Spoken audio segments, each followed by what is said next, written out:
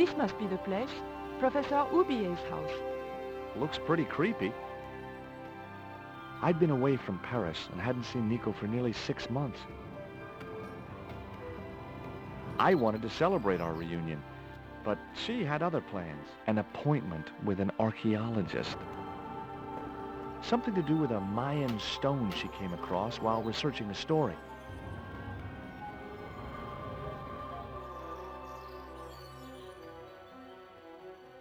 The guy who answered the door didn't look much like an archaeologist to me. I had a bad feeling about this.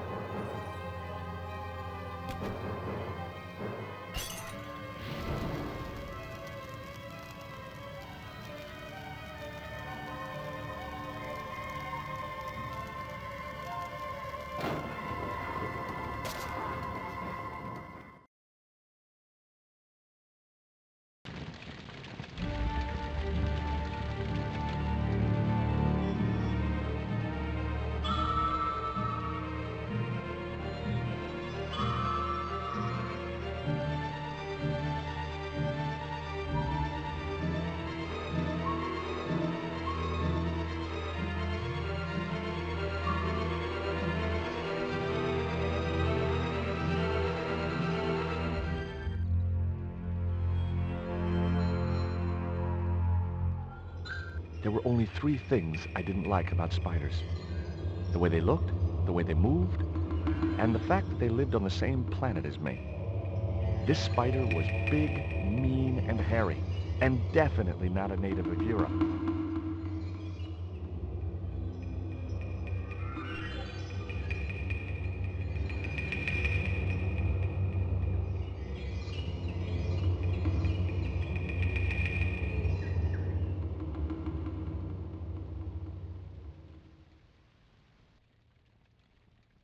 I thought that I ought to free myself before examining the furniture.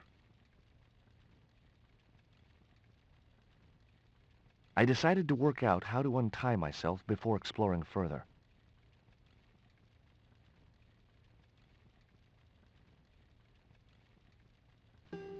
I glanced over the books, vaguely hoping to find a copy of How to Deal with Poisonous Spiders While Tied to a Chair. No such luck. But I noticed one corner of the bookcase was supported by a loose block of wood.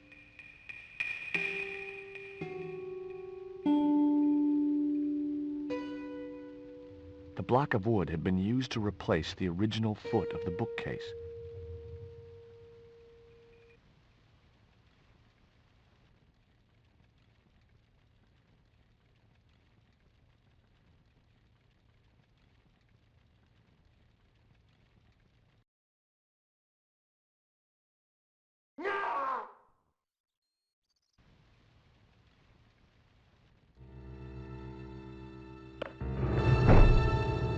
Maybe I'd been a little heavy-handed, but it was a question of survival. Of course, I was still tied to a chair in a burning house with no means of escape. Yellow pus was seeping from below the bookcase. That spider was very squashed.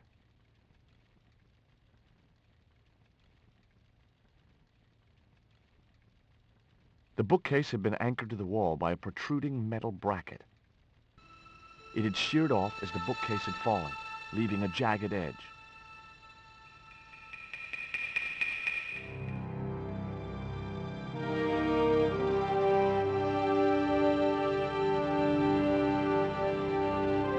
With one mighty bound, our hero was free. Now, I had to deal with that fire. It was the chair I'd been tied to. I had no time to sit around. The rope was shredded and no possible use to me.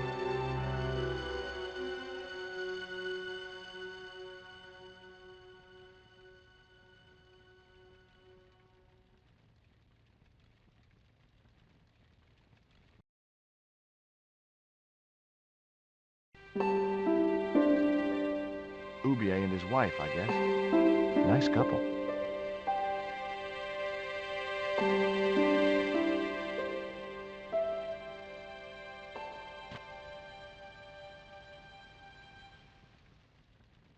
The bureau had a sliding lid. Inside, I found a bottle of tequila. It was a half bottle of extra strong Mexican tequila. Just what I needed under the circumstances. Normally, I didn't drink strong spirits, but today was far from normal. Disgusting. Not only did the tequila burn like hell, I just managed to stop myself from swallowing the worm. What looked like a little shriveled wiener lay on the carpet. Thankfully, it was only the worm from the tequila bottle. Well, I wasn't going to eat it, but life had taught me one thing. No matter how unlikely it seems, the strangest objects have their uses. Even tequila worms. It was a closed drawer. In the drawer was a small decorated pot.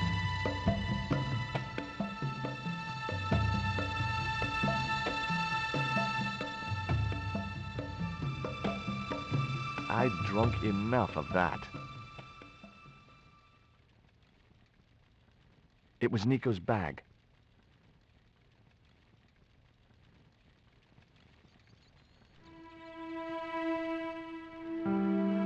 It was a stylish little canvas number containing a lipstick, a handwritten note, and a pair of nylon panties with a large love heart emblazoned across the front. It occurred to me that Nico's tastes must have really changed while I was away. Well, they could be useful.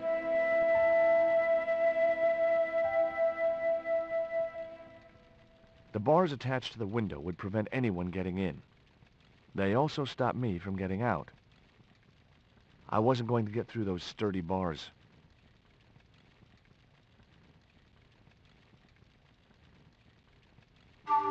It was a needle-sharp dart with a flight of green and yellow feathers.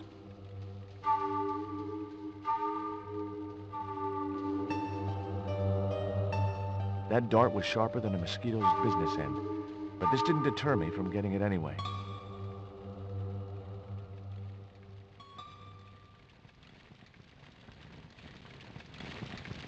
The fire had taken hold and ignited part of the polished wooden floorboards. The door blocked my only means of escape. I racked my brains to think of a way to improvise a fire extinguisher. If only I'd stopped for a coffee at the airport.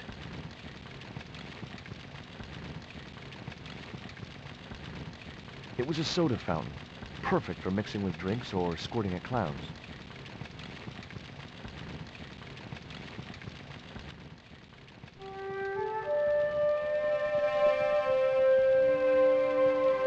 There was no pressure in the siphon. I guess it was out of gas.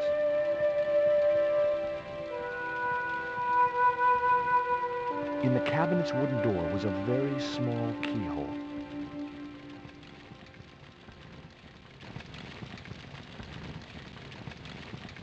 The cabinet was locked.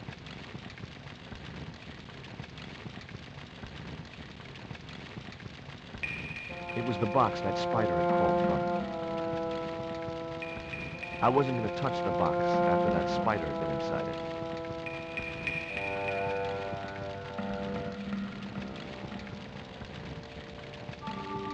It was the poisoned dart which had stung Nico. I'd never known anything keep her quiet so effectively. It was that itsy-bitsy tequila worm. I really must remember to take it out of my pants before I send them to the laundry. It was Nico's lipstick. It wasn't my color, and it reminded me of clowns. I guess I had no business reading the note, but I figured it might give me a clue to what Nico was involved in. It was from André Labanau, the history student Nico had known at college. The letter was sentimental mush, and revealed that the exotic lingerie, as he called it, was a gift from him. It gave his telephone number. Labanau figured himself as a rival for Nico's affections, but I couldn't believe that that creep was in the running. It was a pair of red, lace-trimmed panties decorated with a large black satin heart.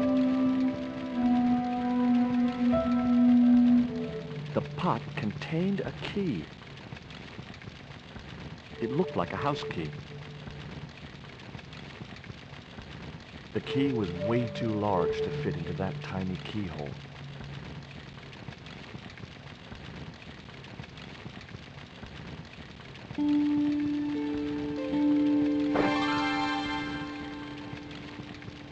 As I released the lock, something blew the doors open. It was a small cylinder which seemed to have exploded. I couldn't think of a use for a burst cylinder. It was a small metal cylinder.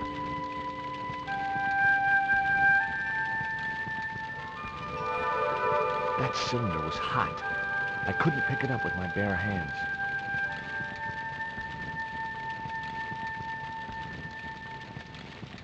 The panties I'd found in Nico's bag were just what I needed to wrap around the hot cylinder.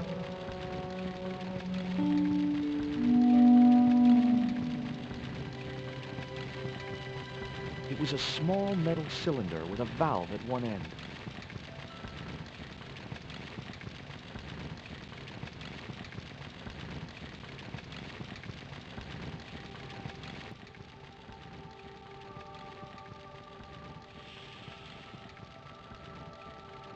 The cylinder gave out a faint hiss as the valve opened. Huh? Now I had one primed up and ready to use extinguisher.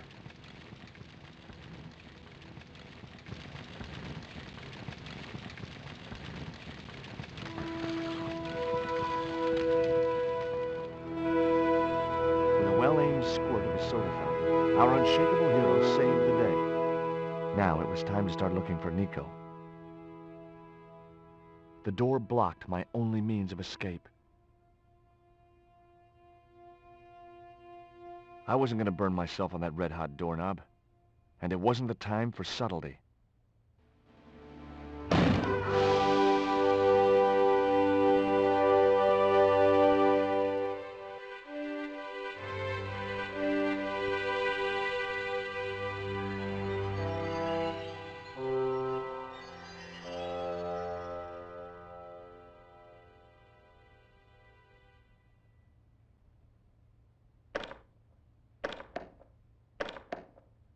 It was locked. Whatever lay beyond the door was going to remain a mystery.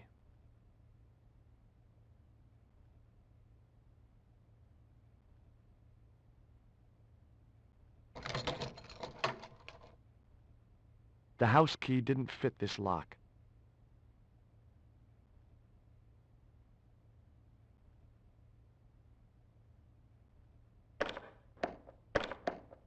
The door was locked.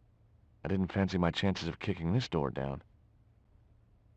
The front door was made of hard wood, supported by a sturdy frame.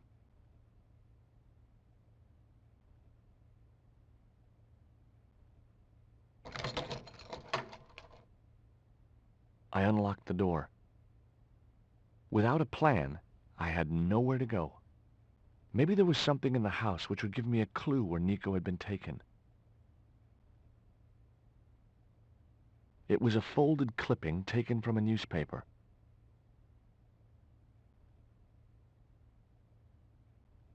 I'd found a piece of newspaper folded in two. It referred to a forthcoming eclipse of the sun. Unfortunately, it wouldn't be visible from Europe. The best place to view the eclipse would be Mexico.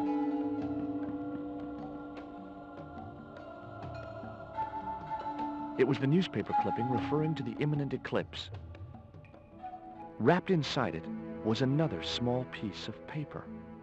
It was a bank statement for Oubier's account from an automatic telling machine. The last 5 withdrawals were for large amounts, and all made in Marseilles. It was Oubier's bank statement. It was Oubier's telephone. Much as I disliked him, Labano might be my only hope of finding Nico.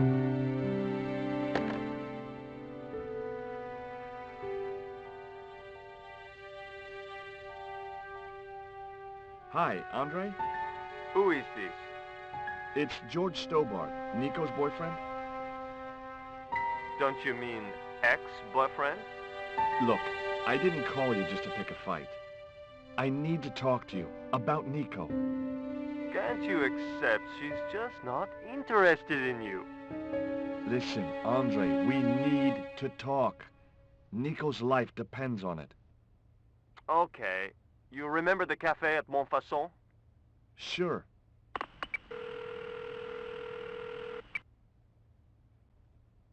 Andre? You'd better show, you creep. I felt an irrational urge to wipe my ear.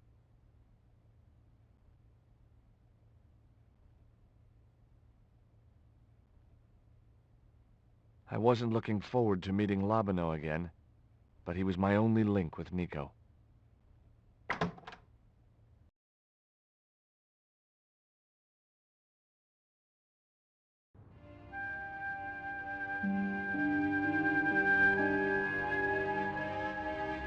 There was no sign of Labano when I got to the cafe. I decided to order a coffee and wait for him.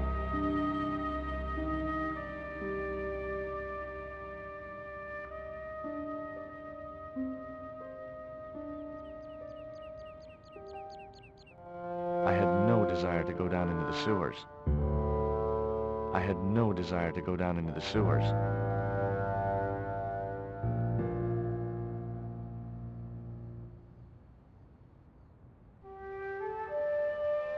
The man at the next table looked somehow familiar. The waiter's stained and crumpled clothes looked as if they'd been slept in. I decided not to bother with a meal. It was a small silver flask from which the man was topping up his glass. It was too hot to sit inside the cafe. Besides, I might miss Labano. It was too hot to sit inside the cafe.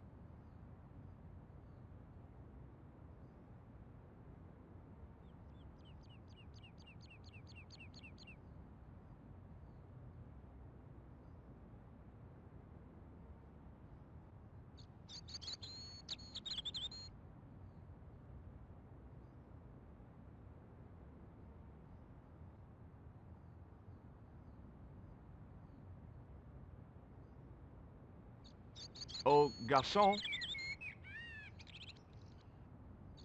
He ignored me. I'm sure it was deliberate.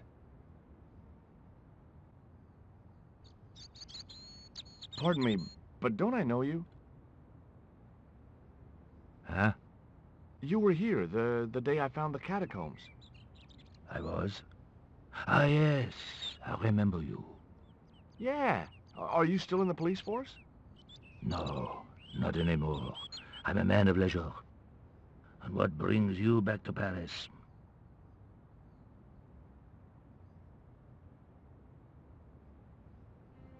My girlfriend. What it is to be young and in love. Will you share a bottle of wine with me? Hey, listen, I'd love to, but I need to keep a clear head. So my company isn't good enough for you.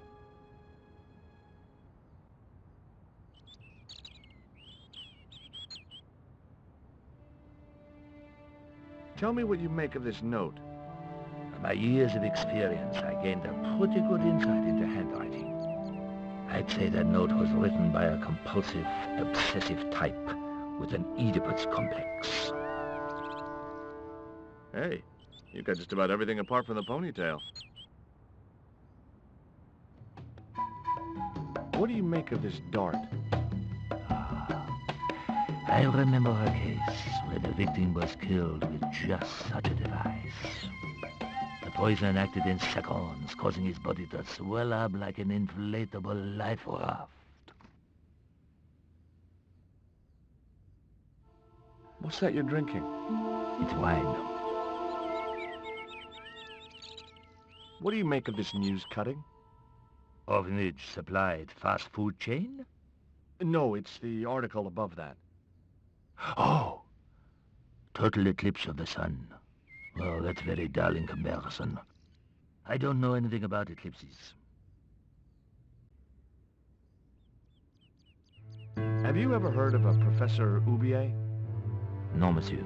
I don't recall the name. Well, apparently he's an expert on Mayan art and history.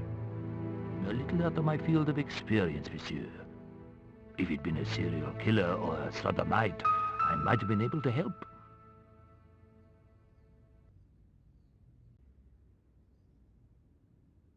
I couldn't snatch the man's flask while he was looking.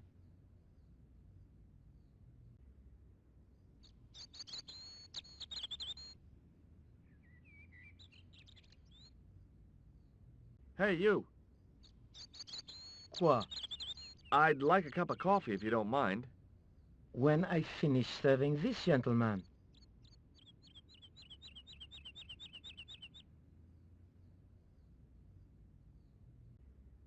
Why did you leave the police? I was forced to retire. The golden handshake. Only in my case, it was more copper than gold. How come? I was made a scapegoat to cover up the department's inefficiencies.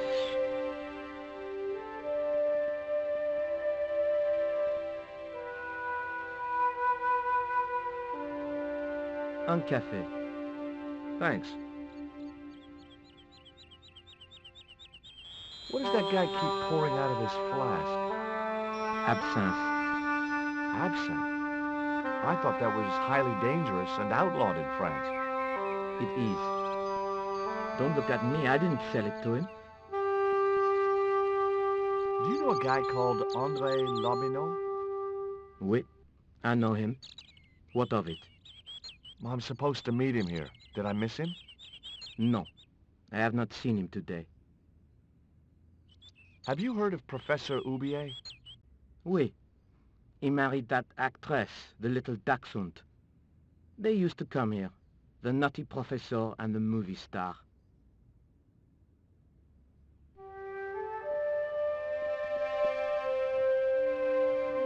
If Oubier's wife was a movie star, how come I never heard of her? She was big in France. The world doesn't stop at Hollywood. Her stage name was Carol Climax. She died in suspicious circumstances. How did Oubier's wife die? I heard he shot her. And got away with it? He had a good lawyer and a watertight alibi. Why would an eminent public figure like Oubier risk everything for murder? He wouldn't be the first, would he? Besides, people like him always get off. Do you know that man over there? I should think so. He's a regular customer. Look at this, a poison dart.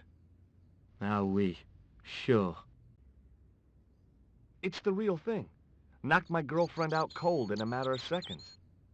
Romantic. Sounds like a real close relationship you have going. That's all. Thank you.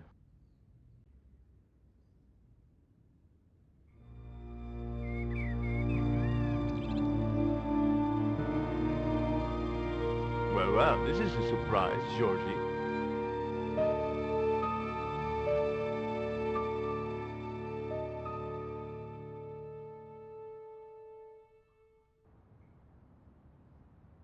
I wouldn't normally call you, But Nico's in trouble, Andre. Deep trouble. You have to help me find her. What? What have you dragged her into this time? It was you that recommended Professor Oubier as an expert on Mayan art. Now his butler's kidnapped her, and he tried to kill me. Every time she gets involved with you, there is trouble. Walking out on her was the best thing you could do. My father was dying, damn it. I had no choice. Well, she soon recovered once she went back to her old friends. Drop it, Andre. Right now, Nico's in danger, and we have to work together. So, how can I help? Nico needed to speak to Oubier about a stone. Oh, you mean this stone?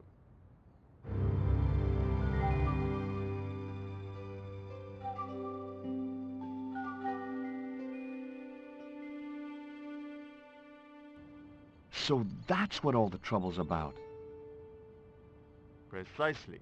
Nicole told me to guard it with my life. Well, it's worth more than that, surely. Oh, very funny.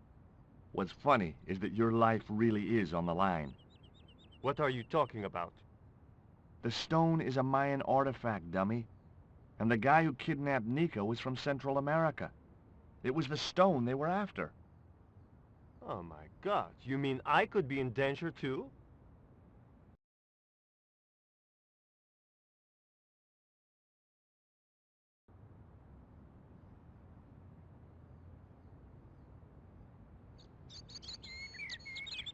Take a look at this, Andre.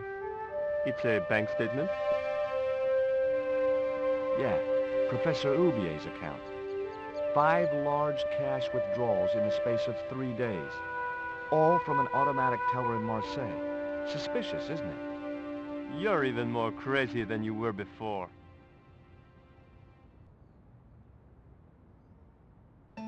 What can you tell me about this pot? South or Central American, I'd say. I have a friend who'd be able to tell you more.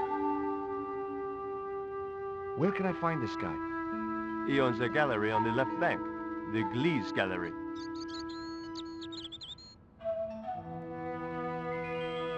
What do you think this is, Andre? I don't know. I'll give you a clue. It's got more backbone than you. You think you're amusing, don't you? Does Oubier employ a guy from Central America? Maybe. I don't know. You never been to his house? I thought you guys were pals. Fellow academics, Georgie. It's not quite the same thing.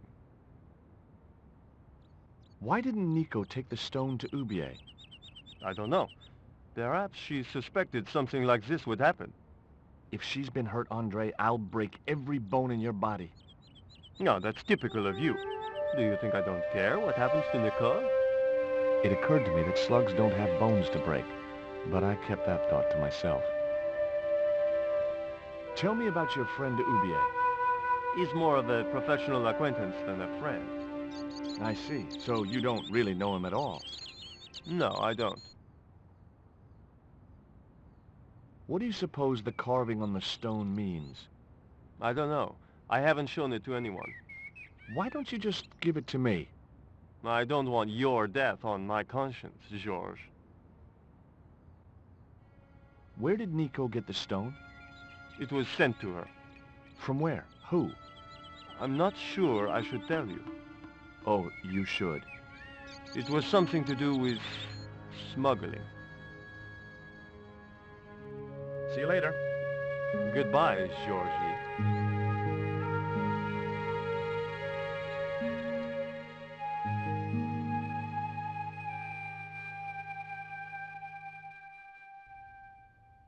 I've had enough of your games, Kala. Tell me what you've done with my stone. I thought your business was simply smuggling cocaine, Karzak.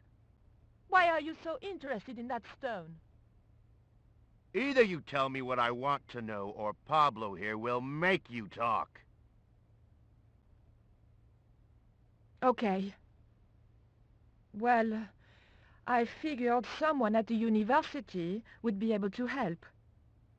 So I had a word with one of my girlfriends, and she told me her boyfriend was a lecturer. I sent the stone to the Department of Ethnology. You know, I figured it was South American, so... You're not buying this, are you? That's enough. I don't have time to listen to your mindless prattle. We'll leave you to think it over. Come the morning, you'll be ready to talk.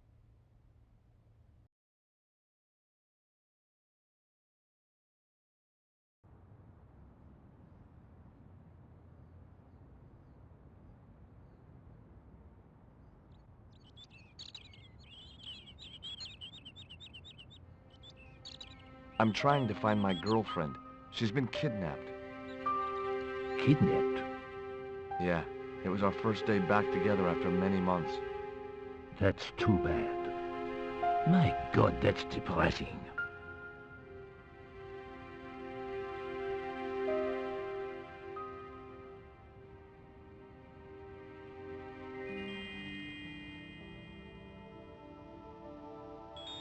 I grabbed the flask and was struck by a powerful smell of absinthe, a highly potent and illegal alcoholic drink.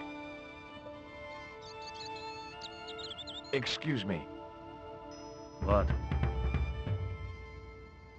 Ever heard of Carol Climax, the movie star? Yes, but I don't care for the kind of movie she's made. It's smut like that which has caused the moral decline of the Western world. Do you miss being a gendarme? Yes, of course I do. When I wore that uniform, I commanded respect. Not anymore.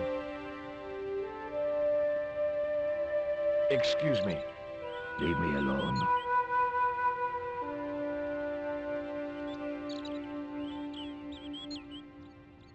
I was sure I'd asked for cream in my coffee, but he'd brought me black.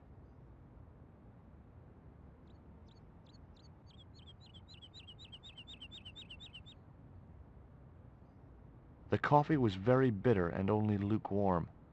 There was also an unpleasant coagulated lump at the bottom of the cup.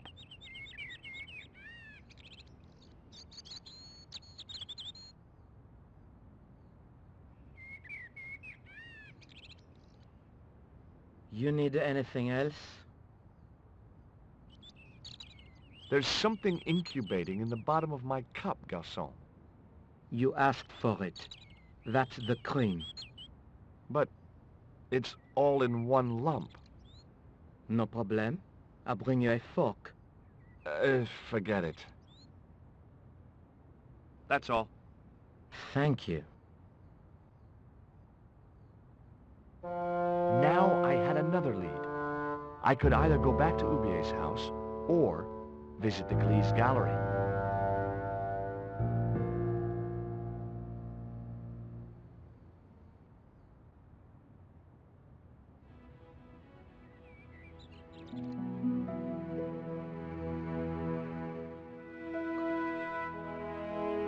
The Glease Gallery had style and class, but very few customers.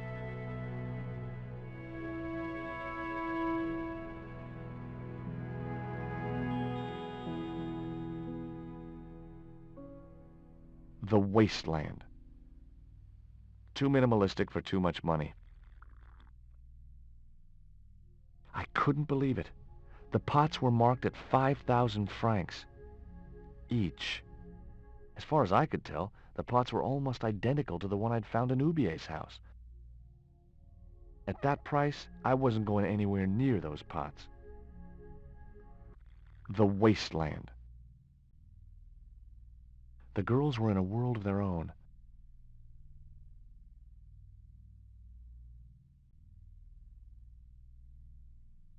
Hi, girls.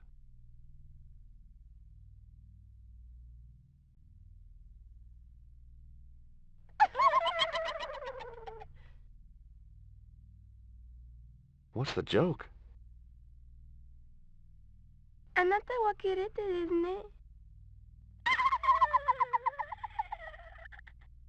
Okay, fine. Looked like a witch and a headless bust. I had seen better. Looked like a witch. I didn't think much of any of these artifacts. Pots, pots, and more pots, all hugely expensive. Rectangles in a desolate landscape, highly cubist. The pots were protected by a glass case.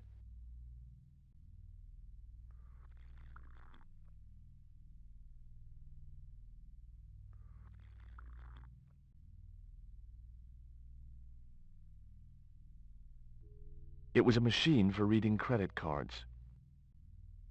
I had no possible use for a credit card reader. He looked like an older version of Lobino. The same supercilious expression, the same disdain in his eyes, and the same damned ponytail. Pots, pots, and more pots. The glass stopped me from picking up the exhibits. Spheres in a barren waste. Oh, very profound. I could see a pattern emerging in this artist's work. He was a pear-shaped guy with a fine display of multiple chins.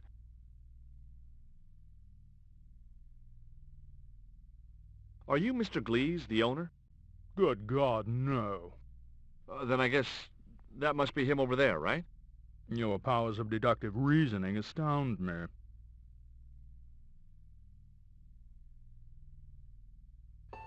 Have you heard of Professor Oubier? Yes, of course. I was at his house earlier. If you're going to drop names, you could at least name one worth dropping. I thought Oubier was a well-respected man. Why, his last book was nothing but pseudo-intellectual claptrap. The demented ramblings of a drug-dependent has-been. What's that you're drinking? I'm not sure, but I have a suspicion it might be urine. Glease can't expect a favorable criticism of his gallery when he serves this muck.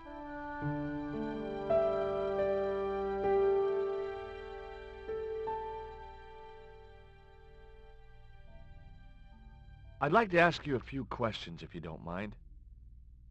Certainly, sir. I'd be most happy to oblige. You're English? These days one prefers to think of oneself as European. Sure. Whatever you say. And how precisely may one assist you, sir?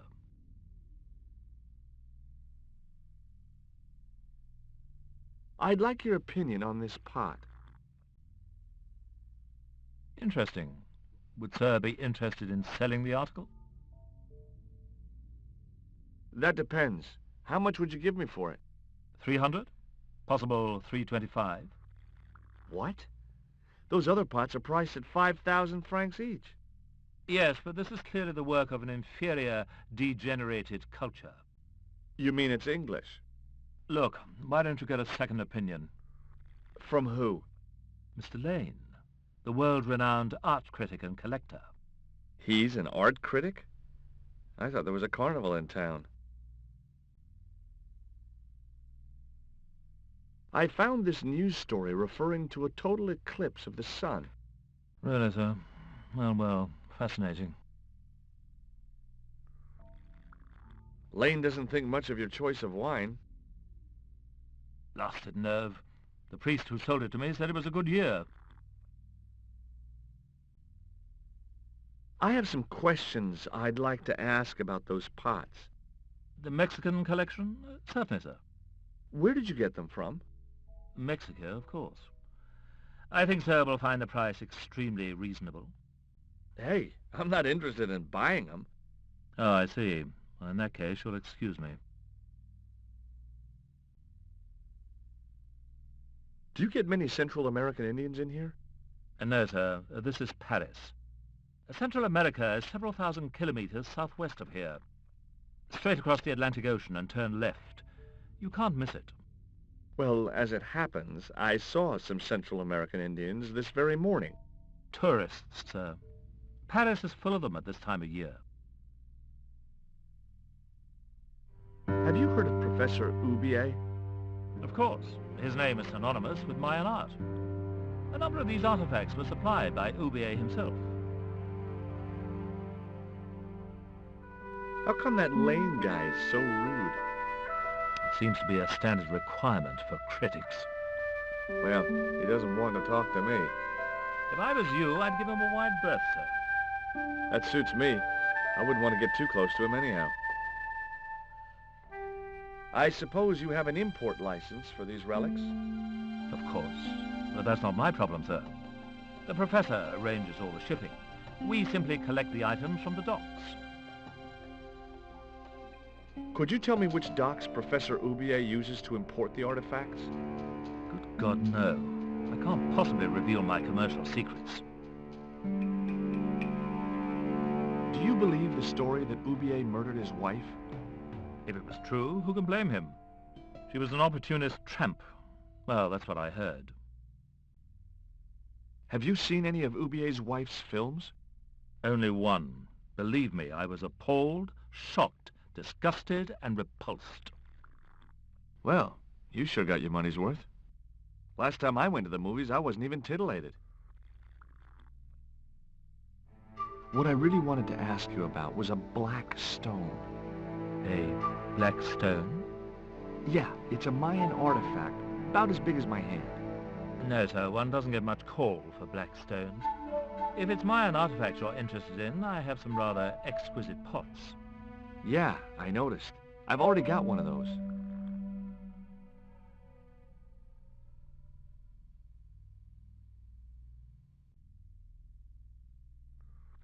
It was a sturdy packing case.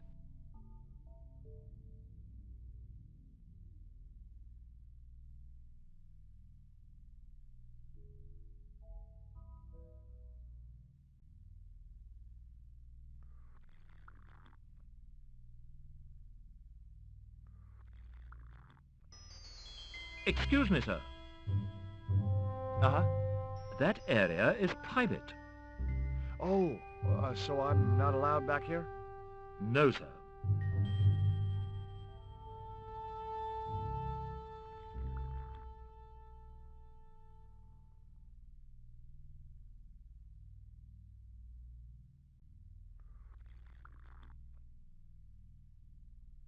Would you give me your opinion on this pot, sir?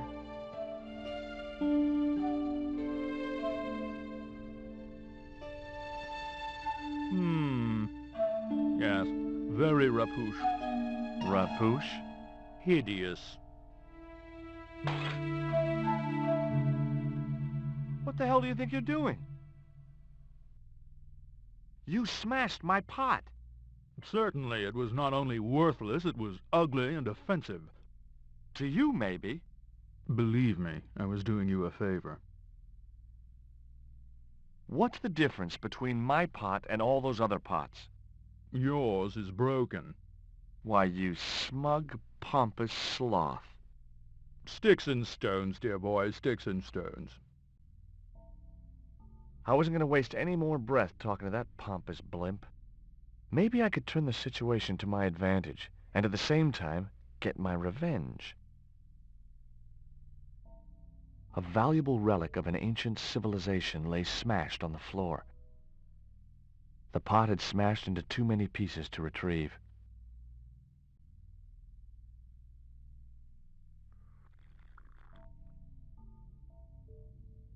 There was nothing else I wanted to ask the man.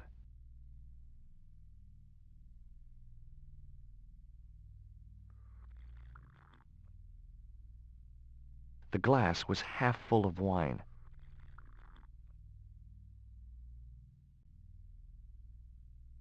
The way that guy was gripping the glass, I'd need a wrench to get away from him.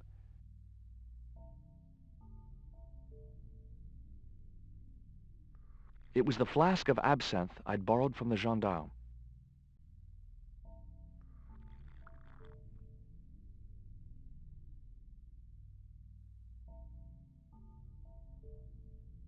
I splashed a little absinthe into the glass and hoped he wouldn't notice the change of color.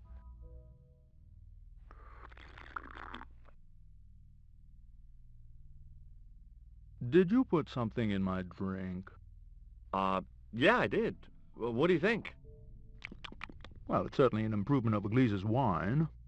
In fact, I could grow to like it.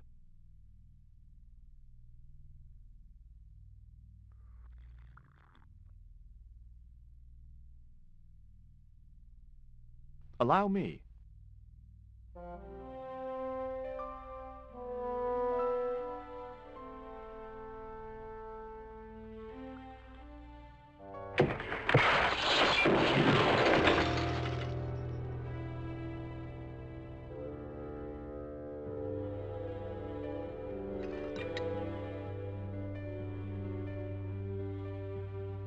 Fragments of priceless pots lay shattered on the floor.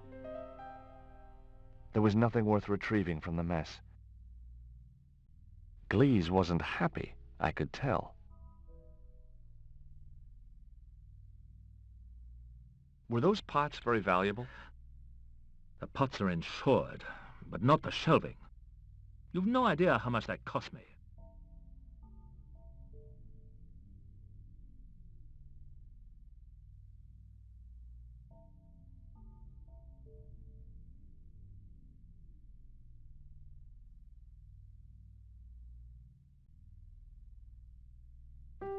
There was nothing in the case but styrofoam packing, but pasted on the side was the remains of a label.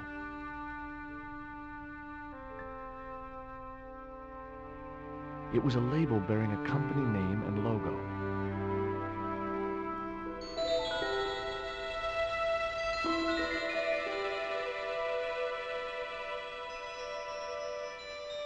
Underneath the logo of a flying bird were the words Condor Transglobal Mars. The rest of the label was missing.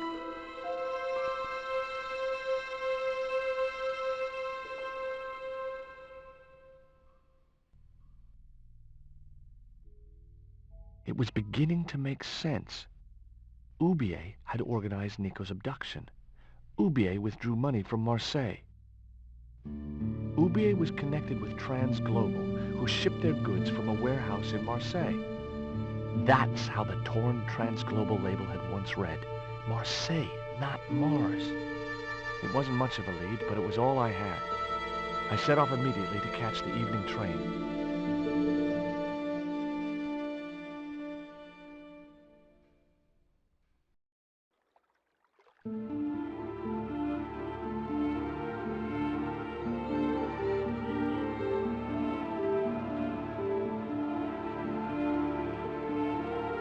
It was almost dawn when I arrived in Marseille. I traced Condor Transglobal to a desolate dockside.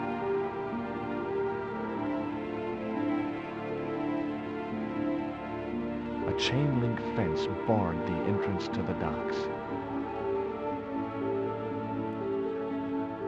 There was a glow of light at the window of the hut.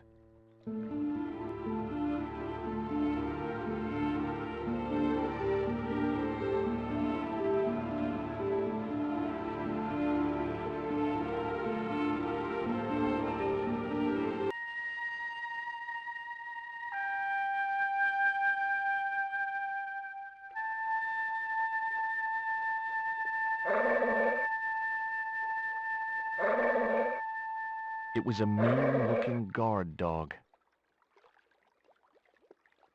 The gates were fastened with a heavy-duty padlock. The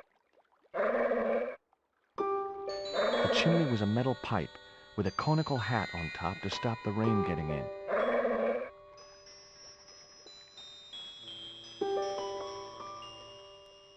Ouch! That's hot!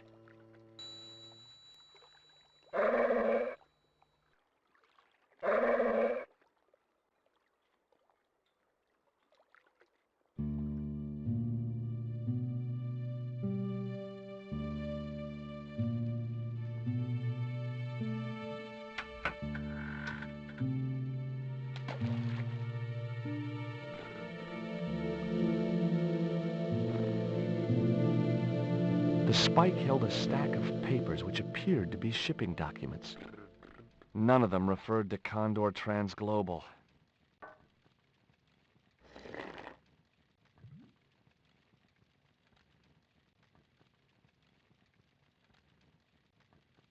Ouch!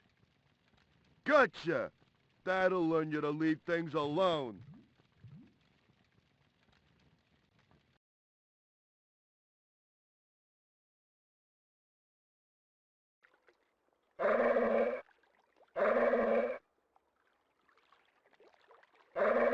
Here, boy.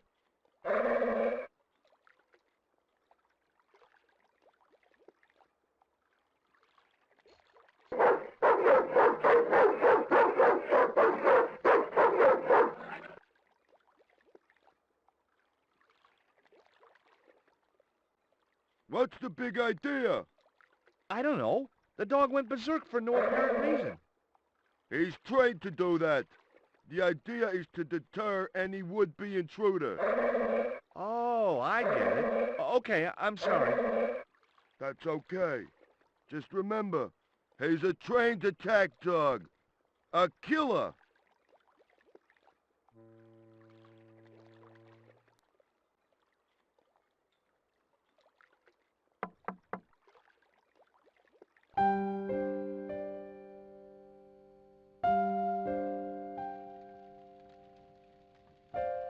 Do you know what time it is? No, I don't wear a watch. As my dad used to say, I'm not into time, man. Well, you're too early.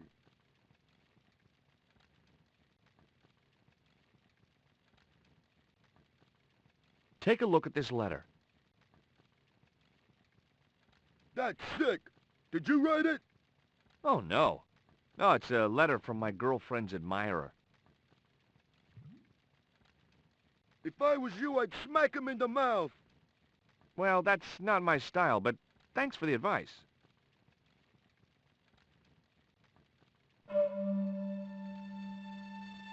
Have you ever seen anything like this before?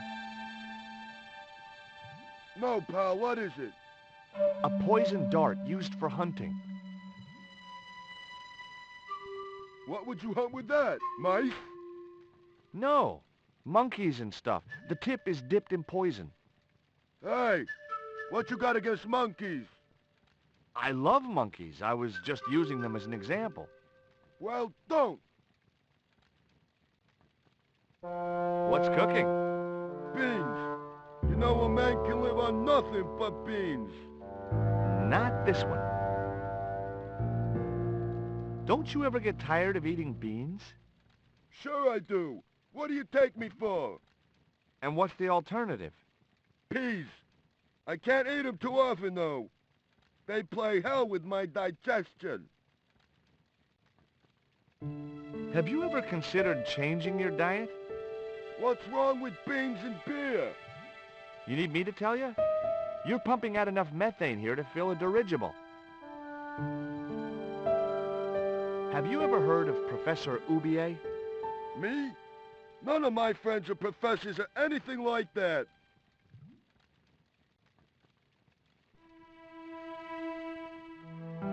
I have these very exotic panties. Take them away, you pervert!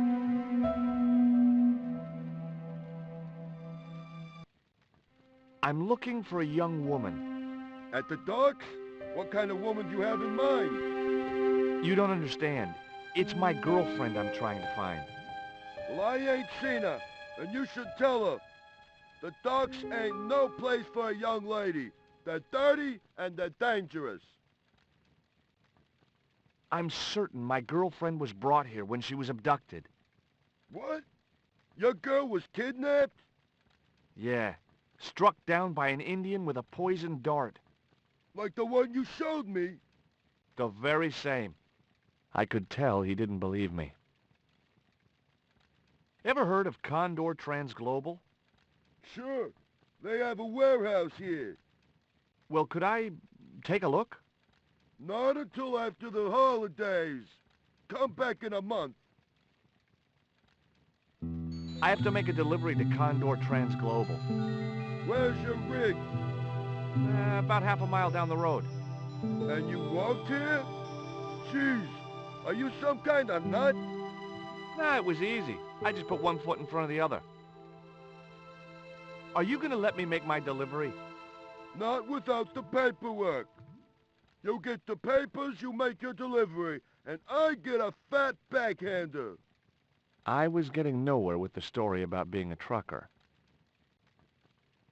Do you know what kind of business Condor's involved in?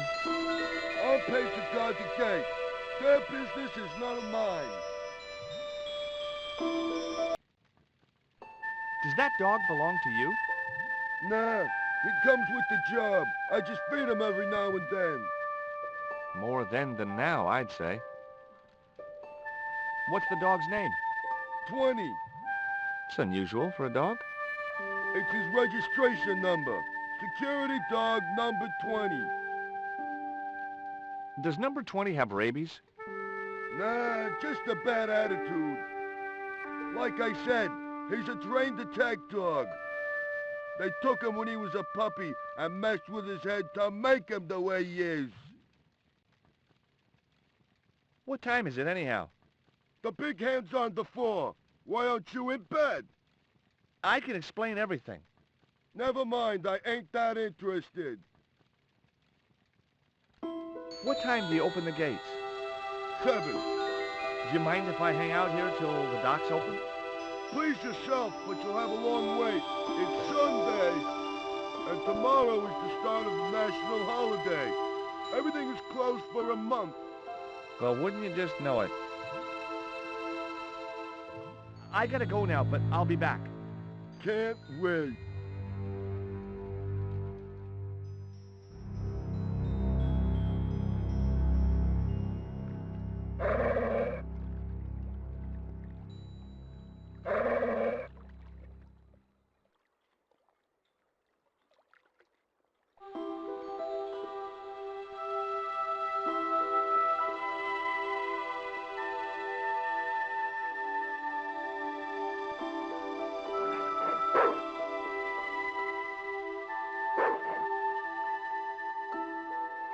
A short stick of wood floated near the edge of the landing stage.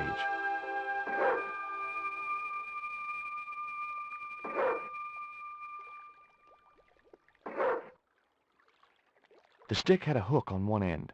I figured it was a boat hook, for hooking boats.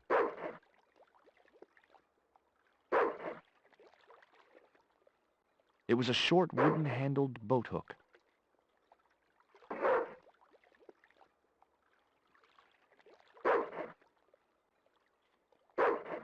The guard dog was staring at me with a hungry look in his eyes.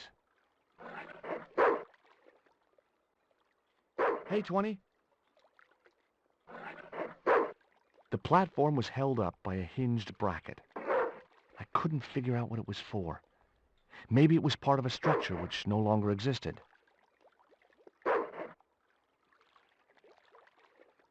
Bobbing up and down in the oily water was the watchman's discarded beer bottle.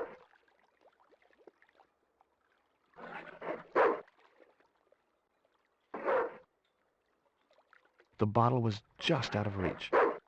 Nothing was going to get me into that water if I could help it.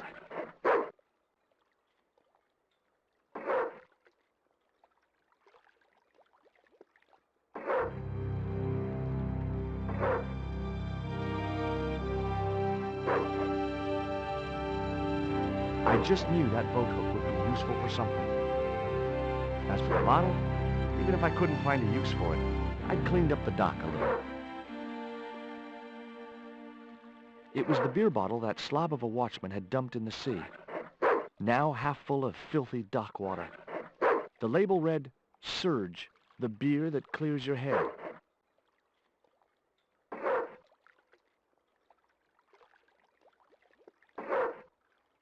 The opening in the floor led up into the watchman's hut.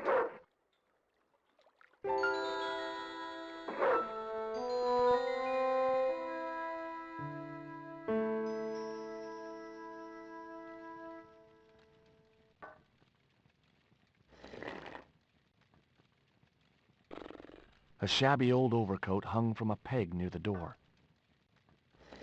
I couldn't reach the coat.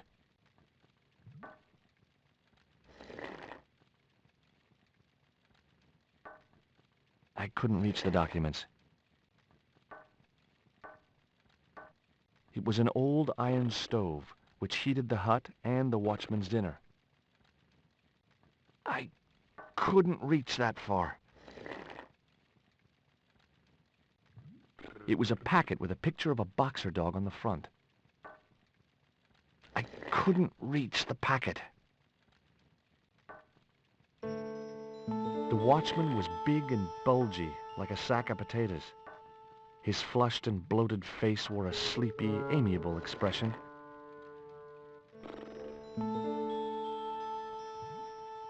Excuse me? Huh? Who's there?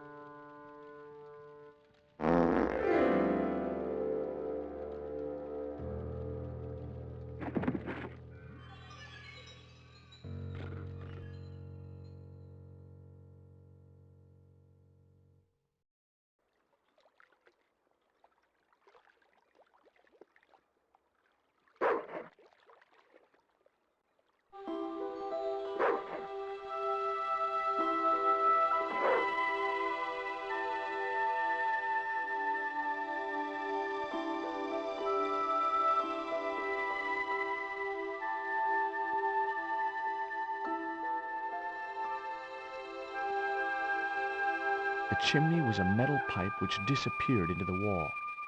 On top of the pipe rested a cone.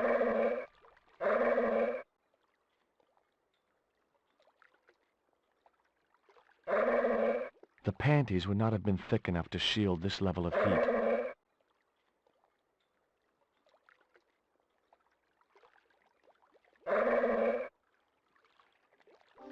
The bottle was half filled with water.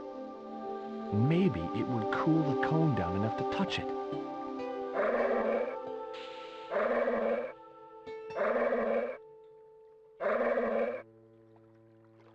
Now I could see into the pipe which formed the chimney. It was the metal cone I'd taken from the chimney of the watchman's hut.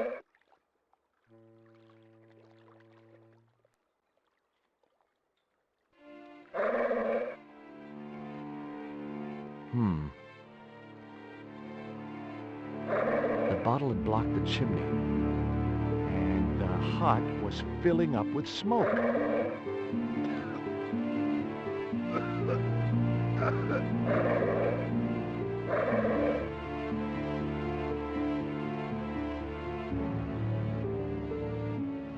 Is something wrong? Something wrong? I nearly choked to death. Why don't you get some air? Take a long walk along the pier. I could stay here and watch the gate. Oh, no. You'd be through that gate as soon as my back was turned. With that crazy dog around? Someday I hope to have kids.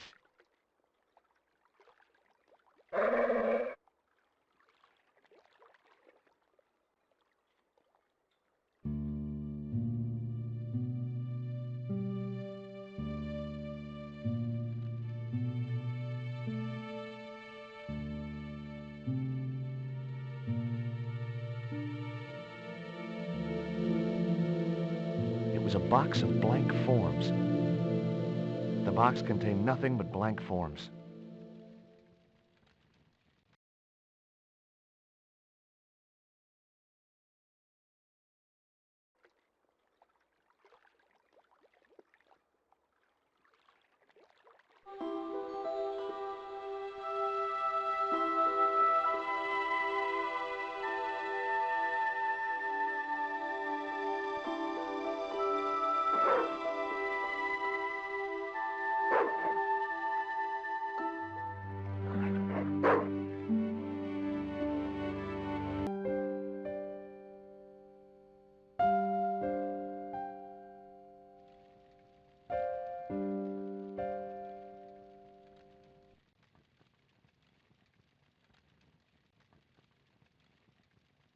I wouldn't have considered wearing it if it had been the last coat on Earth.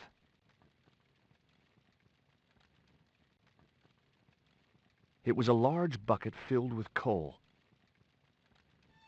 Someone had once told me a piece of coal brought you luck.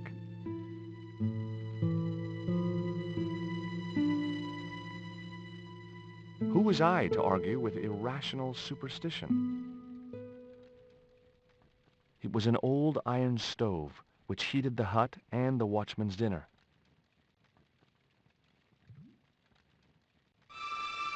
Yow! Stove equals heat, heat equals burn, burn equals excruciating pain.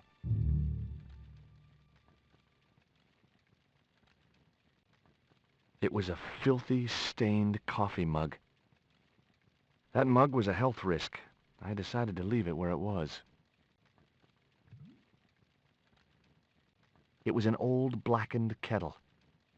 I couldn't think of one good reason to steal the watchman's kettle.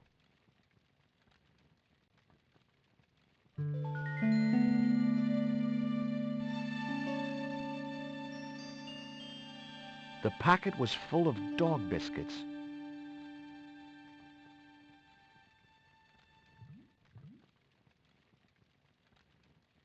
The saucepan was 3/4 full of baked beans.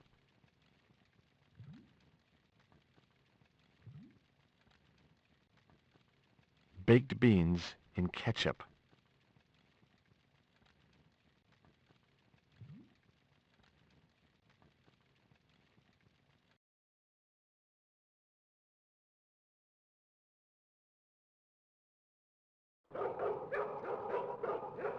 What the hell do you think you're doing?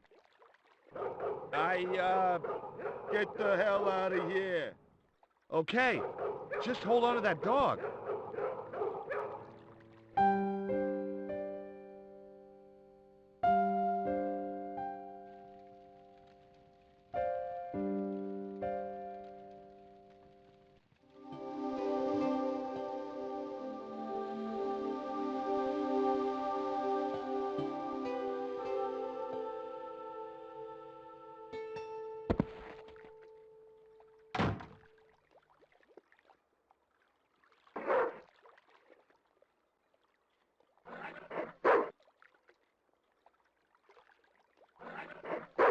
It was the box of biscuits I'd taken from the watchman's hut. Gourmet dog, the snack your dog would bake himself. Sure, as if I'd let a stupid dog loose in the kitchen. There was a cute picture of a boxer dog wearing oven mittens. It was my lucky piece of coal.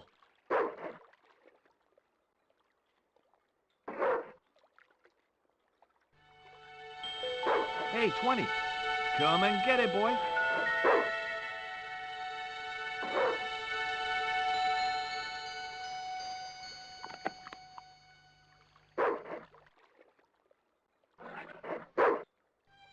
I felt a slight twinge of conscience as I prepared to give the dog a dunking. It soon passed.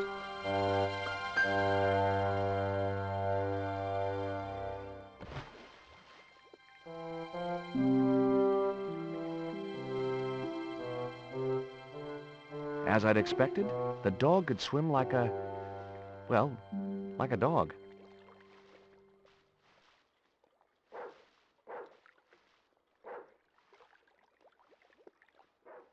It was a platform which could be raised or lowered.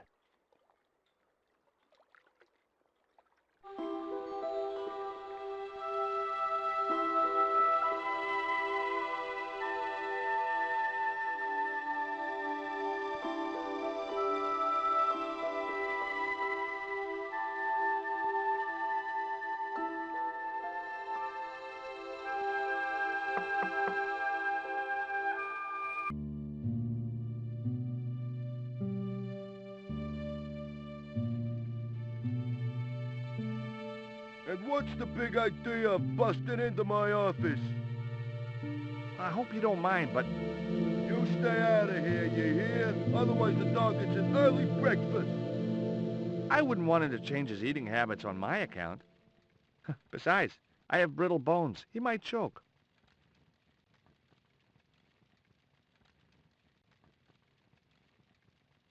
Do you recognize this metal cone? Say, that's just like the Tin Man wore. You know, the Wizard of Oz. I'd have never taken you for a fan of Dorothy and Toto. That dumb kid? She ruined the whole damn thing for me, all that singing and stuff. Anyhow, she wasn't even a real kid. They stuffed her in a corset so her titties didn't show.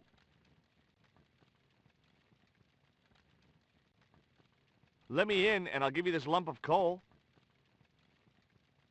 I got plenty of coal already. You always carry it around in your pocket?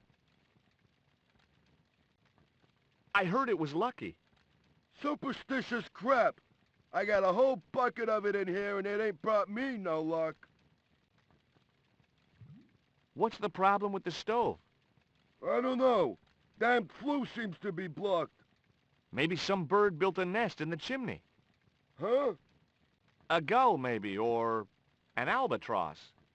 Albatross my ass. That chimney's too hot. What's wrong with your hand? In my hand? Oh, friction burns. Friction burns? Yeah, I slid down a rope.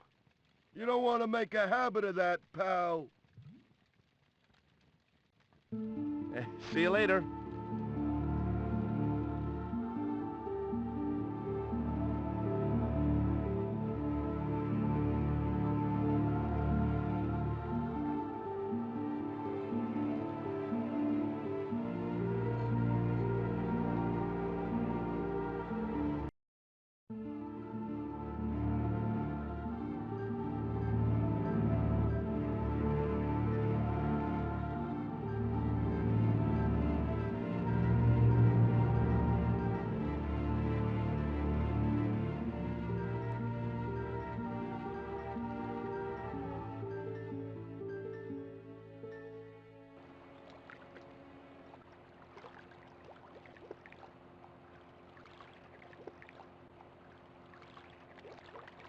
It read Pont du Nord, fine wine producers.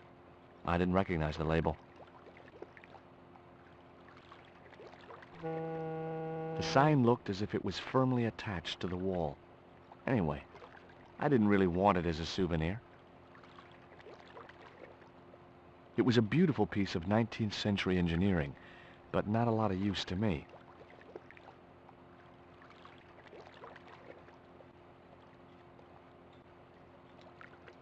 The doors looked 100 years old, but they were still very sturdy. A sturdy chain and padlock hung around the door handles.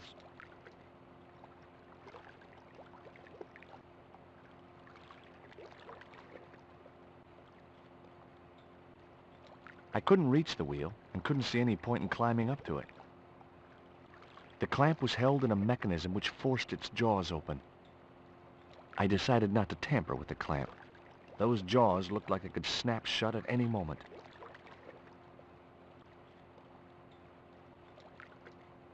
The doors looked 100 years old. A sturdy chain and padlock hung around the door handles. It read Condor Transglobal. I'd come to the right place. Now all I had to do was get inside.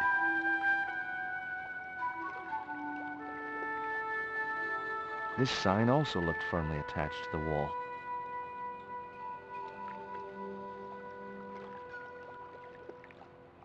That door seemed to be the only way into the warehouse.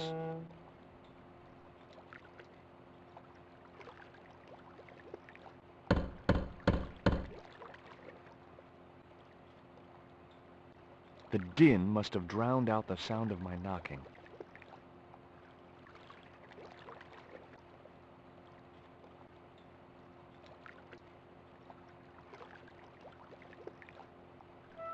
Maybe there was a way in up there.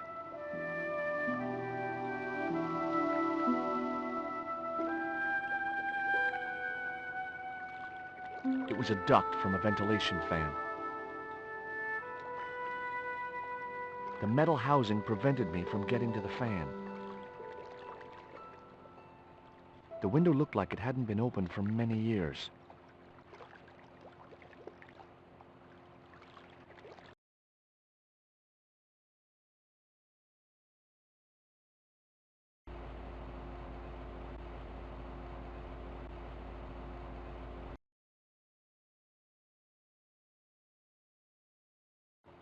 The window was jammed shut.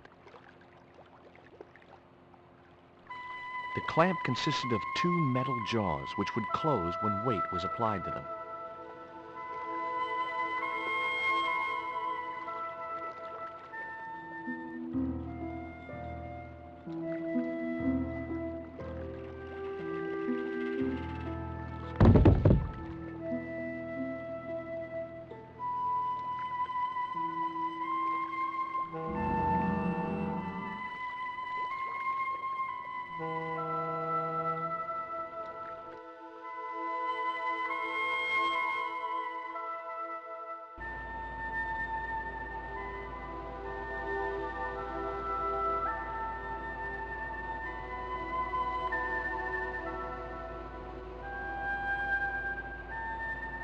It was a powerful fan. I couldn't reach the blades of the fan, which was just as well. If I'd stuck my fingers in there, I'd never be able to play guitar again. It was the creep who'd kidnapped Nico, and I had a score to settle. I wouldn't have been hurt over the din of the fan. The guy was partly hidden behind a stack of crates. I wouldn't have been hurt over the din of the fan. The room was filled with transglobal crates.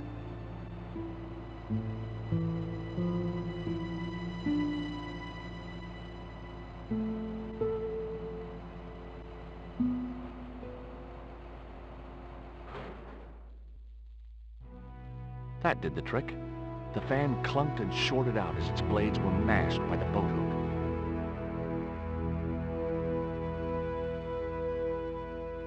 Hey, you make any more noise, I break your arms.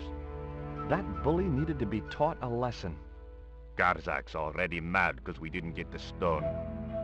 You give me any trouble, I'll tell him it was all your fault. Garzak? That must be his boss.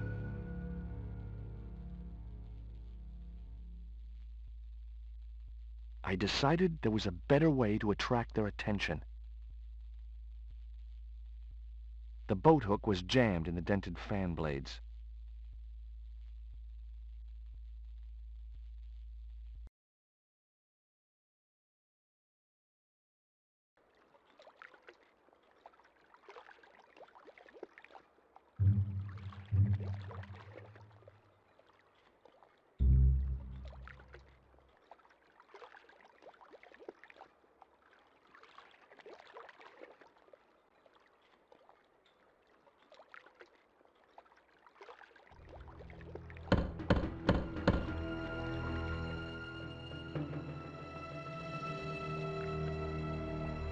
Who is it?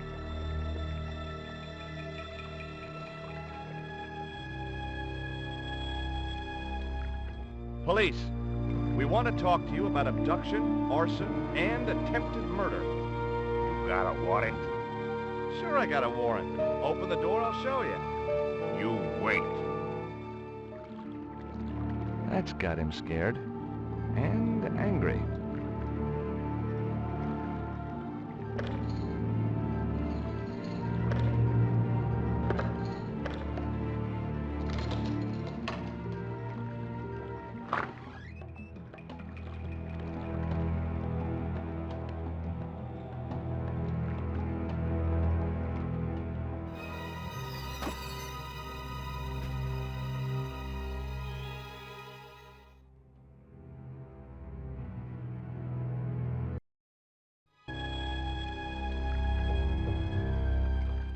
Is this Condor Transglobal?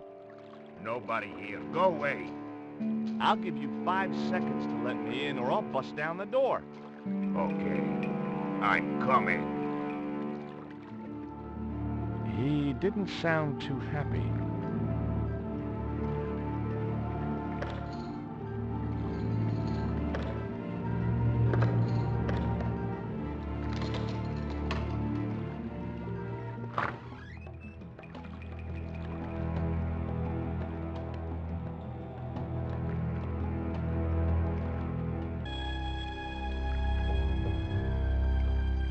My name is Stobart, George Stobart. What do you want?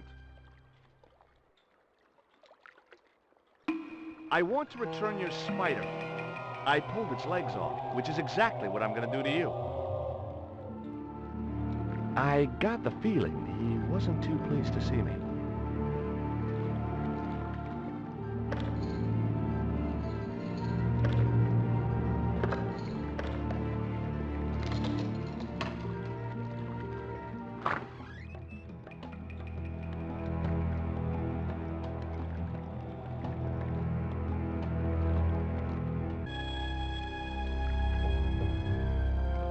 Pizza delivery?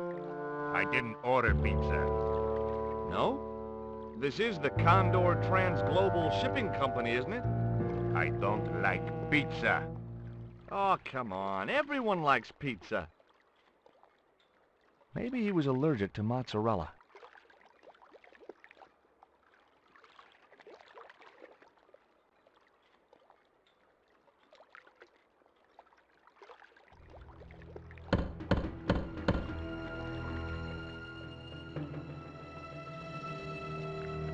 Hey, What now? look, this pizza's been paid for. You might as well take it. I told you, I don't like pizza. Not even with extra olives? I hate them. Olives are the devil's butt nuggets.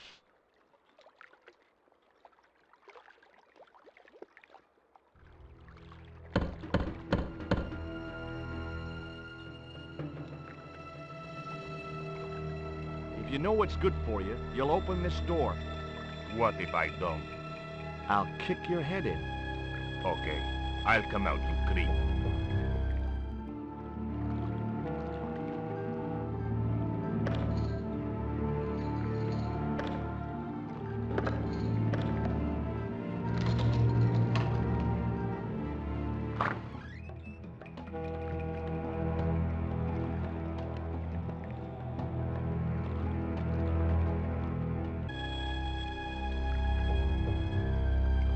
My name is Stobart, George Stobart. What do you want? I've come for my girl. No girls here. Open up, creep. I got the feeling he wasn't too pleased to see me.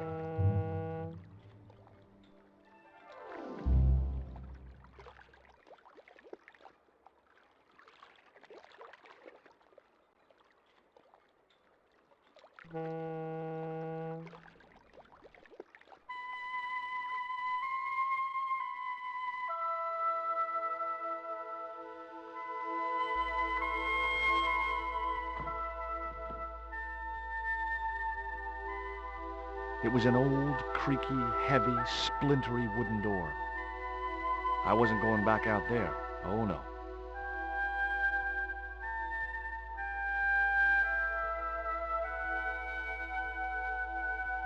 The boat hook was jammed in the dented fan blades.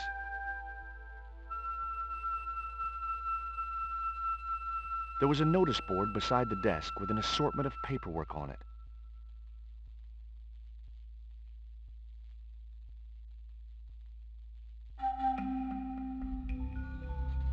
Among the paperwork which adorned the notice board was something which caught my eye. It was a delivery note from Condor Transglobal, and the address was Quaramonte City. A filing cabinet.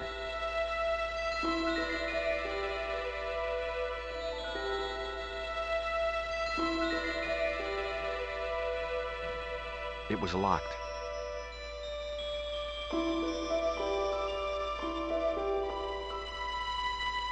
There was a small drawer in the desk. Knowing my luck, it was bound to be locked.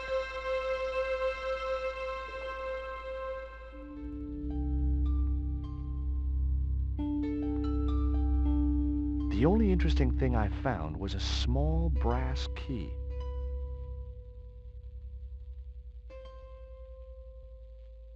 It was a small brass key. The room was filled with transglobal crates.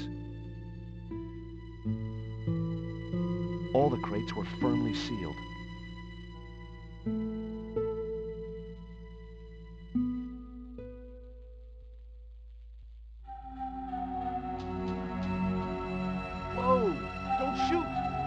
The little guy had a blowpipe. That confirmed my suspicions about what had happened to Nico. I waited for him to shoot me, but it didn't happen. Instead, he seemed to want to tell me something. What? What do you want? He seemed excited, almost desperate. What did he want so bad? The guy was partly hidden behind a stack of crates. Hi, I'm not going to hurt you. Quaramonte! Is that where you're from? Quaramonte City? Quaramonte! Quaramonte! Okay. What have you done with my girlfriend? Huh? I am not leaving without her. Where is she? He didn't appear to understand me. Tell me what you've done with Nico, and I'll share these biscuits with you. I knew it sounded lame, trying to bargain with a box of doggy snacks. Besides, how was he to know how yummy they tasted? Do you know what this is? Peito. Lotseka peito. Hinyakot lagoino mo to.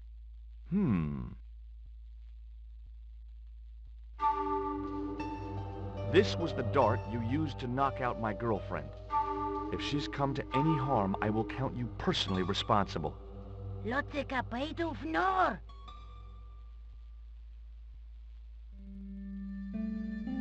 What does this key unlock?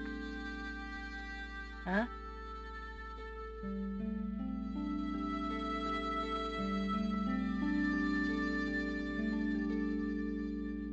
Hey, you're manacled.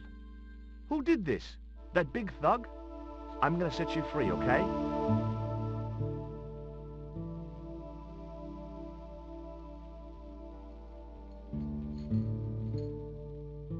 Hey, come back here!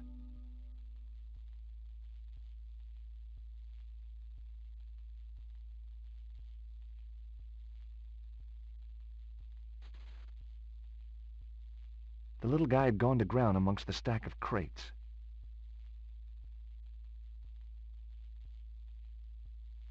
It was the button to call the elevator. It was an elevator to the upper floor.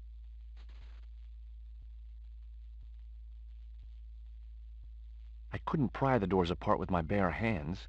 There was usually an easier way to do it.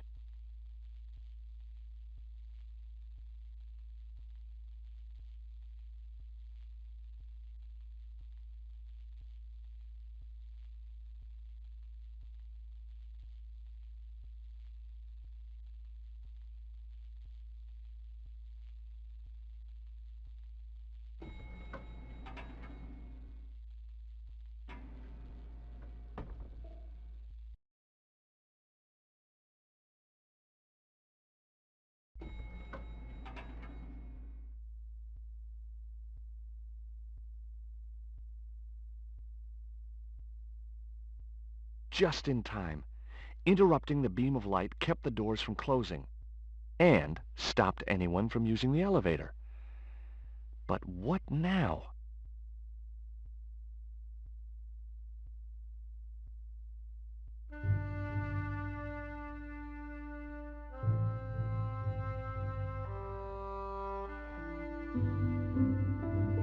There. That would keep the doors from closing. The crate was labeled, "Danger. Live contents. Do not drop." There were small holes in the top and sides, and scratchy noises coming from inside.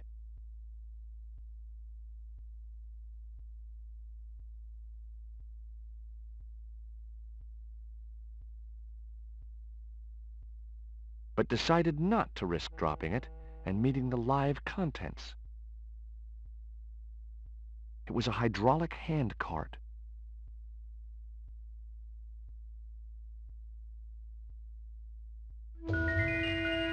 There wasn't enough room to move the handle.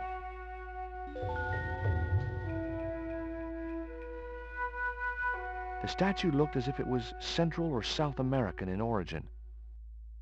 The statue looked way too heavy for me to move. It was a pulley attached to a long rail which ran the length of the building. It wasn't much use, though. No rope.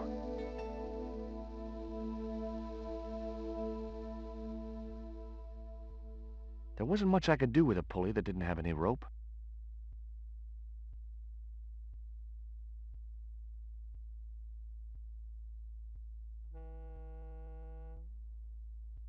I realized the doors must lead to a loading platform high above the dockside. A sturdy beam was jammed across the doors. These doors were not going to open. The window was not designed to open. There was no way to open that window.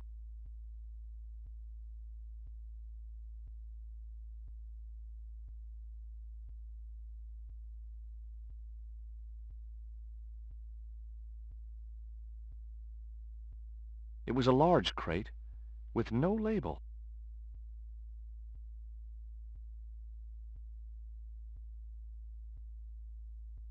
No chance. Whatever those crates contained, they were heavy. An unmarked switch. Tempting.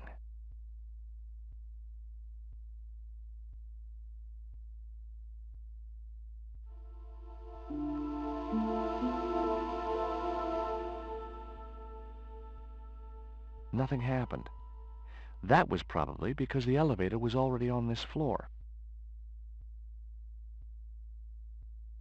I noticed a faint mark on the wooden floor.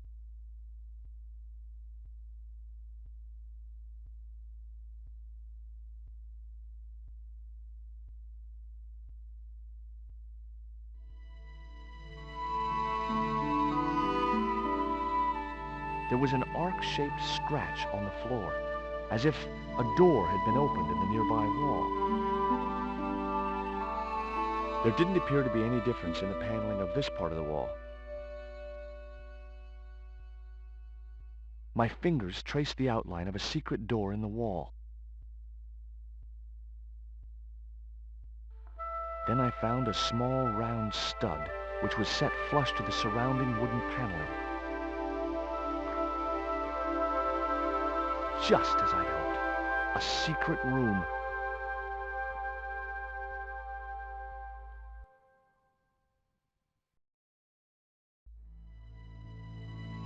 Nico!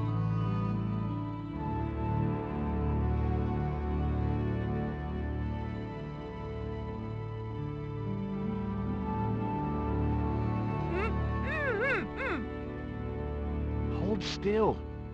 This might hurt a little.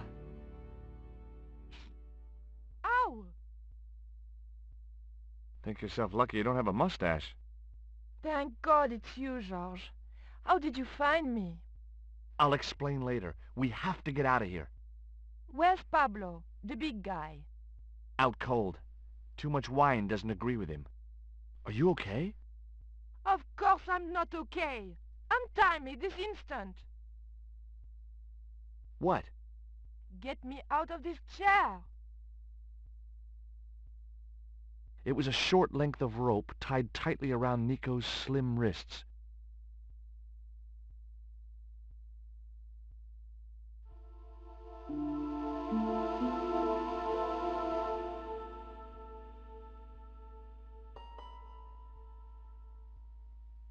There. How are you feeling? Oh, thanks, Georges. How on earth did you find me? I knew Oubier had been in Marseilles. But never mind about me. How about you tell me exactly what's going on, starting with that Mayan stone? I picked it up from one of Carzak's men in Paris. I was expecting a consignment of narcotics. Drugs? Yes. The proof I needed to expose Carzak's smuggling operation. I'd set it up to act as his courier, and once I had the proof, I planned to go straight to Inspector Mou. But instead of the dope I'd expected, they sent me that stone instead. And to find out more, I called Professor Oubier, who invited me to his mansion. At least, I thought it was Oubier. I don't get it. If Karzak's business is drugs, why is he so desperate to get his hands on that stone? Maybe it has some significance to the local people in Central America. It could be Karzak's means of getting them to work for him. Anyway, we've got to get out of here.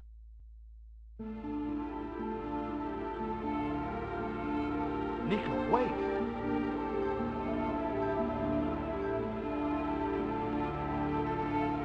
It was a grotesque little statue of a figure carrying a shield and a spear.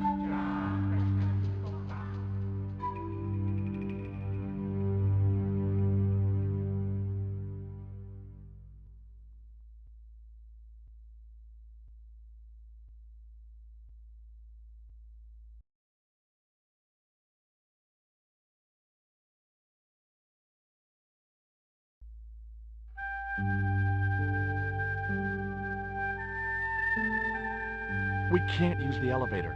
If that thug Pablo's recovered, he'll be waiting for us. We've got to do something. Where does that door lead to? I'm not sure. Nico looked well considering her ordeal.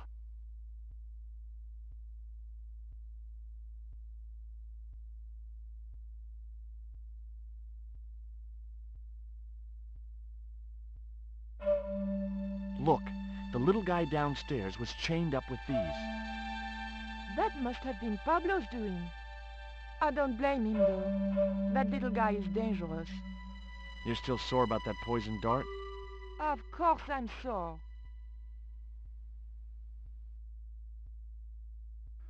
I found these in your bag. Oh, they were a gift.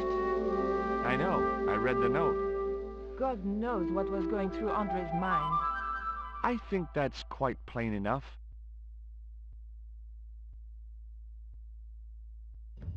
Have you any idea who this little statue is supposed to be?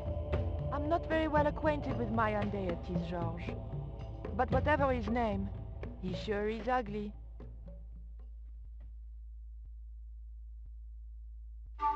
Do you recognize this? Is that the dart which knocked me out? That's right. I kept it as a souvenir. Did that Indian guy mistreat you? If you forget about the abduction, verbal threats, and bondage, no.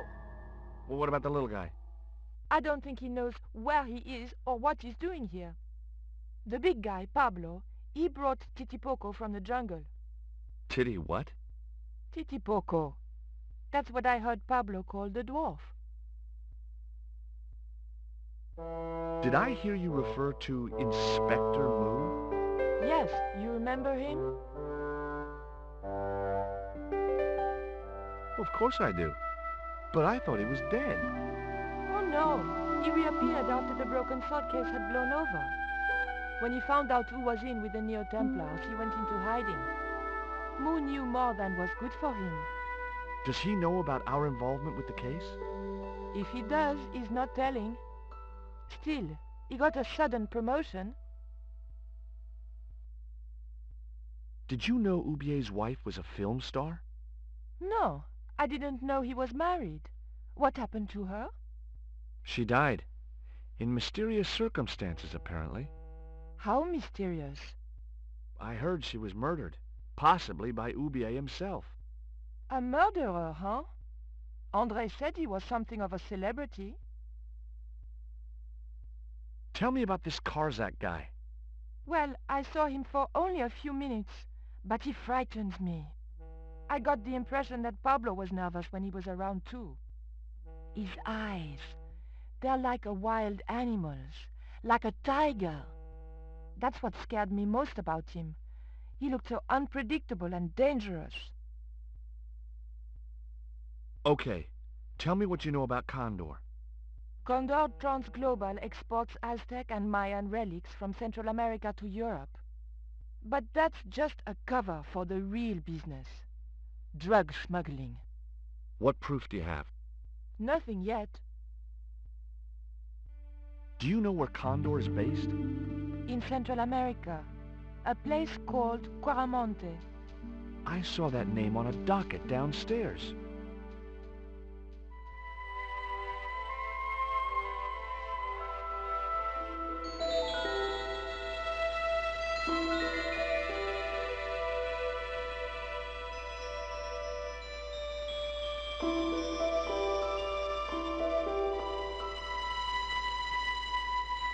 I couldn't move the crate until I blocked the light beam with something else. It was a device to prevent the elevator doors closing when they were obstructed.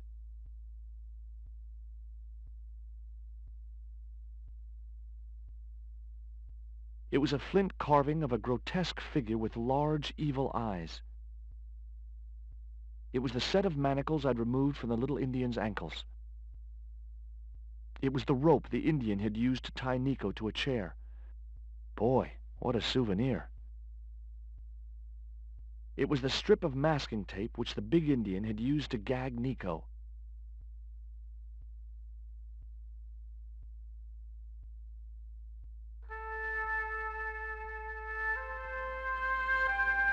Hopefully, the tape would prevent those doors from closing and stop the Indian from being able to call the elevator.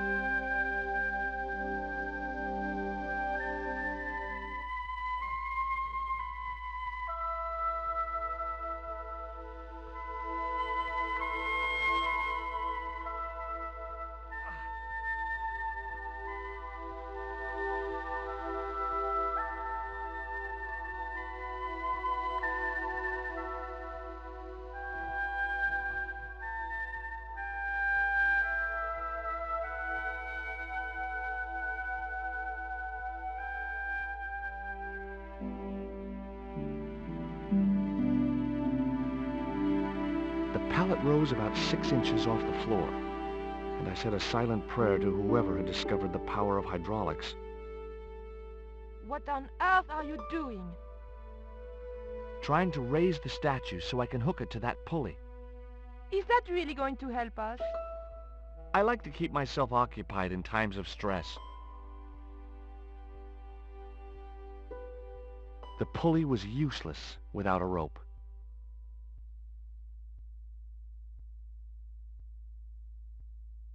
It would be much easier to attach the rope to the statue first.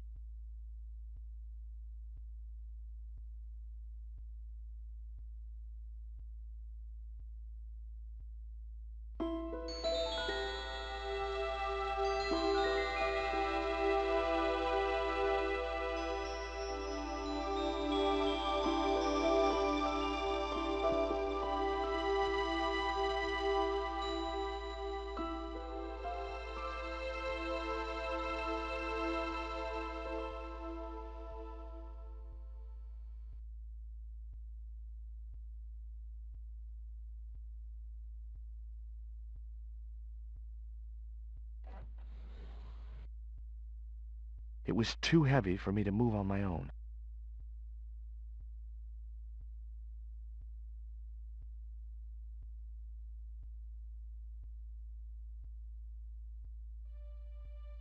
Could you give me a hand to push this statue? What for? This, my dear, is our passport to freedom. If you say so, dear.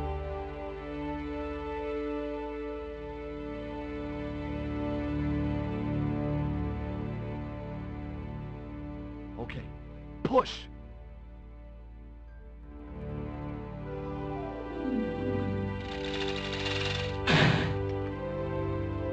Great teamwork. Nice to be working with you again, Mr. Stobart.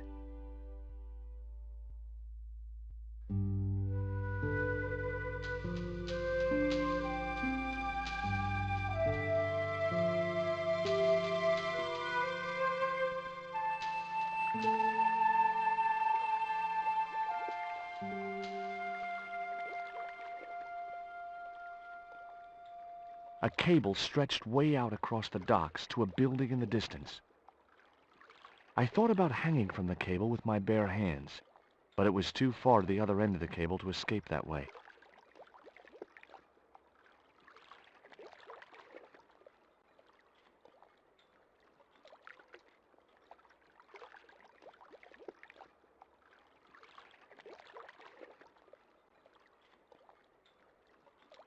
Nico, I have a great idea.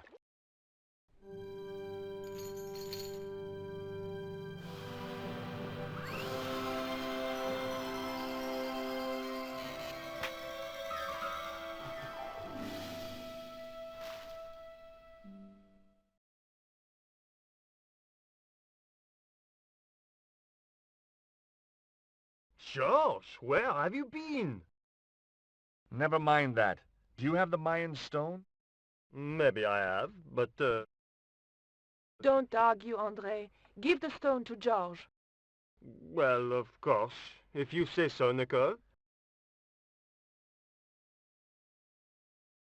Thank you so much, André. George, he told me you'd been kidnapped, my dear. I'm glad to see he was mistaken. Oh, but it was true. If it hadn't been for George, I wouldn't be here now. It's not finished yet. Karzak's thugs will be back for that stone, you can bet. The best lead that we have is Quaramonte City. Quaramonte is in Central America. That's where Oubier gets his artifacts. That's all we needed to know. Come on, George. Quaramonte, the traveler's rear entrance to Central America. Well, that's how it was translated in the brochure. We didn't know what we were looking for, but the offices of Condor Transglobal seemed a good place to start.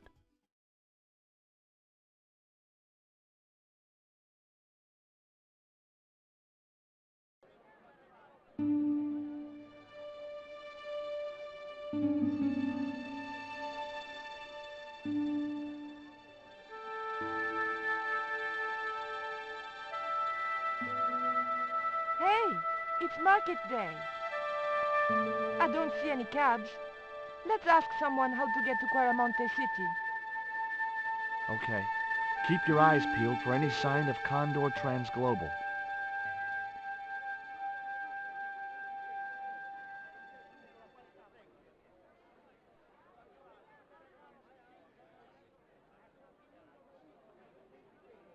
It was the docks where our ship was still unloading.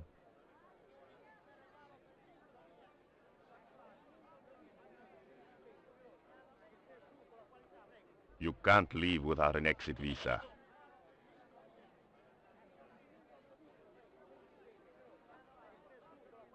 It was an armed guard looking after the barrier.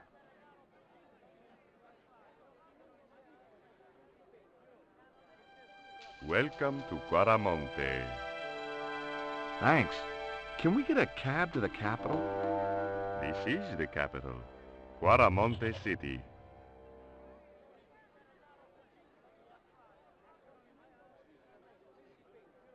When's the next ship out of here?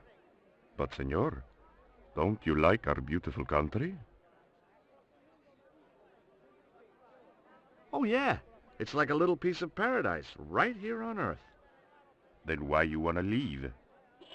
I'm just plain homesick, like it says in the song. A word of warning, senor. If you feel like bursting into song, bite your tongue. Huh? There are official restrictions on music in Quaramonte. How come music is restricted in Quaramonte? It is part of a great cultural enrichment campaign. Traditional Quaramonte music is considered unsuitable for these fast-moving times. Nuestra Senora has decreed that only one category of music is suitable. What's that?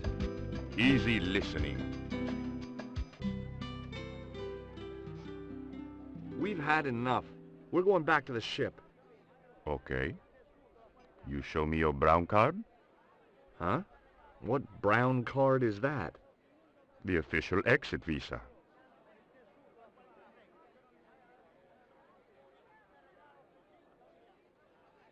The guy wasn't showing much enthusiasm selling his wares.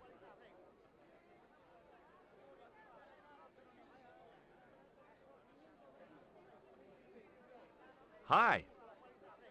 You wanna buy something? No, not really. I got cabbages. Buy a cabbage, senor. I don't think so. I didn't come all this way to buy vegetables. Listen, have you heard of Condor Transglobal? No. Buy a cabbage. I'll give you a discount on both purchases. I'm not into cabbages. Have you ever seen anything like this before? Aye, Tezcatlipoca. Put it away, senor. Tezcatlipoca brings nothing but evil. The poor guy was so freaked, he didn't even mention his cabbages. See ya.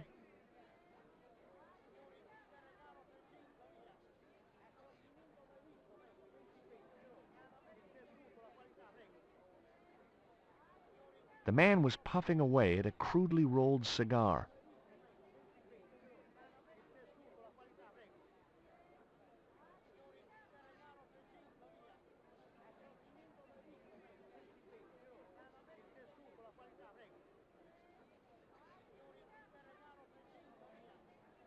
Hi there. What have you got for sale? ¿Qué? I said, what have you got? Oh, never mind.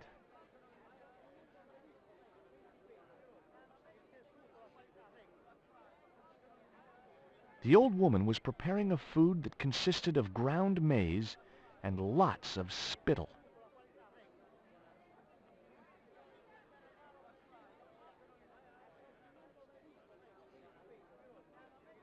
Hi. Lovely bread. ¿Qué? Bread, pain? Sí, pan. Maybe I'll come back later when I'm hungry.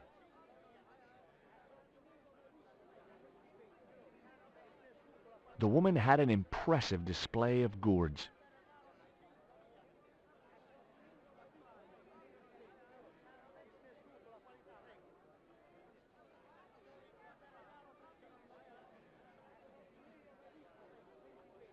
Those things are gourds, aren't they? Sí. Hey, mind the footwear, lady.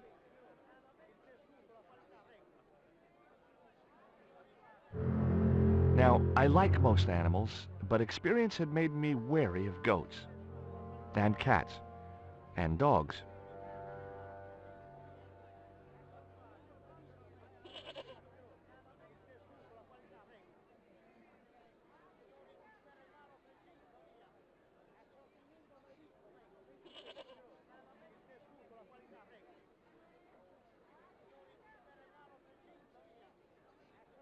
It looked to me like an early portrait of Orson Welles.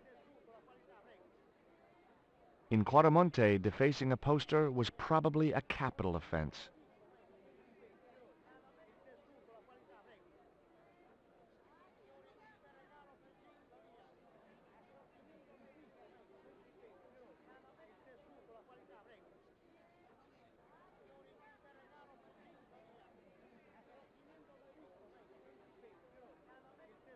What was that? It's a lump of lucky coal. Coal?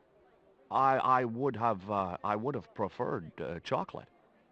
Any flavor, so long as it hasn't got marzipan in it. God, I hate marzipan. You can talk. I mean, you're a talking goat. Keep your voice down. This is between you and me, right? Well, I guess so. Now, I mean it. You tell anyone you've spoken to me, and you'll be cursed.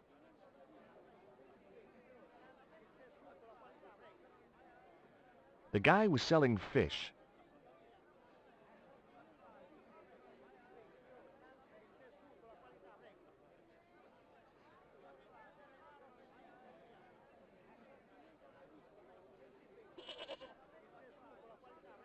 Do you have crabs? No, only fish. Nice fish. Thanks. If by some remote chance I ever need a fish, I'll be back. Do you recognize this statue? Si, senor. It is very, very bad luck. That is Tezcatlipoca, the night hunter. I know, but I don't believe in luck, good or bad. You may not now, but you will. The guy looked scared out of his wits. Go away! Go away! A couple of musicians stood watching life go on around them. They looked pretty depressed.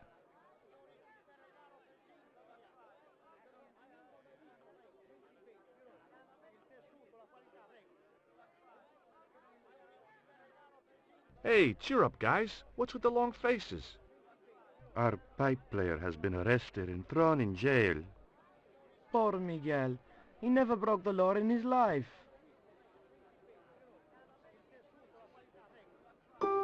You guys know anything about a total eclipse? What is it? It's like when the sun is hidden by the moon. He's crazy. My cousin Alfredo swears he saw it happen once.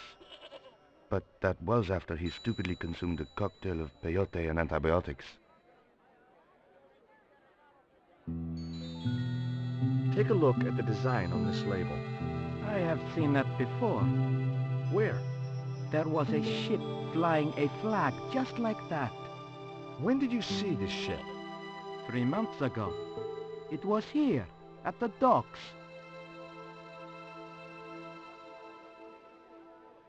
What do you make of this little worm? No good. It's dead.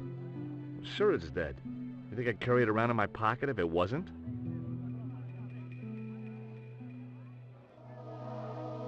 Have you seen anything like... I, the hungry chief. Why are you carrying that thing around with you, senor? Don't you know who it is? Sure, it's Tezcatlipoca. But it's only a little carving. It brings death, senor. Death and destruction.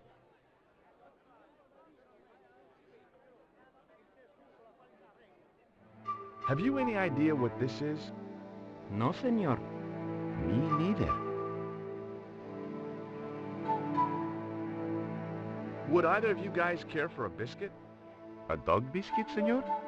Are you trying to insult us? No, really, they're good. We'll take your word for it. Why don't you try playing a tune to cheer yourselves up? No, we should be looking for real jobs. We could earn 10 times as much down the mines. My cousin Ramirez was earning 8 pesos an hour. Before he lost his legs in the accident.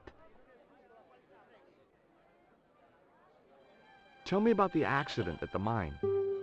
There was an explosion at Teoculcan. 30 miners were buried alive. They got some of them out, though. 2 of them, including your cousin, and they left half of him behind. What was the ship with the Condor flag carrying? I don't know, senor. We weren't allowed near the docks. That's right. Usually we meet the ships when they tie up. We play to the tourists. Well, when the Condor ship came in, we were told to go away. Why was Miguel put in jail? For playing folk music. What? It's true, senor. He insisted on playing traditional Quaramonte music, even though it's illegal.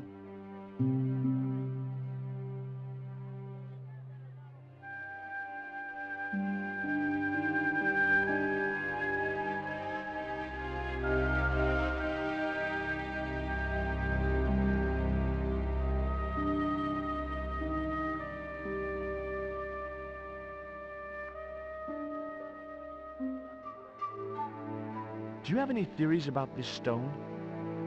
I think that design represents a dog, a Mexican dog. So, this is the sacred Chihuahua stone? Sheesh. Take a look at this. Mon Dieu! Where did you get that kind of money? It's not mine. I found that statement at Oubier's house. Take a look at this. An eclipse of the sun. Why the sudden interest in astronomy? I found the cutting in Oubier's house. Apparently, it's only visible from Central America.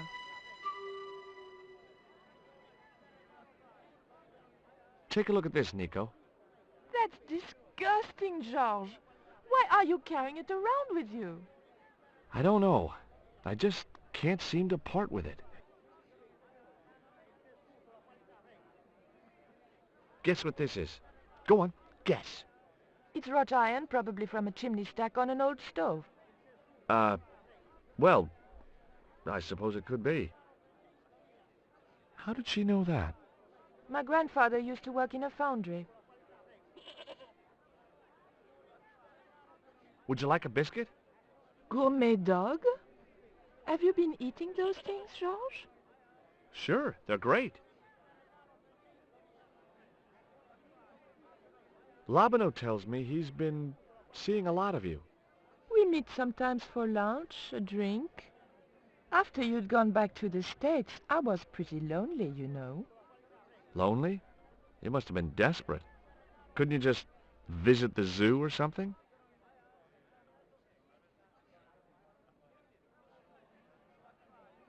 I recognized the woman immediately. Last time I'd seen her was in a market in Syria. It was Pearl Henderson, the globe-trotting bargain hunter.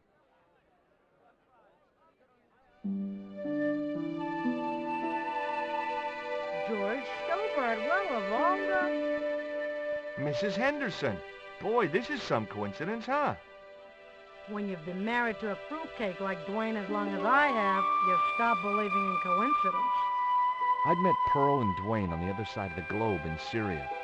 He was an Army veteran who suspected he was working for the CIA, but wasn't sure. She was less obviously deranged.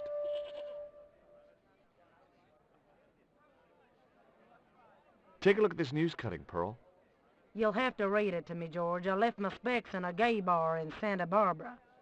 Well, it's about an eclipse of the sun, which is due to occur in a few weeks' time. You'd think the government would warn us about these kind of things. It's not dangerous or anything. Apparently, the best place to view the eclipse is right here in Quaramonte. Oh, my. She didn't appear to be the slightest bit interested. Look at this, Pearl. A tequila worm. Don't you bring that thing anywhere near me, honey. I swear I'll scream like a hog on a hot plate. What do you make of this statue, Pearl? Hoo-wee, that's a spitting image of Dwayne's brother Sheridan. A little less body hair, maybe, but it's him all right. What does this mean to you, Pearl? What cute little feathers. Why, if you had two of those, they'd sure make nice earrings. This isn't intended for frivolous personal adornment, Pearl. It's a dart, tipped with a fast-acting, muscle-numbing poison. Pardon me, I stand corrected, honey. Sometimes I get the feeling that communication with Pearl was like sending signals out into space.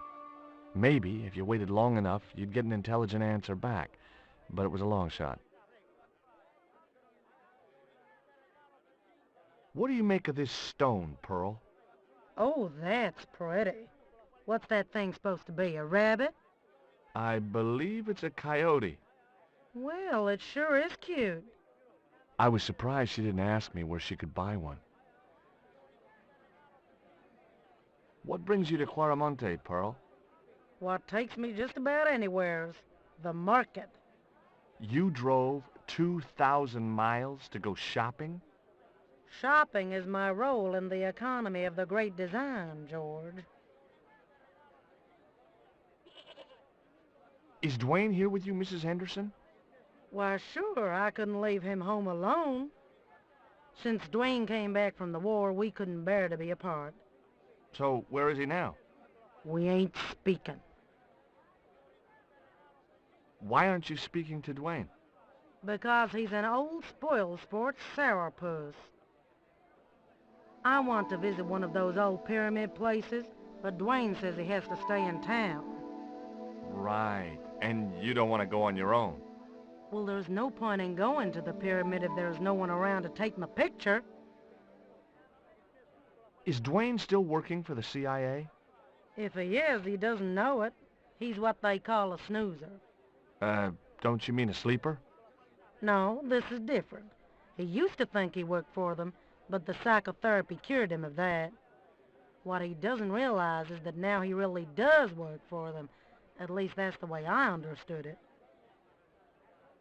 Catch you later, Pearl.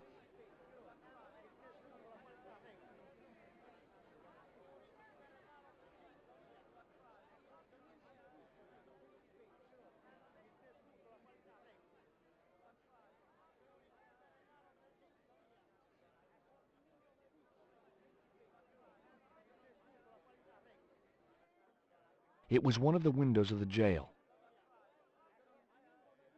The cell was vacant. It was one of the cell windows. There was a forlorn-looking guy asleep on the floor of the jail. It was Miguel, the pipe player. "Hey, Miguel!" He didn't hear me. It was a beat-up old wreck of an army truck. Stealing trucks wasn't my style. It was Pearl's husband, Dwayne.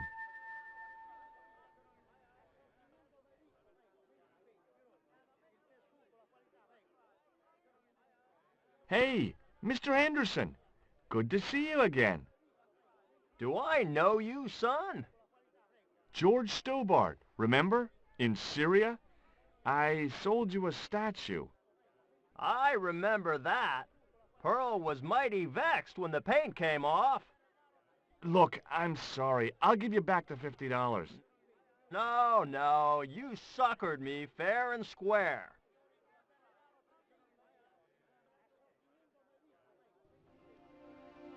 What do you think of these panties, Dwayne? Lord, hot stuff, George. You buy those for your girl? No, a guy we know in Paris bought them for her. Oh, you're a threesome then.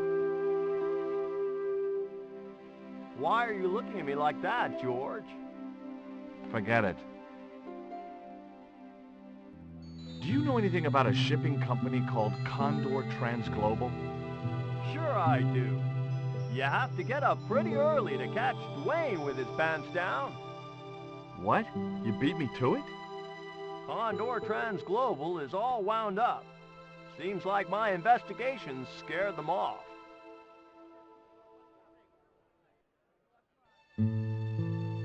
Would you like to borrow my lucky piece of coal, Dwayne?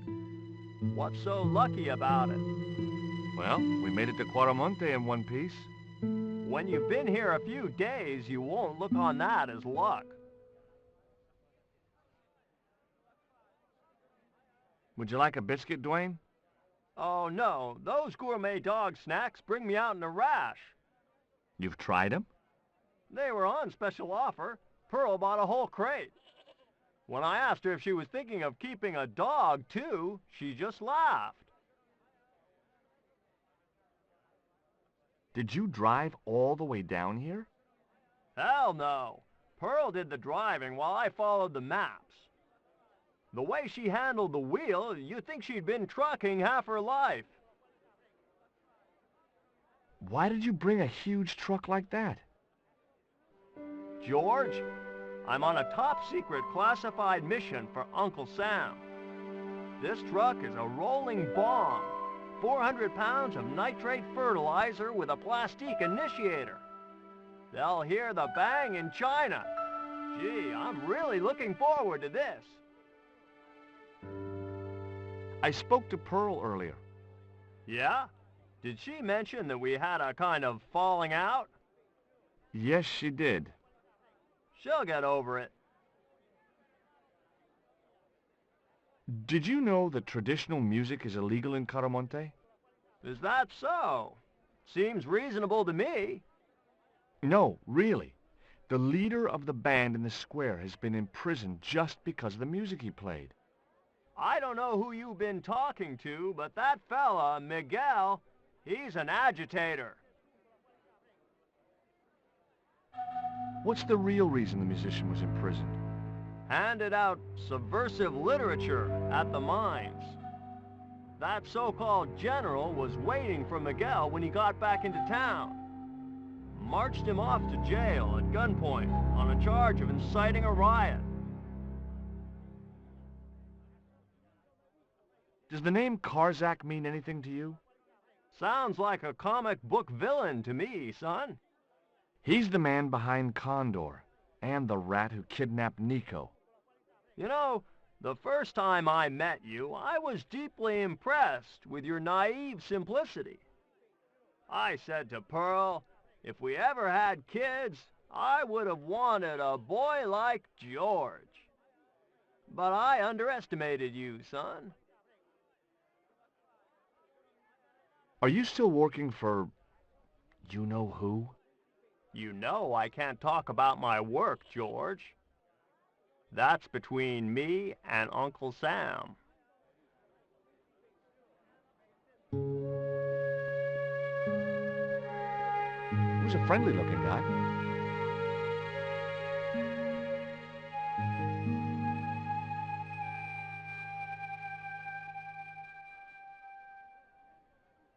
Hi, I'm George Stobart.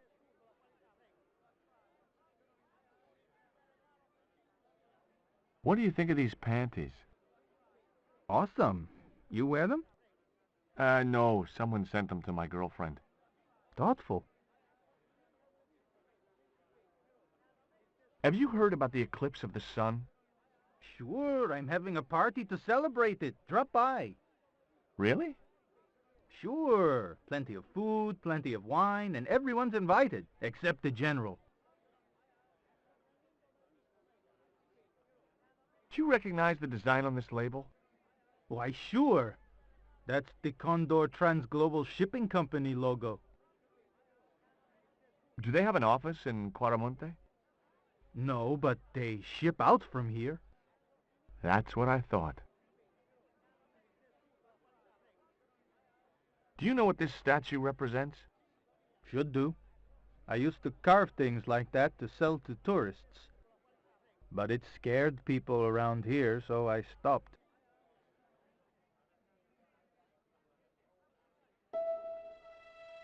Can you tell me anything about this stone?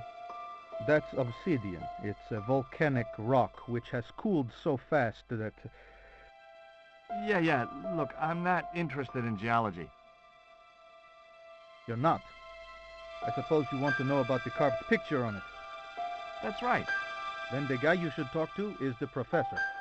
He was here a while ago. What can you tell me about the mining company?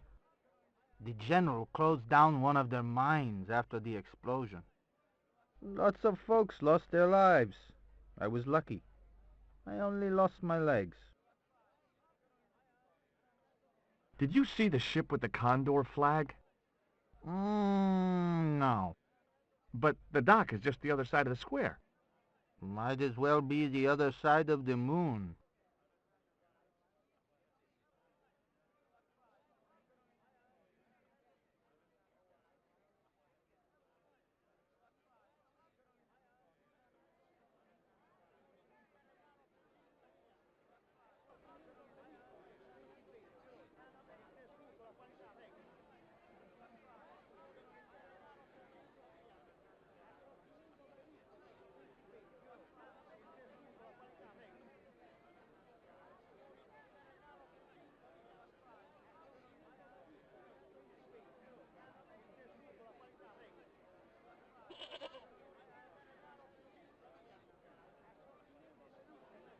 There was nothing else I wanted to talk to Nico about at that time.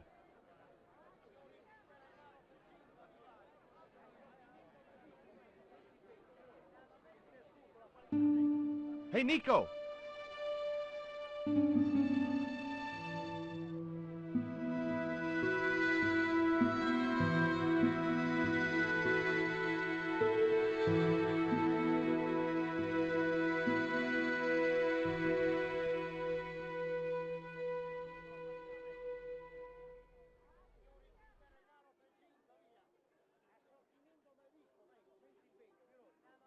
Hola, señora. Hi. We were wondering... I was talking to the lady, Chico.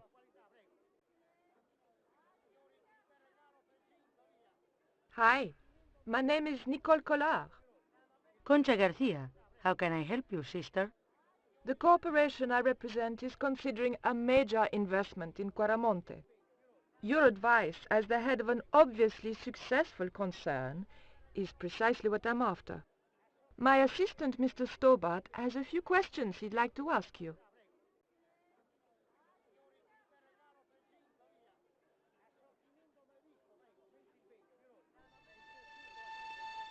Would you be interested in these panties?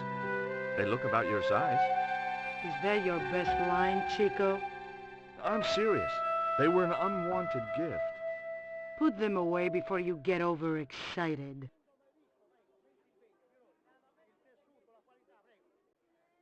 Have you heard about the forthcoming eclipse? I don't take much interest in things like that. One of the boys might know about it.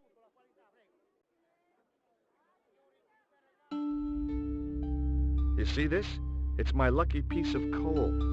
What's so lucky about it? I'm not sure yet.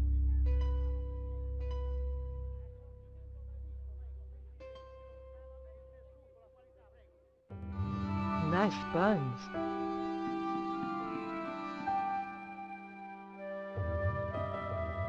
Do you recognize the icon on this label? Condor Transglobal. Did the company operate here in Quaramonte? Yes, they ran an old container ship, the Mayan Princess.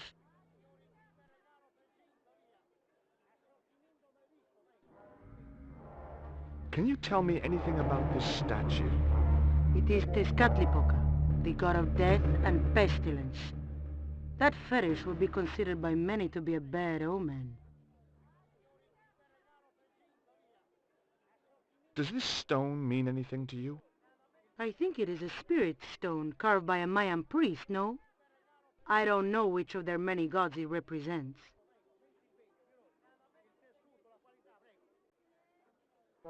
Would you like a dog biscuit? Would you like a smack in the mouth, Chico? Can you tell me about the accident at the mine? Accident? It was sabotage. Somebody wanted my mine closed down for good.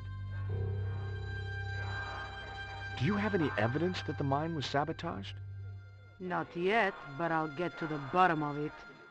There'd been trouble at that mine for several months. The workforce was getting smaller every day. Someone had started a rumor among the men that the mine was cursed. Now the entire operation has been closed down. Where's the site of the mine? Several days upriver at a remote area known as Teoculcan. Have you heard of a man named Karzak? No? Who is he? He's the reason we came to Quaramonte. We think he's running a drug ring.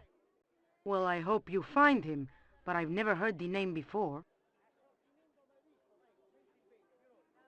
Do you know who owned Condor Transglobal? I've no idea.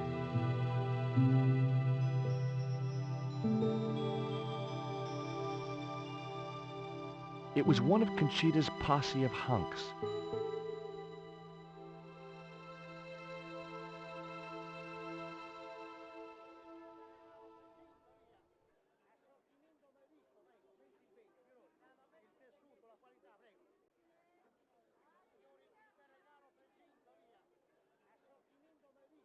Hi. Good afternoon, and welcome to Consolidated Mining. If you are planning to stay in Quaramonte City, may I recommend the Consolidated Mining Experience. An interactive, hands-on tour of one of our deepest mines, with talking tour guides available in 3 different languages. A tour of a mine. Well, this is a mining company. What else did you expect?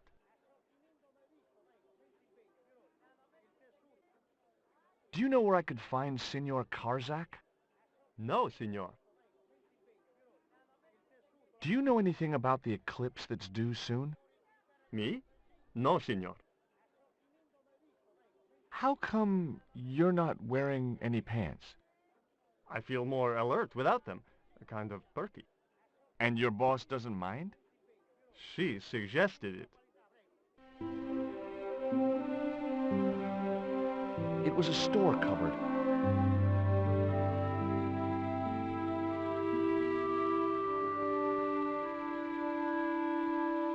Keep out of there.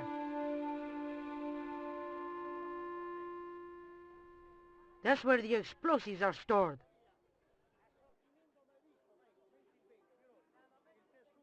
A disgustingly handsome man.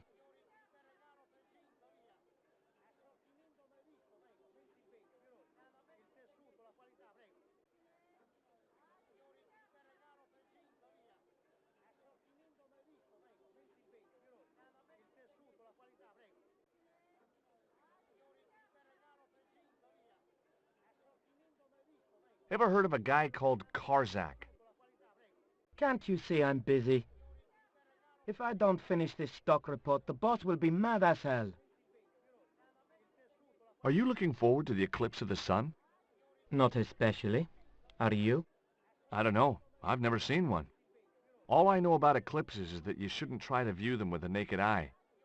Please, go away and let me get on with my work.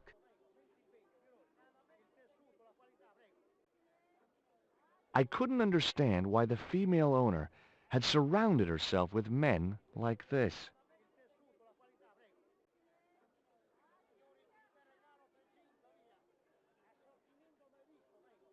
Did you know there's an eclipse of the sun in a few weeks' time? Yeah, Joe told me about it. He's having a party and we're all invited. Me and the boys are dressing up as evil monks. Yeah? Cool. Ever hear of a guy called Karzak? No, sir. The guy was working away like an automaton.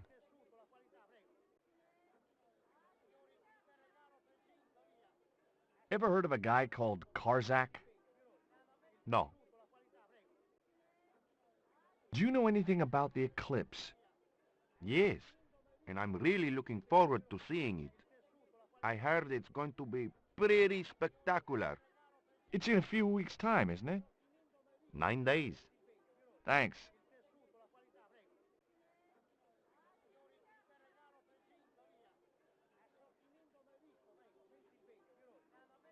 I had nothing else to talk about.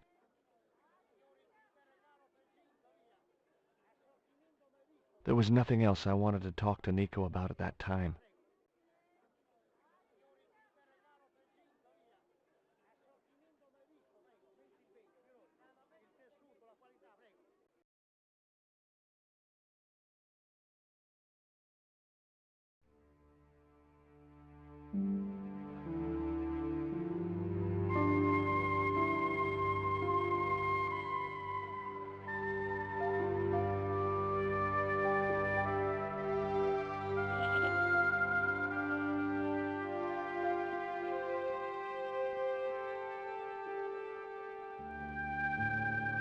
Hey, Nico!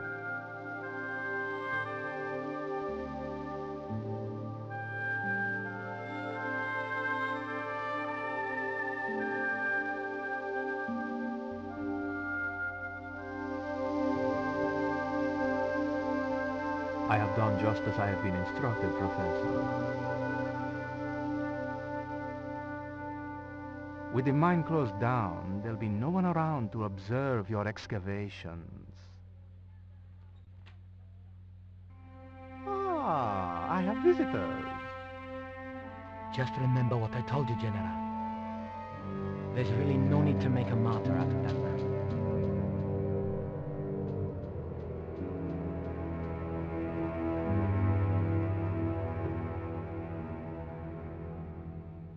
I'm sorry to keep you waiting, Senor. Welcome to Quaramonte. Thanks. My name's George Stobart from California. But what is this? An angel come down to earth. Nicole Collard. Enchantée, mon général.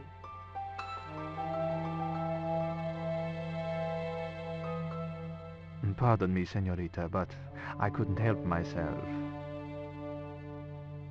Look, we'd like to ask you a few questions. You've come to the right place, senor. Tourist information. General Graciento, at your service.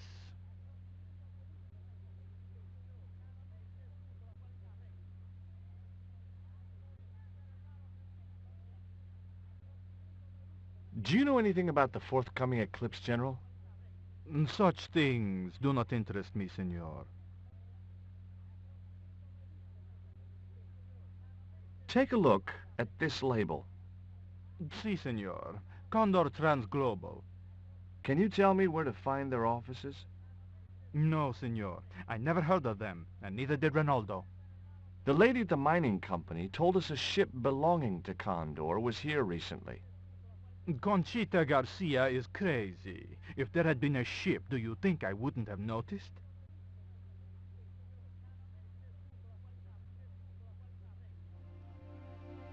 What do you think of these panties, General? Oh boy, fabuloso. They're yours if you'll tell me all you know about Karzak. Karzak? I never heard of him. Do I get the panties now? I told you all I know. You told me nothing.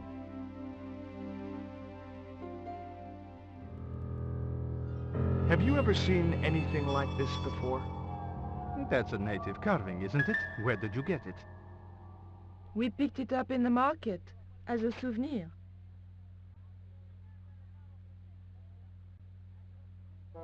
Would you like a biscuit? Are you trying to bribe me? Well, every man has his price. Mine is more than a dog cookie, Senor Stobart. We've had enough of Quaramonte, and we want out. Am I stopping you? The guy at the docks tells me I need an exit visa.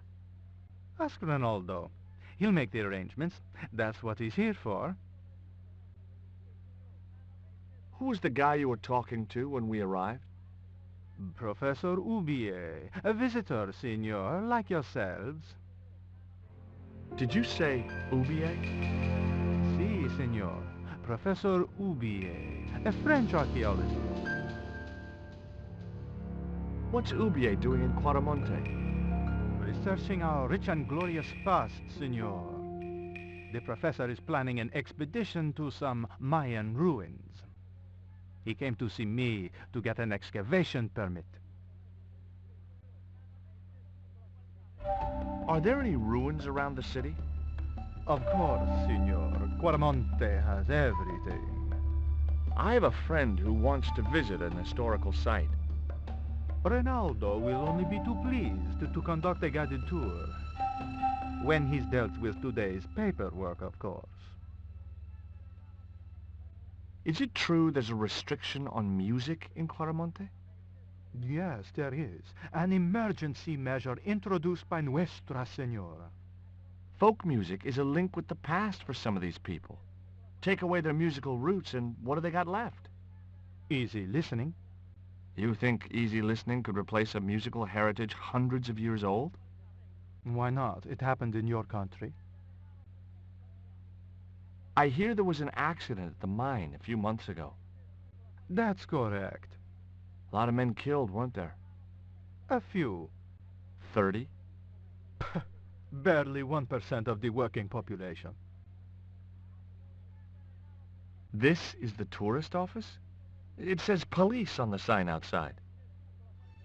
It is both, senor. I am a man of many parts. I can see that, General. Are you sure you never heard of Condor? Oh, yes. The company is registered here in Quaramonte City. You are mistaken, senorita. The musicians out in the square say that a ship flying the Condor flag was birthed here.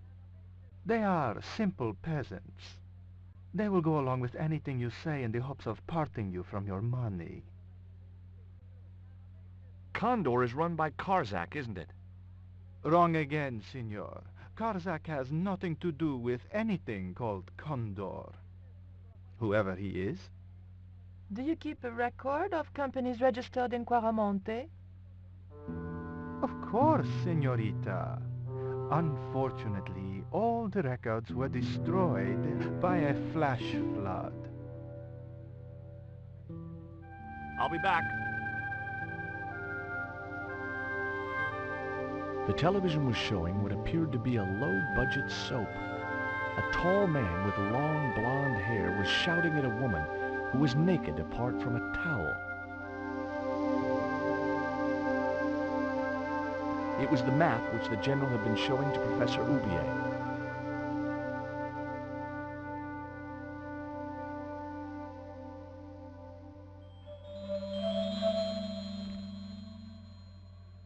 Senor.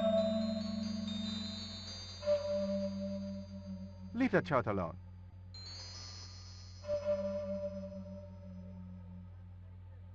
He had the eyes of a cocker spaniel set in a face like a deflated souffle. I couldn't help wondering what had driven him to work for a man like the General.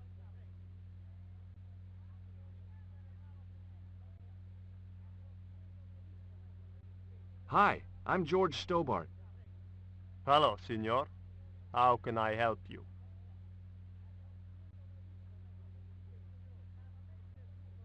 You know anything about this eclipse? No, senor. El General keeps me in the dark about most things.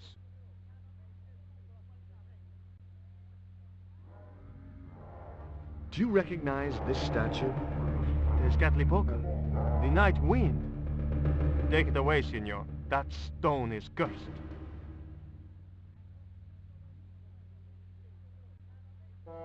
Would you like a gourmet dog snack biscuit? I would love one, senor, but I would have a problem with my teeth.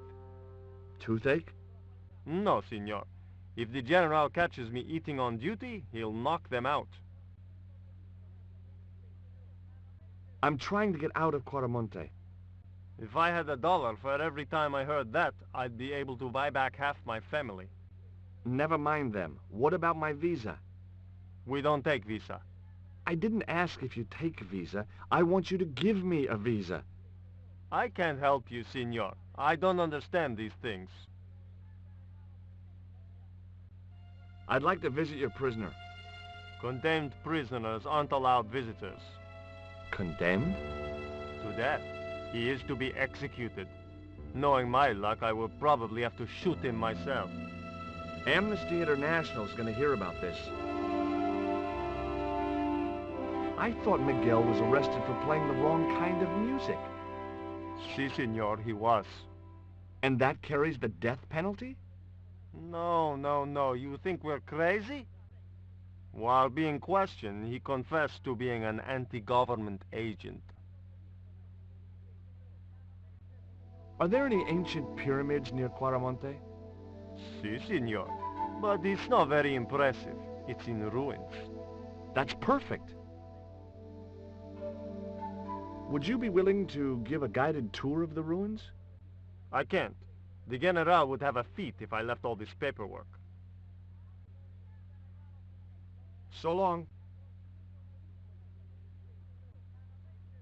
A filing cabinet stood in the corner. The filing cabinet was probably locked.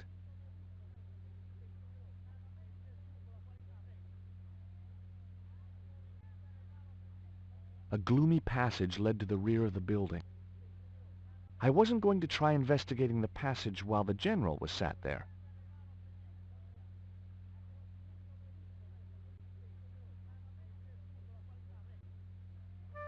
It was a computer monitor with some kind of outdated game displayed on it.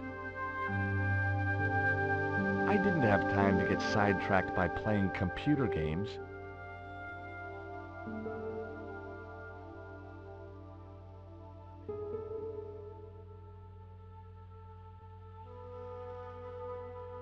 A couple of special offer letters were strewn across the desk. I had no need for junk mail, especially someone else's.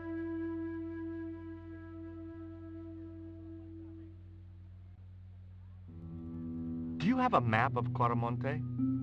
A map? I'm sorry, senor, but I don't. What about the one on the wall? Ah, that is an archaeological survey map, senor. Not suitable for tourists. I'll be back.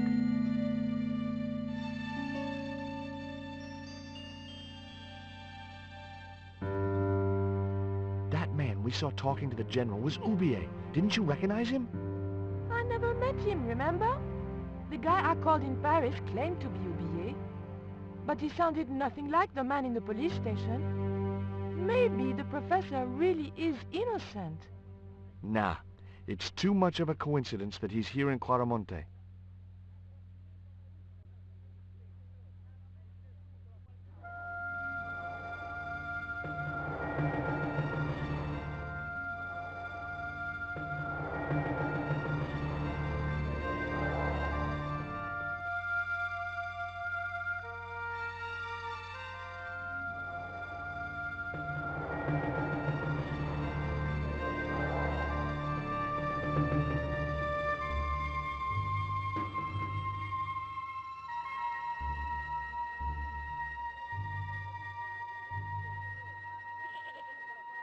Why did you show him the stone?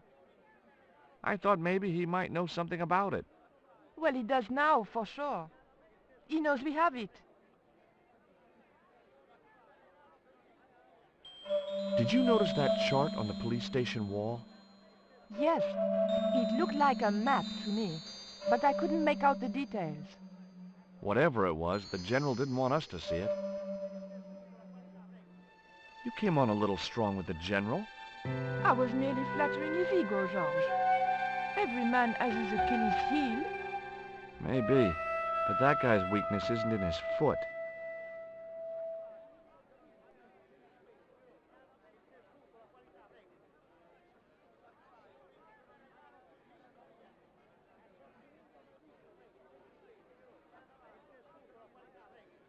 Tell me about the general. You know, the guy in charge around here? We don't want to talk about him, senor. How come? No one can hear you. Well, only that old goat. In Quaramonte we have a saying. Don't tell your old goat what you don't want your wife to know. What does that mean? I don't know.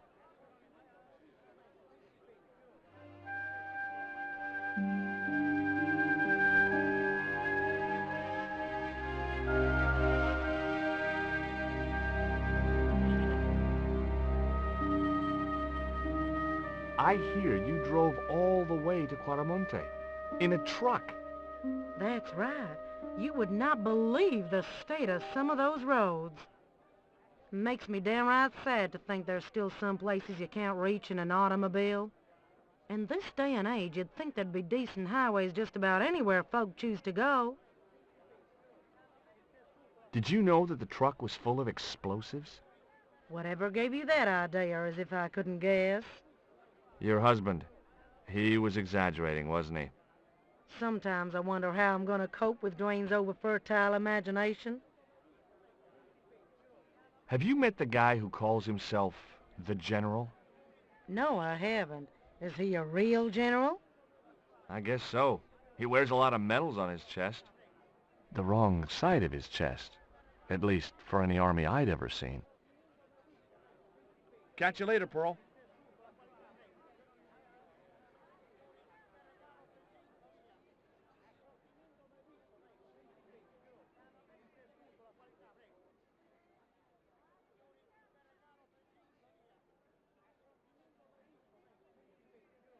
Professor Oubier? Yes? Who are you? My name is Stobart. George Stobart.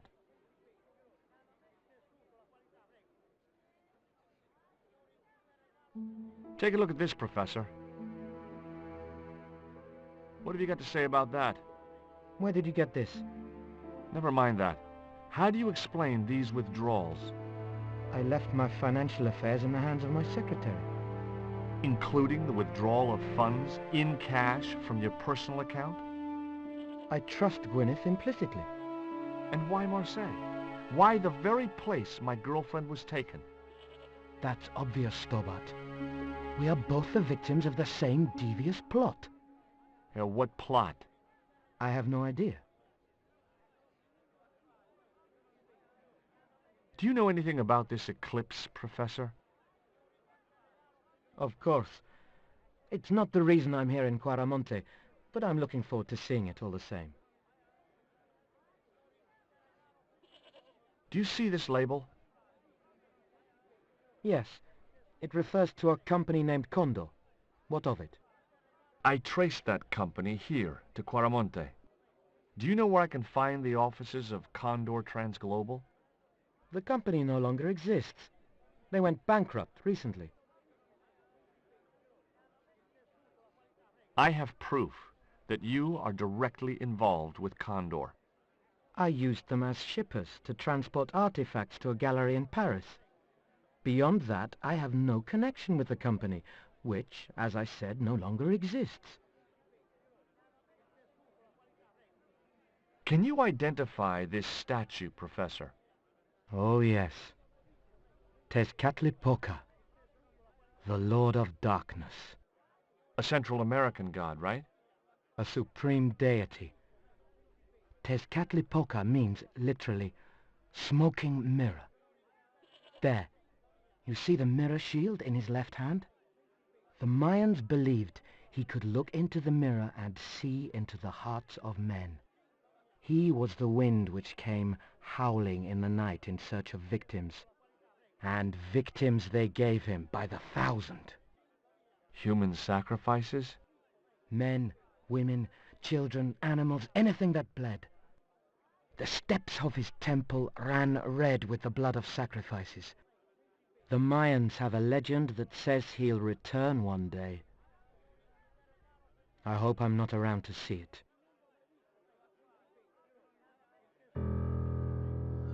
Can you tell me anything about this stone? Where did you get that? This is the stone my girlfriend called you about. The stone that nearly cost Nico her life. I assure you, I don't know what you're talking about.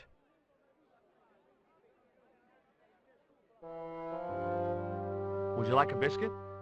No, thank you. You should, they're good. I can't get enough of these things. Have you ever employed a Central American butler or servant? I've never employed any kind of servant, monsieur. What are you doing in Quaramonte, Professor? Seeking Mayan artifacts. Central American history has been my life's work.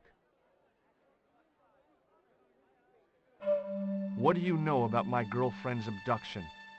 I don't know what you're talking about. She was invited to your mansion in Paris. Not by me, she wasn't. I haven't been home for nearly 7 months. Tell me about your wife, Professor. Please, I don't want to talk about her. Maybe you don't, but I do. Why was she known as the Little Dachshund? It was just a silly pet name I used to call her. Somehow some damned reporter found out. Does the name Karzak mean anything to you? Yes, I know him. In fact, if it wasn't for Karzak, I wouldn't be here. What? He's financing my expedition. What's your interest in the eclipse, Professor? Oh, it's purely a layman's curiosity. History's my subject, not astronomy. But I've been fascinated by the movements of the heavenly bodies since I was a child. I wouldn't miss a total eclipse for the world. Does the eclipse have some special significance for you? For me? No. For the ancient Mayans, it marked the end of the 5th age. Perhaps we should be celebrating. Ah, no. The end of each age heralds destruction on a global scale. 5th is the final age, ending in the total destruction of the Earth.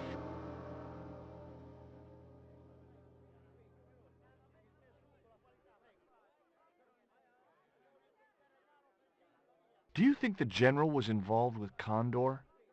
Hell no. And if he's a general, I'm a Buddhist. No, that fella's just a mouthpiece for the real power in Quaramonte. So the general is nothing but a puppet? He's like Pinocchio before he met the Blue Rinse Fairy. Strictly strings and wood. Who's pulling the strings? His mother. Better known as La Presidenta, the dictator.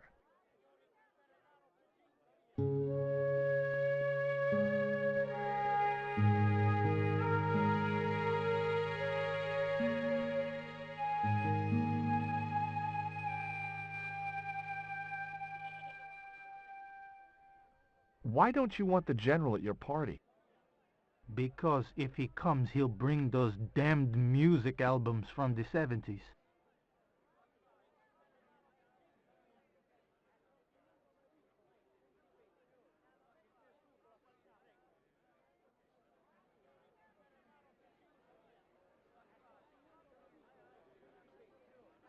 It was the guy I'd seen talking to the general.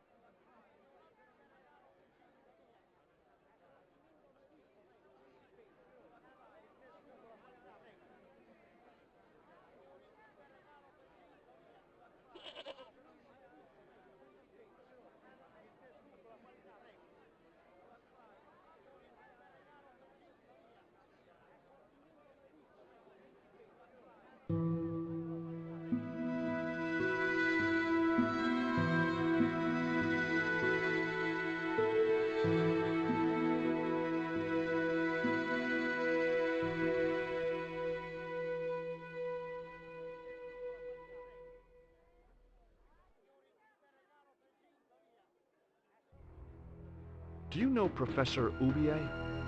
Yes, I understand he is about to embark on an archaeological expedition.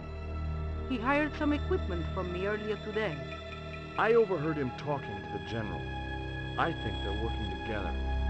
What? If I'd known that, I wouldn't have hired out the equipment. Now, why would the general be interested in an archaeologist?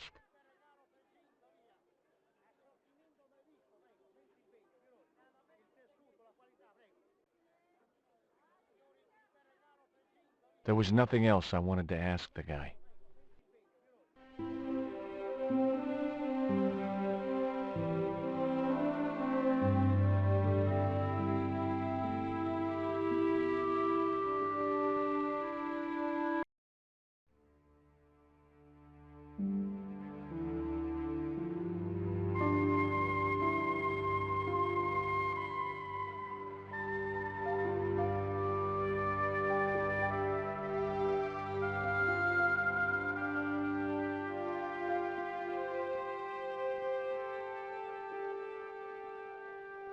Nuestra Señora is la Presidenta, right? Si, senor. The First Lady of Quaramonte. I guess that's her picture I've seen on the posters, huh? That's her. Quite a looker, no? If you like big, middle-aged military women. Si, senor. I do. So, what has La Presidenta done for this country, apart from emasculating its music? Take a look around you, senor. The splendid docks, the walk-in shopping mall. But most of all, she has brought prosperity. Where? For the first time in the history of Quaramonte, we have an export trade.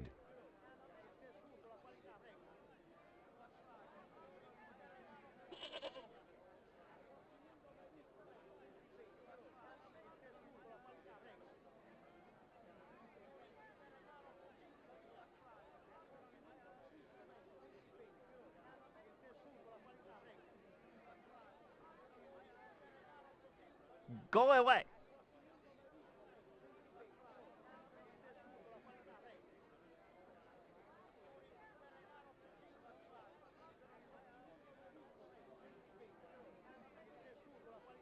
I had nothing else to talk about.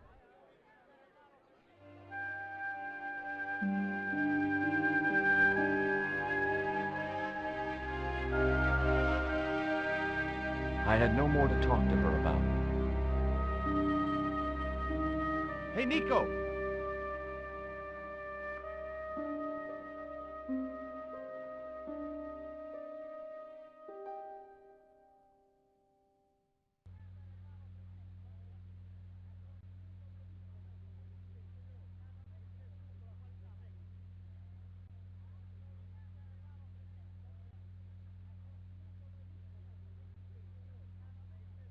I'd asked him all I'd wanted to for now.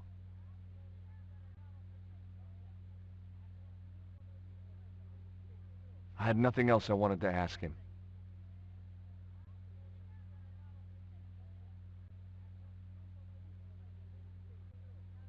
There was nothing else I wanted to talk to Nico about at that time.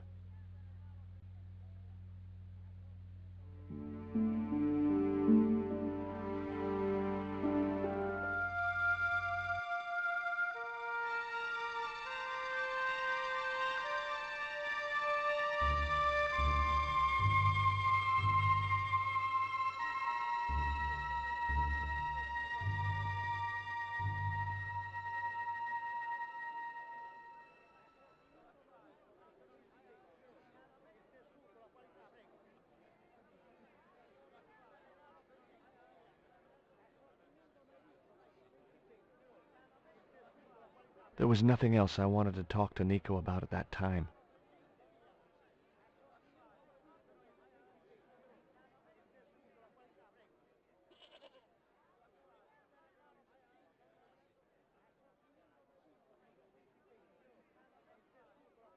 Is Miguel the reason you're here?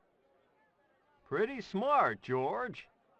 I was supposed to make contact with him. By the time I found him, though, he was in jail. I've been trying to figure out a way to get him out since then. Sounds good to me. Count me in. Good man, George. All I need is a detonator. How come you brought a truckload of explosives but no detonator? Call me old-fashioned, but I say packing trunks is woman's work. I left the packing to Pearl, and I can't find a darn thing. Just hope she remembered to bring my denture polish. I'd sure hate to arrive back in the States with tar on my teeth. Did you find any evidence of Condor's drug smuggling operations? Drugs? Hell no! Condor was a cover for the illegal export of Mayan artifacts. So who was behind Condor Transglobal? It was registered in the name of Edan. Did you get the guy? I don't think he ever existed. Edan backwards spells Nady, Spanish for nobody.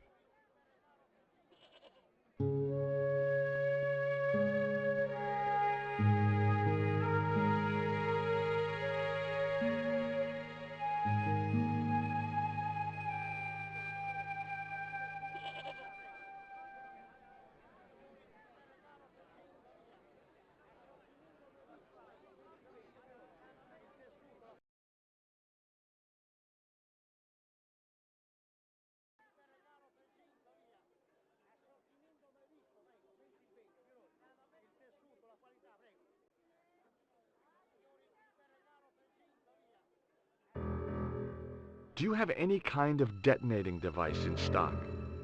Sure. They're kept in that cupboard. I don't suppose you have one spare? I can't simply give you a device like that, no without a damn good reason. The General has a chart in his office, which he was discussing with Oubier. Perhaps that chart will tell us where they're heading. Maybe, but I can't get anywhere near it while the General and his sidekick are there.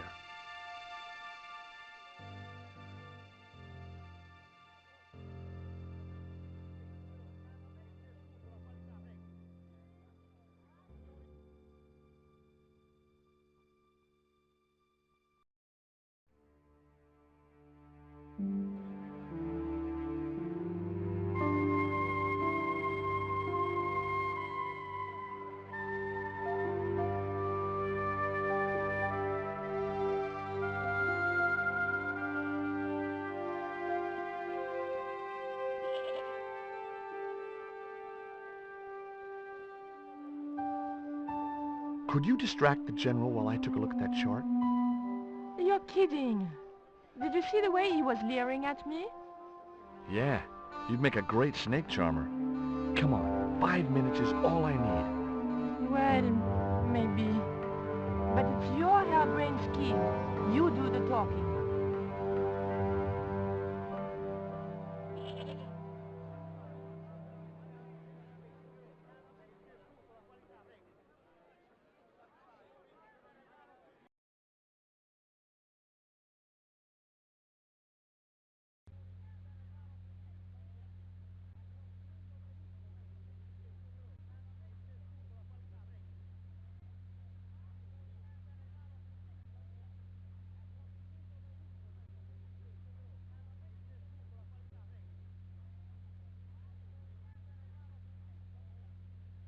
My girlfriend has a favor she wants to ask you, General.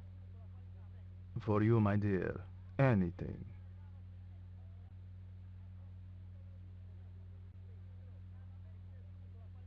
I've changed my mind. Oh, no, you haven't. She's embarrassed about asking you for an interview, General. An interview with me? Fabuloso! Well, I want to write a story about you. You hear that, Ronaldo? An exclusive glossy spread about your beloved general. Si, Signor General. Look after things here. I'm going back to my apartment and I don't want to be disturbed. I'll get you for this, George Stobart. Don't worry. If you're gone for more than a couple of hours, I'll come and get you. A couple of hours?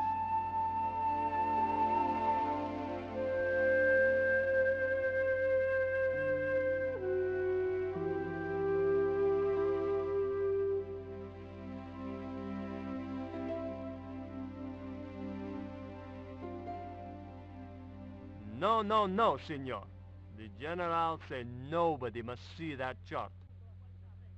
He won't know unless you tell him. You don't know him, Signor. He will worm it out of me as easily as he de-waxes his ear. Okay. I'd have to get rid of him. I'd still have to figure out how to get rid of Ronaldo before I went down there.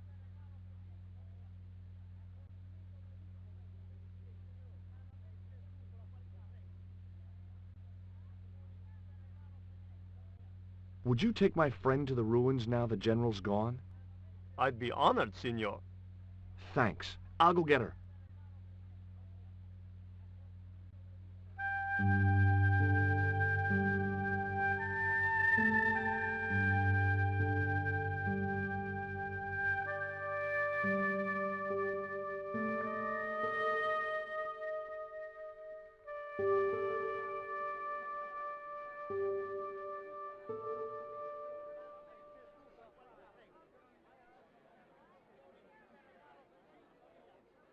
Do you know where I could buy a detonator? Did Dwayne put you up to this by any chance? Oh, I get it. This is to detonate the truckload of explosives, right? Hey, come on, I was kidding. Did you think I was serious? I know what you boys are like when you get together and make plans.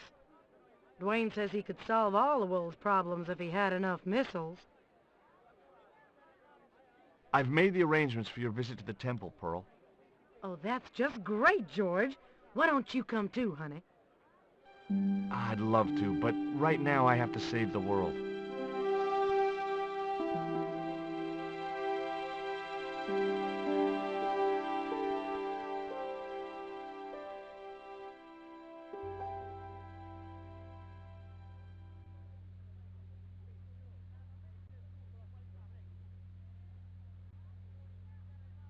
Listen, sweetie, I'm looking for an official guide to take me to the old pyramid. For a lovely lady, I would go to the ends of the earth. For you, I will go as far as the pyramid and back. But what about your husband? What he doesn't know won't hurt him. Let's go, Beanpole.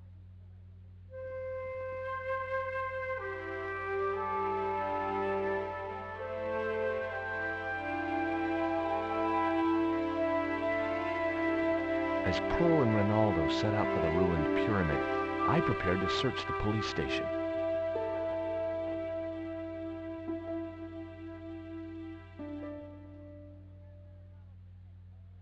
A safe was tucked under the desk. The safe was undoubtedly locked. I had no need for junk mail.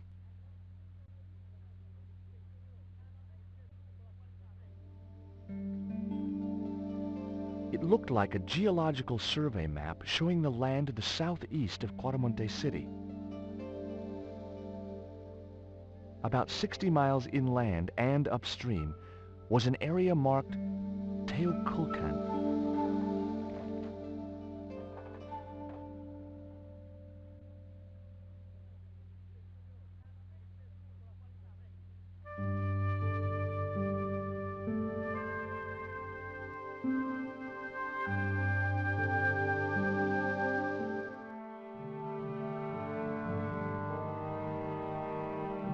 It was Miguel, the musician.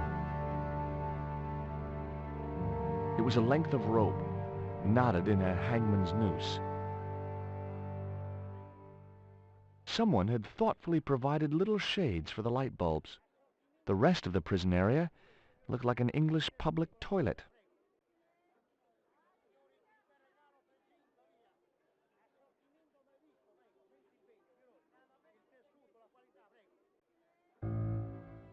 I'm George Stobart.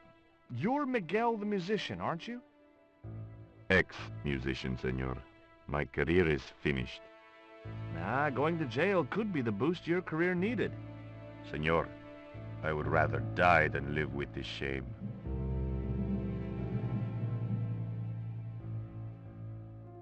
Why is that noose hanging from the bars?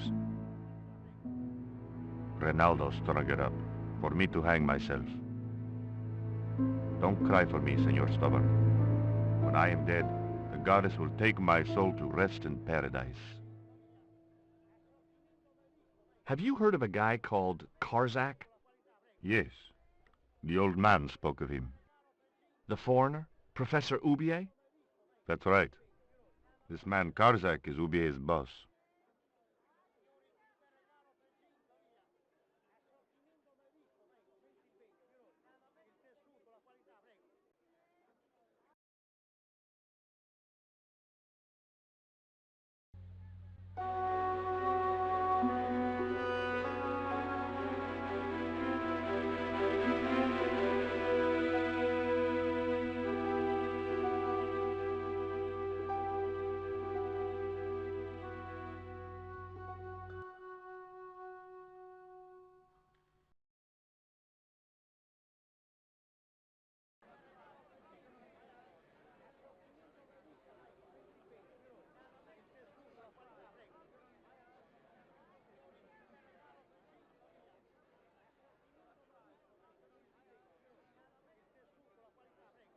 I had nothing else to ask him.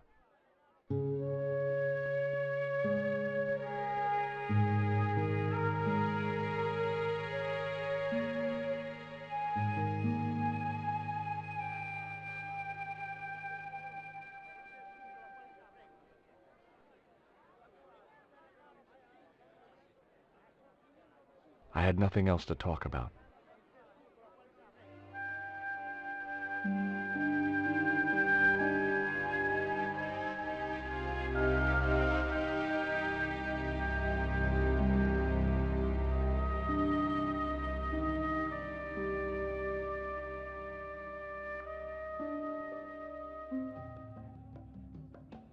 I got a good look at that chart in the police station. It's a map of Quaramonte. Does it tell us where Oubier is heading? Yeah, a place called Teoculcan. That's the site of the mine. I wonder why they're being so secretive about Oubier's plans. One thing's for sure. If the general's involved, they're up to no good. I'd like to talk to that musician Miguel. Take the detonator and get him out of that jail.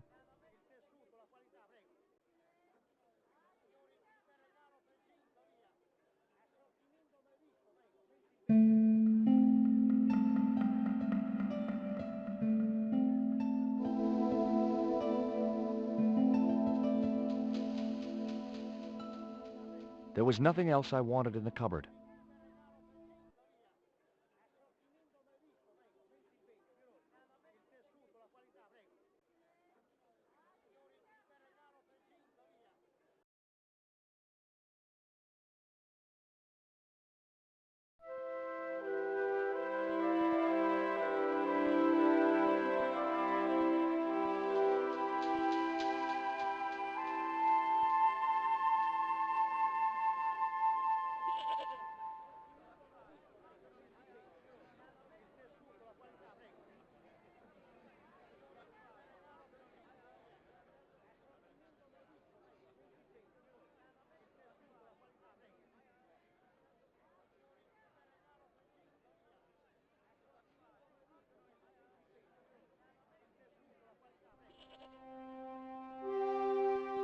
Here is the detonator, Dwayne. Keep your voice down, George. You want everyone to know. You'd best go and warn Miguel that the U.S. cavalry's on the way. Okay.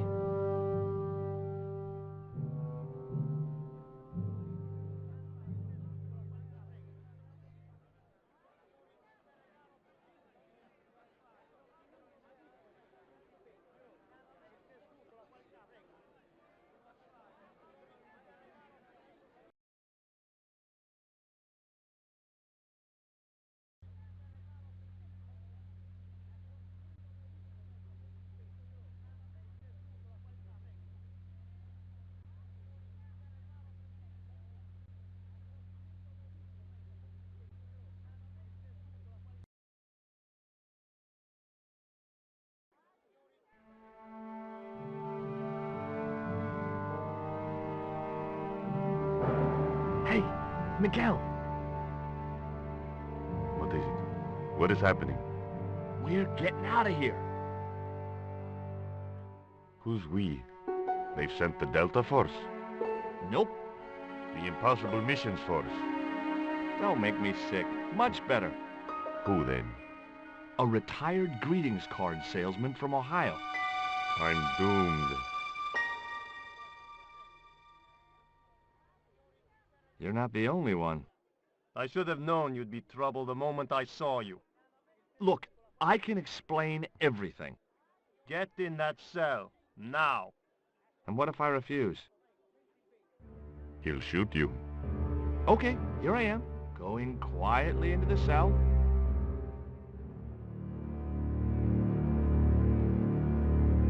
Very wise, not Americano scum. One of the reasons I hate guns so much is the way they make people so damned impolite.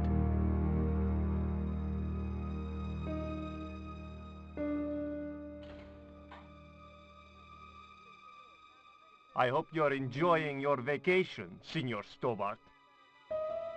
Go polish your weapon, Ronaldo.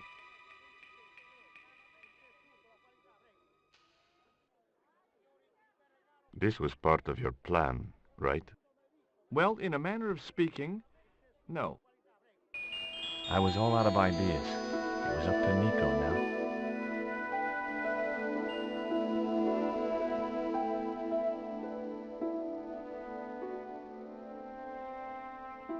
So, here we are. You've changed. I thought I would slip into something more comfortable. The stench of cheap cologne rolled over me like tear gas. So, what do you want to know about me? Ask and I will answer. I will deny you nothing.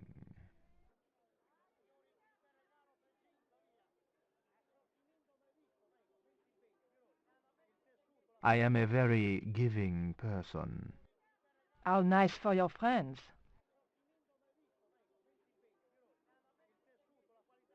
Your eyes are glittering like stars. His damn cologne was making my eyes water.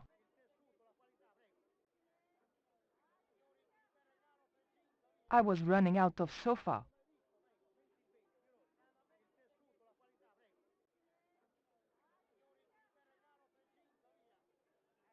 As spirited as you are beautiful, I admire that. As long as he admired it from afar.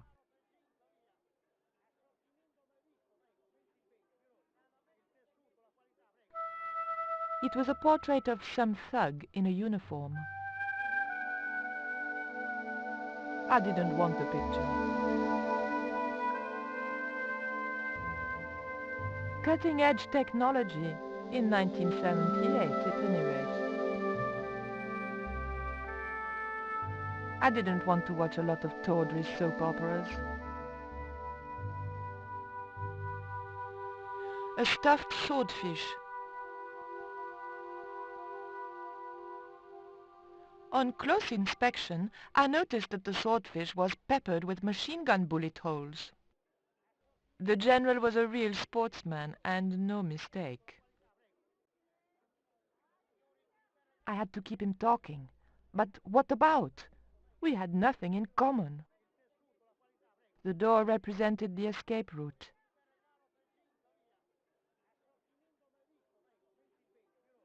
A lava lamp, hip in a retro way. I had no doubt the general thought it was hip, full stop. I didn't want the lava lamp. A tiger skin lay on the floor. The tiger was beyond help.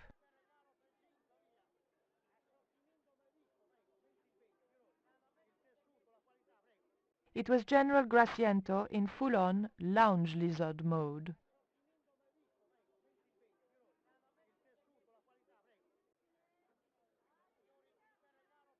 Who's the guy with the hat and the fat cigar? My mother. Is that a lava lamp? Sure, it's more impressive in the dark. I'll close the blinds. No, don't do that. Not on such a beautiful day.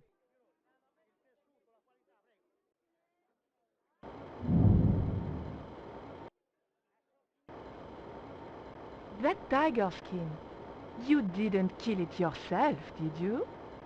Alas, no. I had to import a synthetic one from the United States.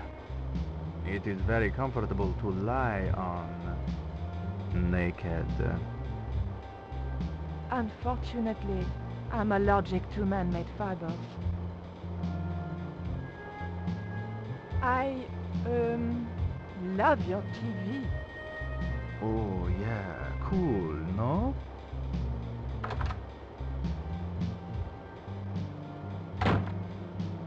Mom!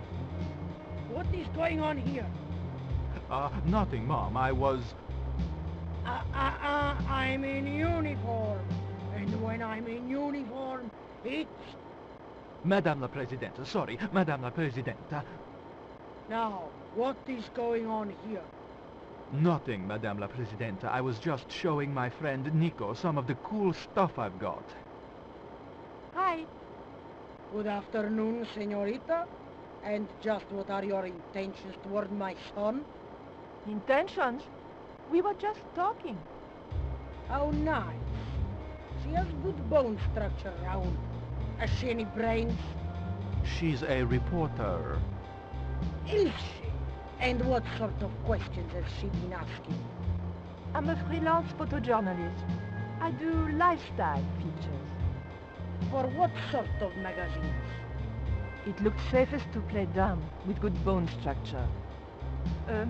Haya, lifestyle of the super rich and vainglorious, Envy magazine, Excellent. Raoul, you've chosen well for a change. It was pretty obvious who pulled the strings around here.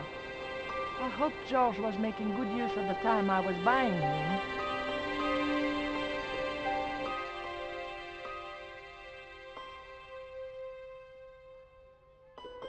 And then it goes, Fa fa fa fa fa fa fa fa fa fa. And when you were in this band of yours, you used to play that song for 2 hours? yeah, we were really famous at our college. Still, ours wasn't as good as the original version. I have never heard that song before, yet I have no doubt that this must be true. Hey! Hey, George! Dwayne Henderson. Boy, am I ever glad to see you. Get to the American consul and tell him I've been imprisoned without charge. Get real, George. He was the previous occupant of that cell you're in. We're gonna have to use good old American know-how to get you out of there. Uh-oh. That, and this truck full of explosives I've got here. Dwayne, listen to me. You'll kill all of us.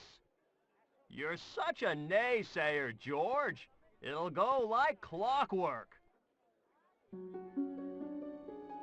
Negative to negative, it's positive to you gotta get the bare copper wire here. Let me just, damn.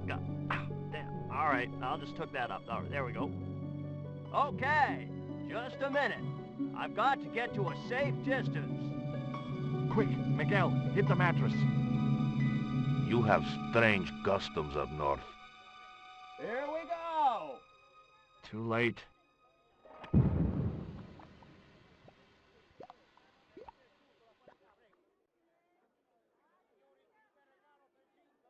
Are we dead yet? Horse shit. What happened to the explosives? There ain't no explosives. My dumbass supplier must have given me organic fertilizer instead of chemical. All I got here is 400 pounds of lightly fried horse apples.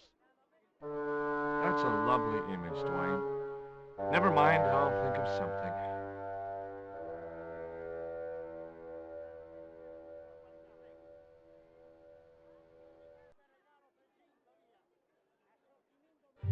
Listen to me, Miguel. You give me that rope and I'll get us out of here. Is there somewhere you can hide from the General? Of course. My friends have a boat ready to take me upriver. But how are you going to break out of here with just a short piece of rope? I'm not sure, but I'll think of something.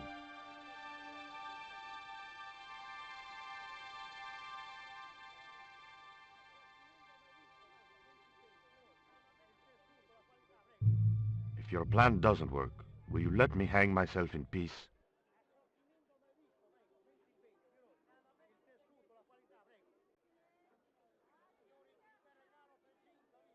It was the piece of rope which Ronaldo had given to Miguel.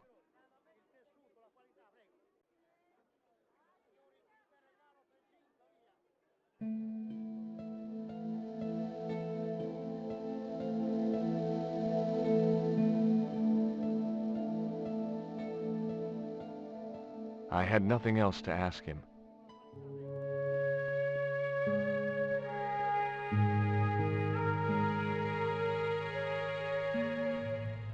Hey, Dwayne, I want you to tie this rope to your truck and then drive forward. I'd had no idea whether this was really going to work, but I'd seen it in a black and white Western. Of course, Hopalong was using a horse and Dwayne had a 4-ton truck, but hey, the principle's sound. Anything you say, George.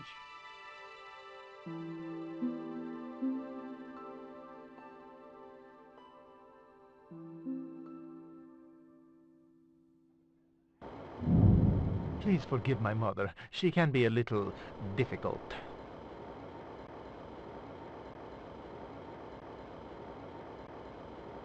Oh, my feet. Raoul, propose, you idiot. Don't mind her. She just wants grandchildren. Don't think I can't hear you, Raoul. I want the worthy successor, and you're not it. Propose now, or I'll do it for you. Look, Nico, we haven't known each other very long, but...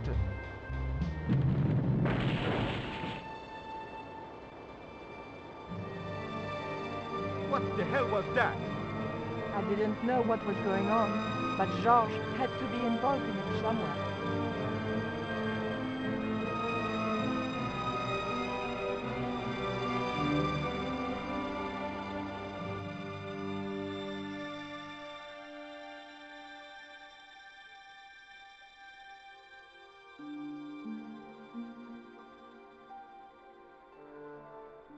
I ain't gonna say a thing, 'cause that sweet sound of falling masonry says it all. Quick, senor, the river. Huh? Wait, what about Nico?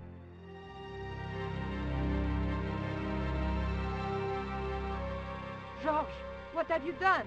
You only had to sneak a look at the chart, and it's turned into World War III. No time to explain. Come on.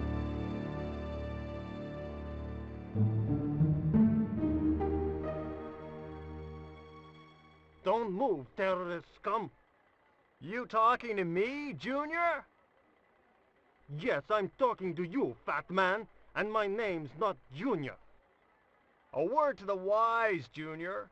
You carry on waving that pea shooter in my face, and the next person who sees it is gonna be your proctologist. Savvy?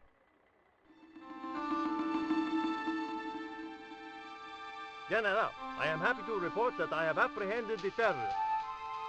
You idiot, not them. The other American and the French woman. They're the ones.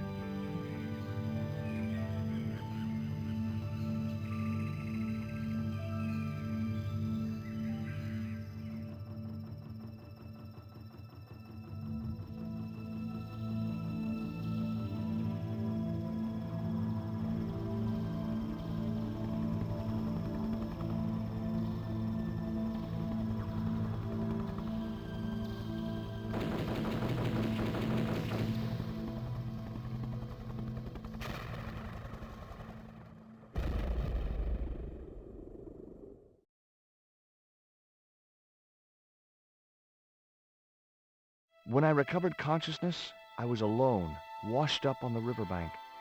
My head was aching fiercely, and my mouth tasted like a swamp. At first, I thought the music I heard was in my head. Just my luck to wind up in paradise with a migraine.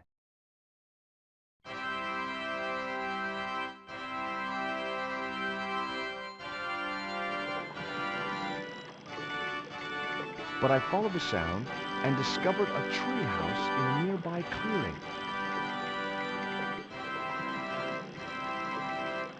The contraption consisted of a crude wooden wheel with wooden slats.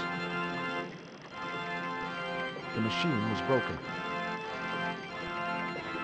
Interwoven vines made up what looked like a drive belt.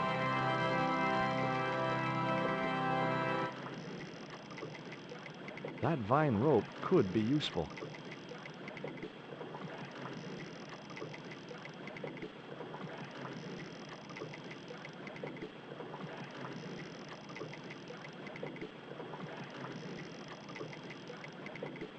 Perfect for a game of poo sticks. It would have been a shame to tamper with the elegant bridge.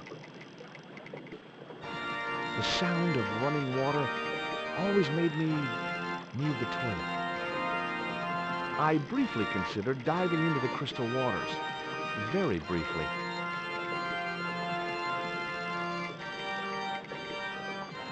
The water wheel had been built to provide a natural source of power. The wheel had a rim of roughly beaten iron. A wooden box was connected to the nearby water wheel. It seemed to be working just fine.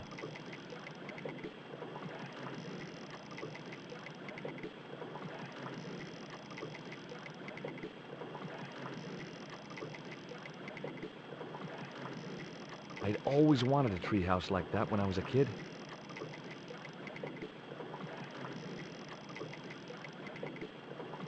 Hello? Anyone home?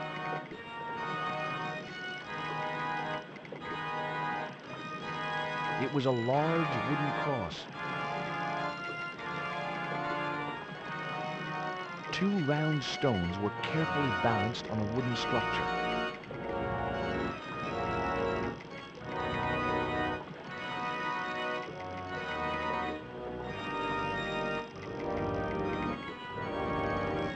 It was a length of rope made of twisted and knotted vines.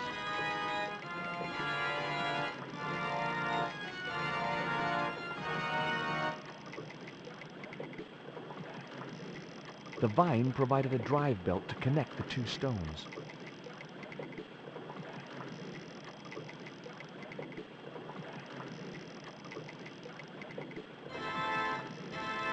It was heavy. I guess that was intentional.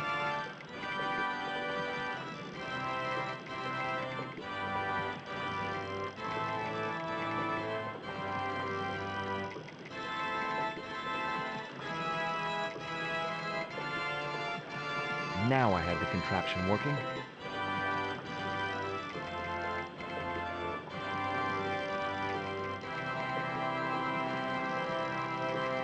It was a pile of damp leaves.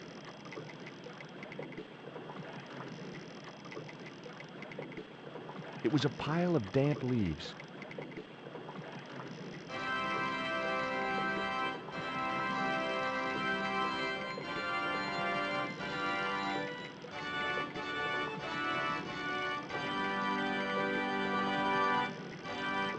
As I held the fetish to the iron rim of the wheel, a shower of sparks cascaded onto the leaves.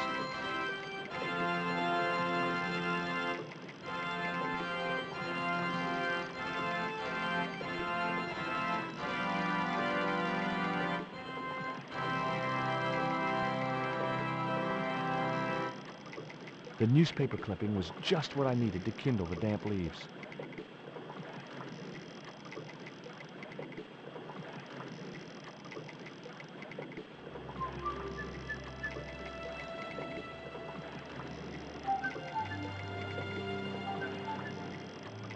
As I held the fetish to the iron rim of the wheel, a shower of sparks cascaded onto the leaves.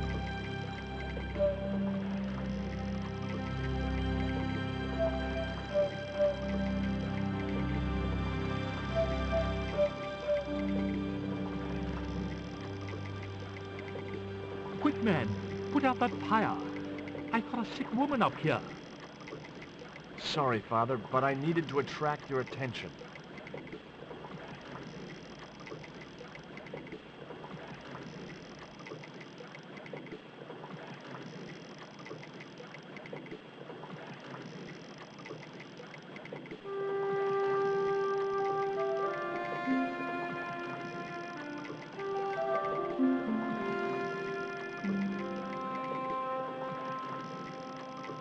Who are you? And what do you want? My name is Stobart, George Stobart. I'm Father Hubert. I don't suppose you speak French. Huh? Why do you want to know that? I found a young woman with a fever by the river this morning. The poor girl is close to death, and there's nothing I can do for her but pray. I don't understand her, but I think she's speaking French. Hang on. That must be Nico. It was Father Hubert. What are you doing out here in the jungle? God's work. Not quite the destination I had in mind when I set out, but... well, you know what they say? Mysterious ways and so on. You didn't plan to end up here? No. I was on my way to the miners' camp in the north. I was stuck here when my boat capsized on the river. That's exactly what happened to me. How long have you been here? 11 years. That's my girlfriend you got in your treehouse. What's the matter with her? She's been bitten by a venomous river snake. But can't you do something for her? There's a cure, isn't there? I ran on penicillin and morphine years ago. But the local people speak of a root which they believe will counteract the poison. Where can I find this root? I don't know. But maybe the shaman at the village can tell us. Will you show me the way to the village? Me? Oh, but I can't. Can't? Nico's life depends on it. You're right. Of course I should, despite my own guilt and shame. But I can't go as a representative of God with a creased collar. A creased collar? You mean you put your personal attire higher than the life of a sick woman? I will not go to that village looking anything but my best. Give me your collar. I'm sure I can find a way to press it.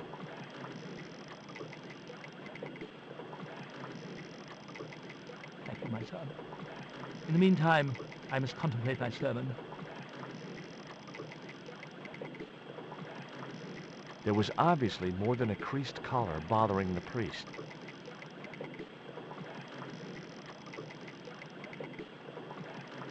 It was Father Hubert's collar.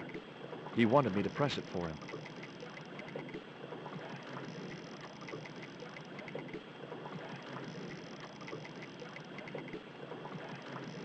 So there I was, hundreds of miles from civilization, doing the housework for a priest. It's a strange world.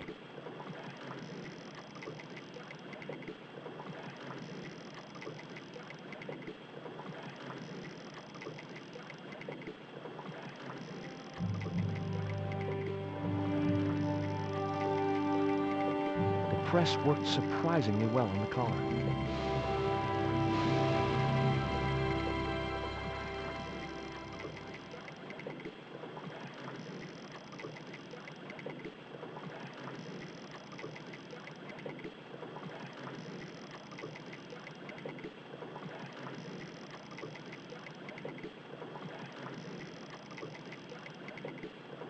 Here's your collar, Father.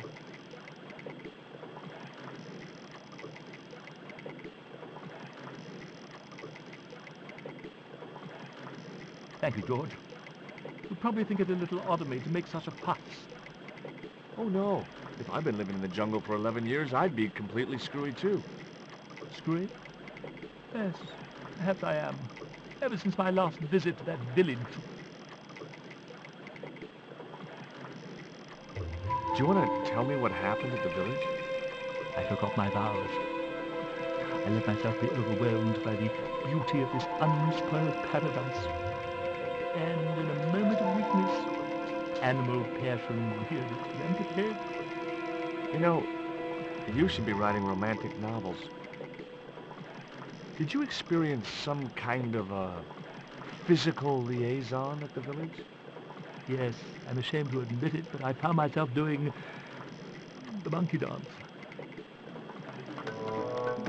I've never heard it called that before. And I didn't want to pry any deeper into Hubert's murky past. Now you've got your collar back, will you take me to the village? I've still not finished my sermon. Look, Father, I still don't know why you're so reluctant to visit that village, and it's none of my business. Whatever the reason, it can't be more important than saving Nico's life. You're right. I must be crazy. We must make haste if we're to reach the village before nightfall.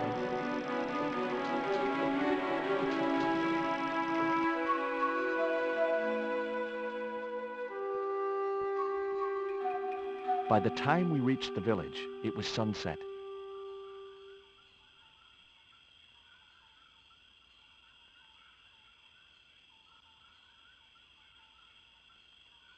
Hello, boys.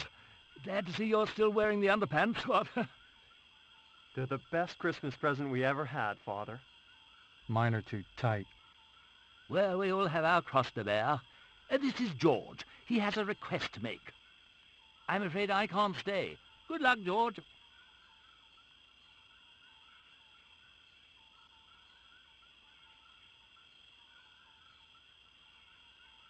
That's a relief. I never feel comfortable with him about. Me neither. These damn pants keep riding right up my butt. So, what do you want?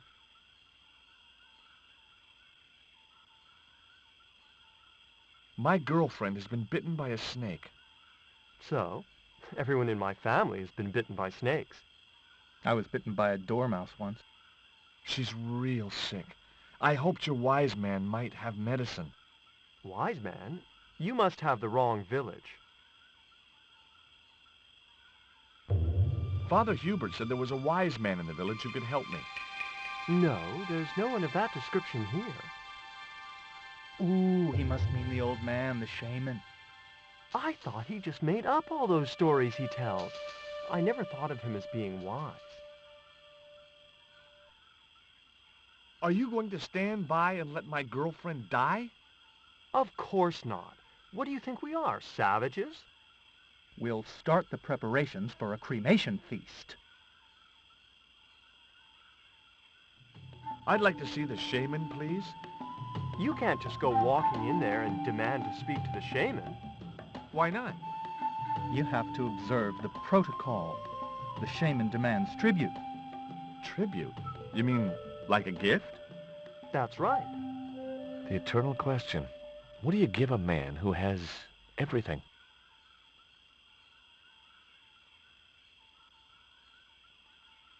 Give me a clue. What kind of things does your shaman like? Does he have a hobby, a favorite sport? You insult us. The shaman lives on a higher plane. Oh, right. Maybe a book would be more suitable. Or a jigsaw puzzle? Don't you just hate choosing presents for people you don't know? This cone could have 1,000 uses. Yeah? Like what? A protective helmet? I don't think so.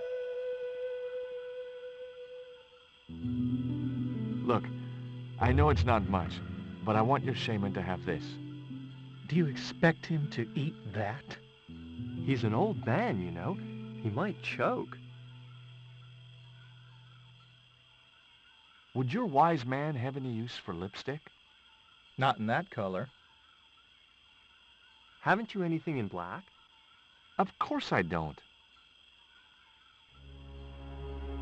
This stone is what brought me here. That's a spirit stone. I wouldn't touch it if I was you. You're right. It could be cursed. Here, he'll like these biscuits.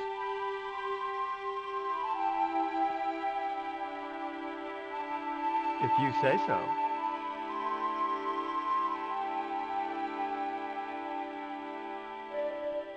So, is this your first visit to our planet? I am from the same planet as you. I'm from California. Why, we're practically neighbors.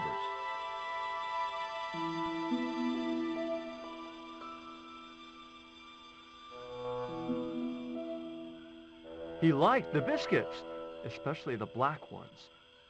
He wants to know if you've any more.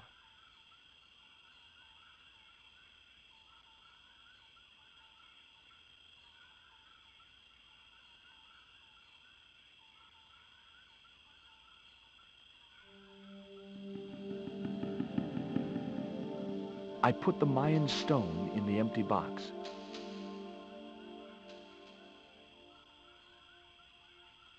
Here, I found some more of those biscuits for the shaman.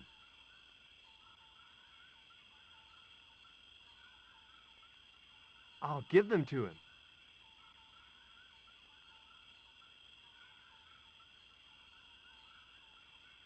What do you do for entertainment here in the jungle?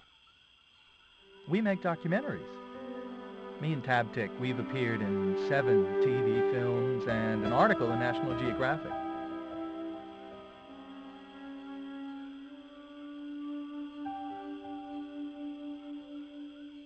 The shaman wants to talk to you. I hoped he would. Well, it's been nice to talk to you guys.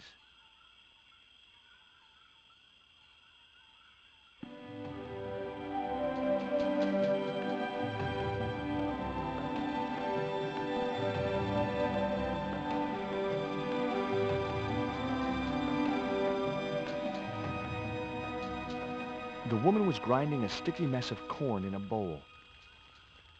That woman certainly wasn't the reason I'd come to the village. The man was busily weaving a cloth. That man wasn't the one I'd come looking for.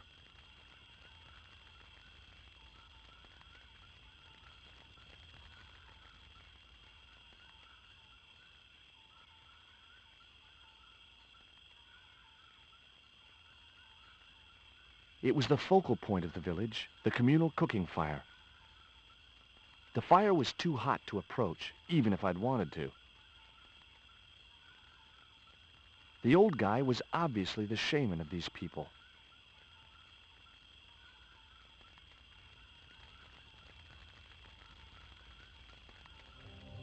Hi, my name's George Stobart. Please, sit down. Welcome, George. Thanks. It has long been foretold that a white man would bring the coyote stone to this village.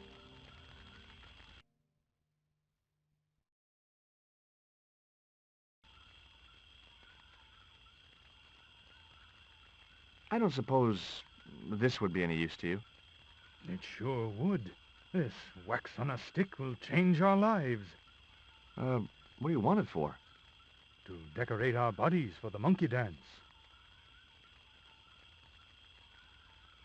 Why is Father Hubert so reluctant to visit the village?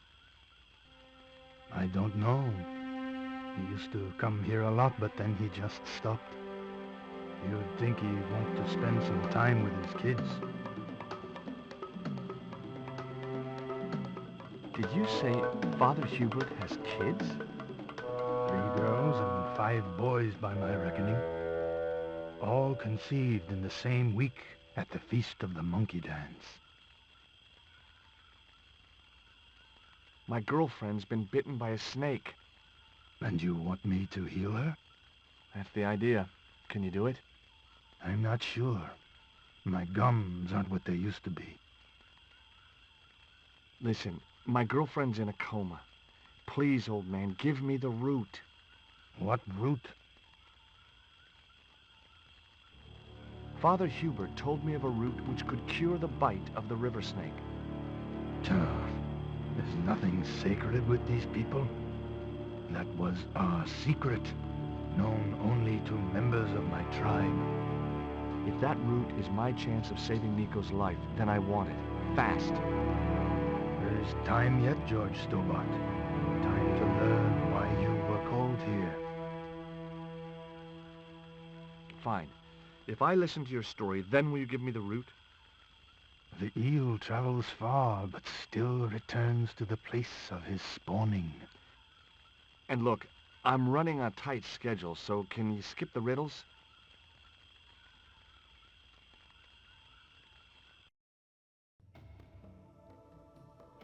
Many years ago, when the world was young, the great god and king Quetzalcoatl was defeated by trickery and deceit. His enemy Tezcatlipoca took his place as leader and demanded terrible human sacrifices. A group of loyal priests found a way to trap Tezcatlipoca. But his powers were so great, they knew he would not remain trapped forever. His time of incarceration would end with the eclipse, which marked the close of the Fifth Age. So the priests fashioned 3 obsidian stones which contained the power to seal the mirror for all time. But before the stones could be put in place, they were seized by the invading Spanish. But how did they trap Tez, the evil god? They built a pyramid which they told Tezcatlipoca was dedicated to him. At its center, they fashioned a huge mirror of perfectly smooth obsidian. Luring him into the pyramid with praise and flattery, they used sorcery to ensnare him in the mirror. Suppose I was to believe there was anything in your story, other than the rambling delusions of a seriously wacky old man. Suppose I was to swallow it, hook, line, and kitchen sink. What then? Then you would see that the fate of the human race rests upon your shoulders. Do I get anything to help me combat Tezcatlipoca? Like what? Well, a magical weapon? Get real, George. What happened to the stones? They were taken by the Spanish to the coastal town that is now called Quaramonte City. Only 1 stone reached Spain. The other 2 fell into the hands of buccaneers. The Jaguar stone was captured by an English captain, El Draco. The Eagle stone was taken by a pirate called Ketch. The 3rd stone, the Coyote stone, reached Spain safely. That is the stone in your possession. Tell me more about the Eagle stone. The stone was loaded onto a galleon with many valuable artifacts plundered by the Spanish. But shortly after leaving harbor, a terrible squall blew up and damaged the ship. The ship was intercepted by a bloodthirsty pirate, Captain Ketch. Ketch made short work of overpowering the crew, stealing the treasure, and sinking the Spanish ship. Where's the Eagle stone now? Nobody knows for sure. Ketch retired from piracy and bought an island in the Caribbean. Tell me more about the Jaguar stone.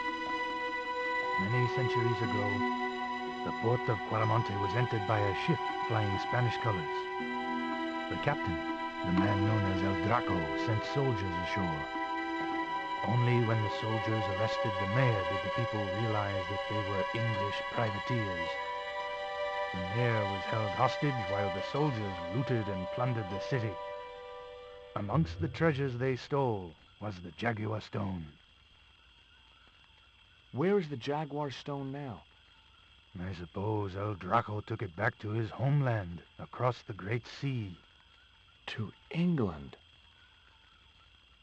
What do I do when I find the stones? Bring them here to me, and I shall prepare you. The stones must be taken to the heart of the pyramid.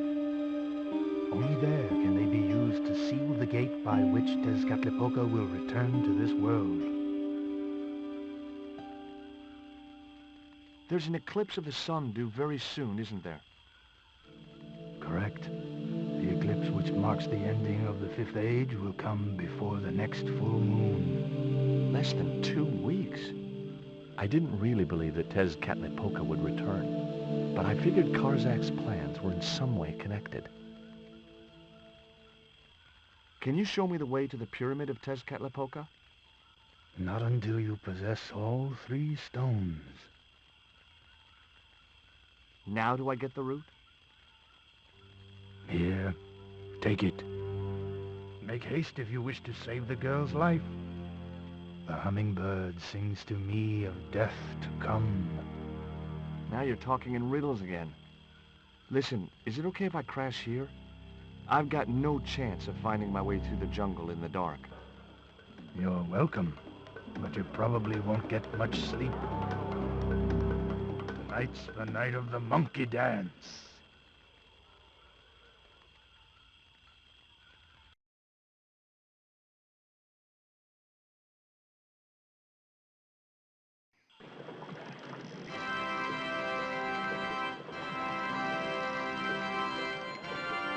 I left the village at dawn and stumbled back through the jungle in a post-party daze.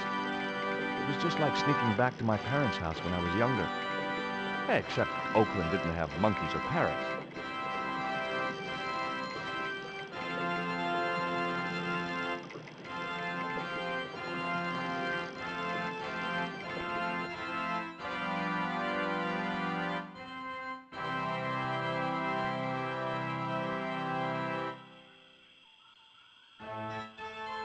It was Father Hubert's personal altar.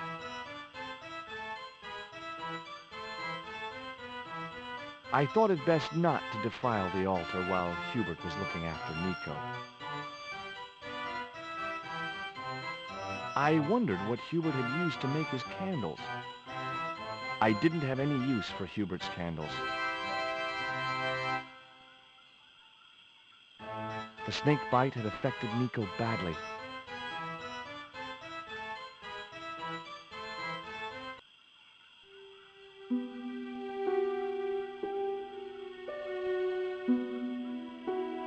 Nico, I've brought you this root.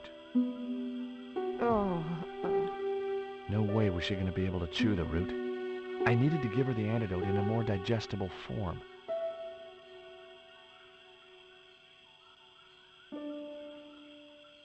Father Hubert, a man with a mission.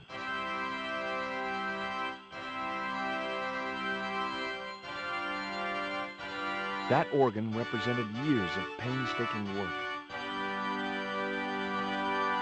I wasn't in the mood for playing the organ.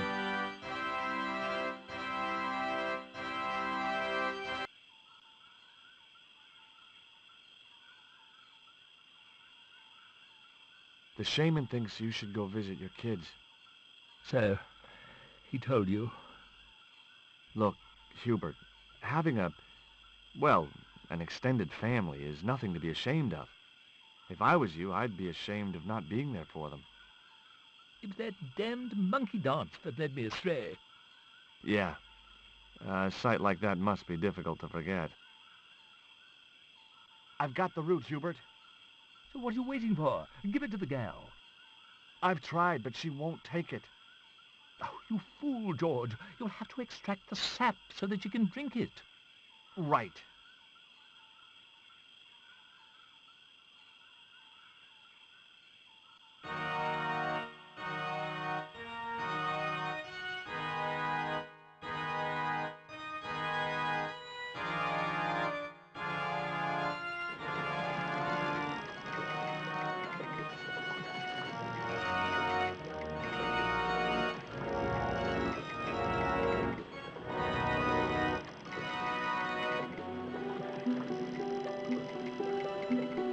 The cone was ideal as a makeshift container.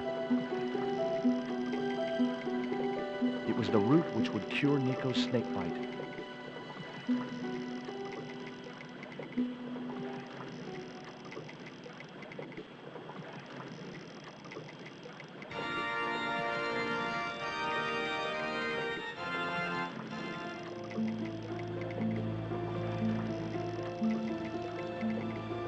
As the liquid was squeezed from the root, it collected in the cone.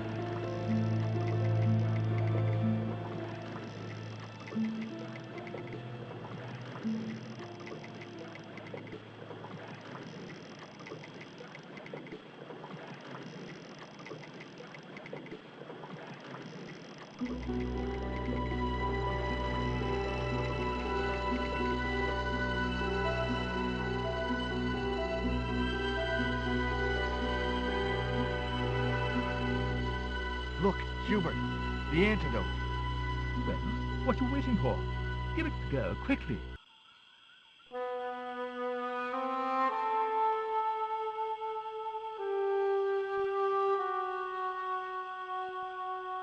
Nico. Here, drink this. Oh, George, it's horrible. Just swallow it down.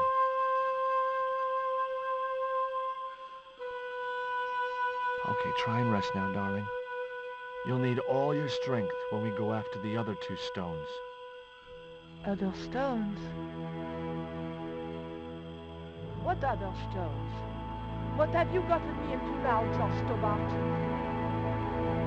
The patient is sounding more like her own self already. Nico recovered quickly from her fever.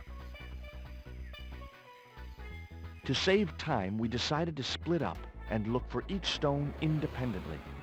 I traced the pirate Ketch to a remote island in the Caribbean. With the fortune he'd amassed from piracy, he'd retired to a place that was later called Ketch's Landing.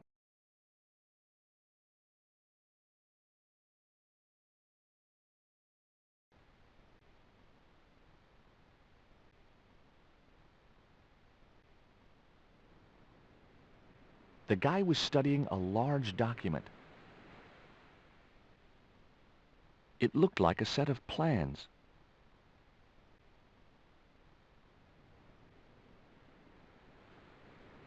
There was a battered old wooden brick house overlooking the bay.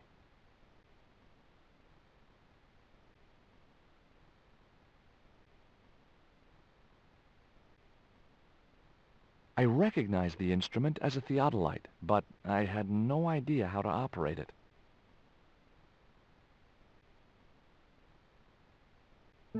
I just had to sneak a look at those plans.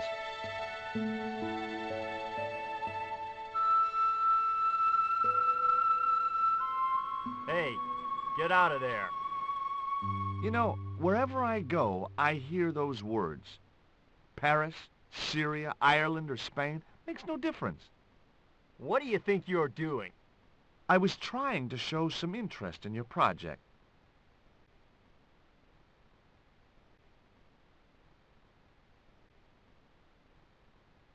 Hi, is this Ketch's Landing? Yeah, that's right. My name's George Stobart. You're a surveyor, right, Mr. Bronson. And of course I'm a surveyor.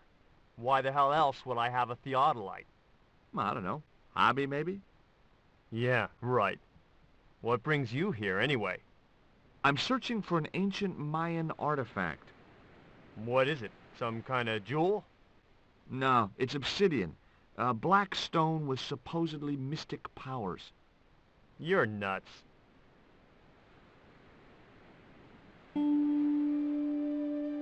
This is similar to the stone I'm looking for.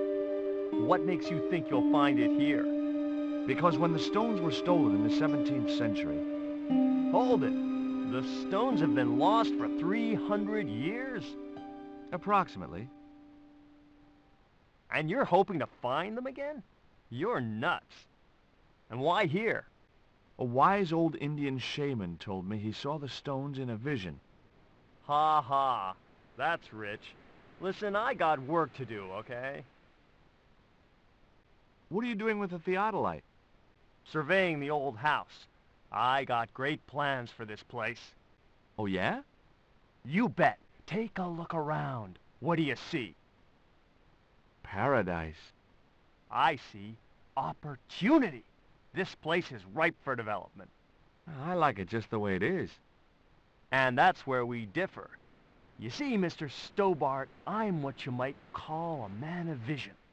I see a great future for Ketch's Landing, and it all starts here, with that house. How do you survey a house like that? I put a target reflector on the end of one of the flagpoles up there on the house. I sight on it from various locations through the theodolite, record the angles along the baseline, and triangulate them to give me the exact position of the target. Understand? Why the end of the flagpole?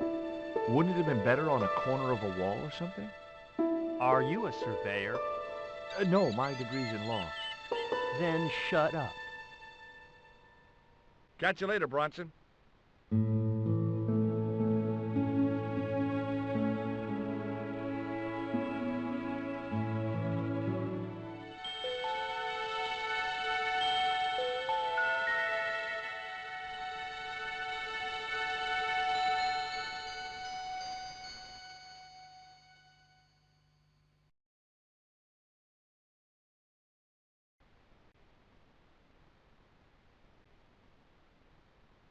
It was a net left to dry in the sunshine.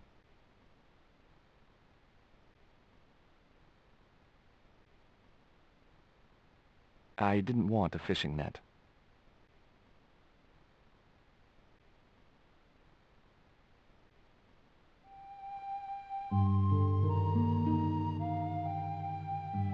It was a seaworthy little craft, in bad need of a coat of paint, but spotlessly clean and maintained. I didn't know the first thing about sailing a dinghy.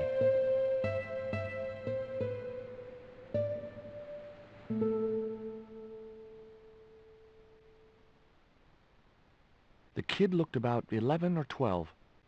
He was fishing with the intense concentration of someone who had all the time in the world.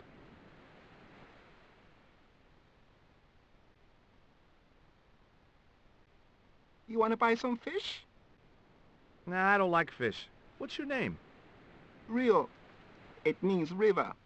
What about you? George. It means, well, it's just a name.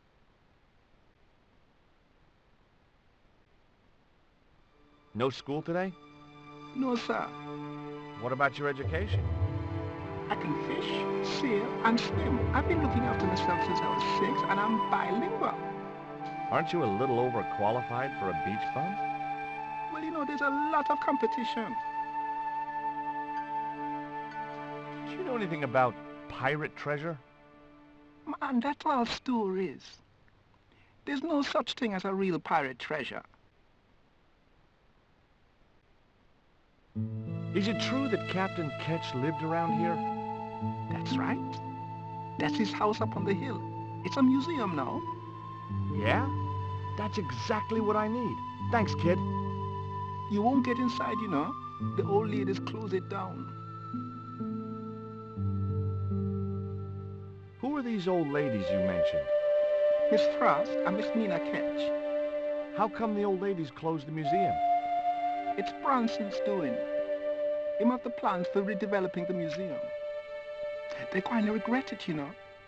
The man's a crook. What do you know about Captain Ketch? Just what everybody knows around here. He was a pirate and get himself hung.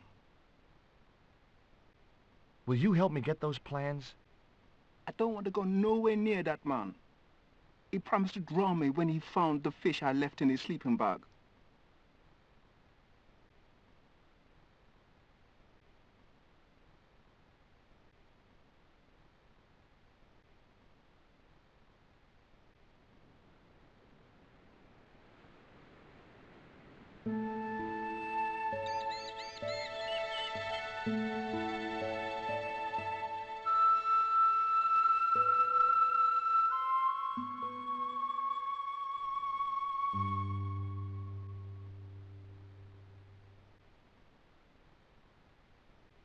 Two old ladies were sitting outside the house enjoying afternoon tea. A large tree stood beside the house with a suggestive U formed by the branches. I couldn't think of any reason to climb the tree. A cute little putty-tat. Actually, no. It was a mangy old flea bag. It was busily torturing a red ball.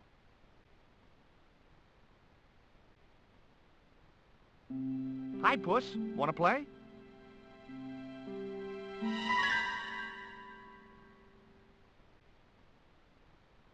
Hey, cat! Watch where you're putting those claws.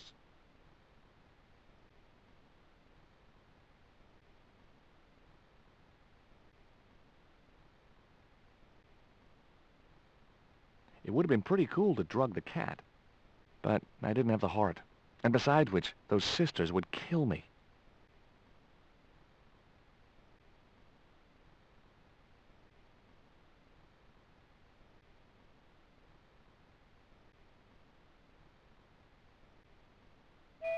The flagpole had a reflective target on the end for Bronson to use as a reference point.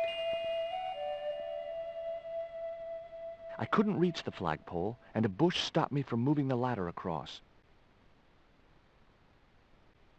It was a flagpole, one of a pair. I couldn't reach it. The house's windows looked out over the bay. The windows were way out of reach. It was a closed window. The window was locked.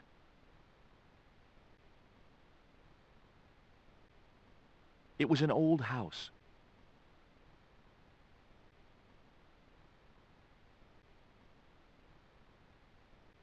It was locked. The house is closed. How come? It is undergoing refurbishment. Oh, of course. This must be the place Bronson's surveying. The intention is to prepare the museum for the new century. The Frederick Ketch Memorial Museum. It would look nice in neon. A museum for a pirate? There was a stony silence. Frederick Ketch was emphatically not a pirate.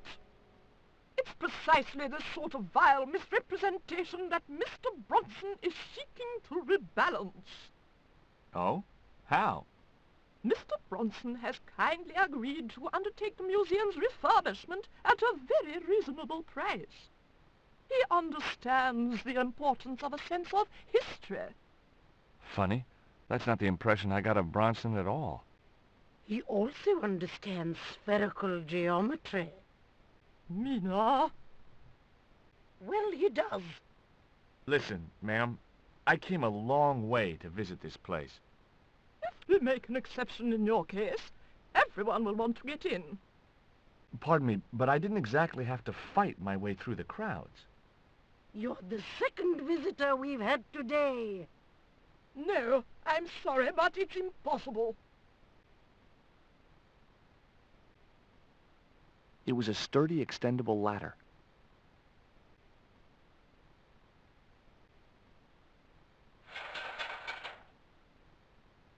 The ladder extended easily. You there? What are you doing? Pardon me, ladies. I was just going to climb your ladder. I'm helping Bronson. Oh, you're not like him, are you? He's very polite, isn't he, Frost? And he has dimples when he smiles.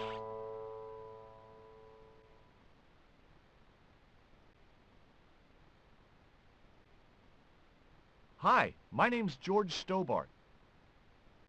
Good afternoon, Mr. Stobart. Would you care for tea?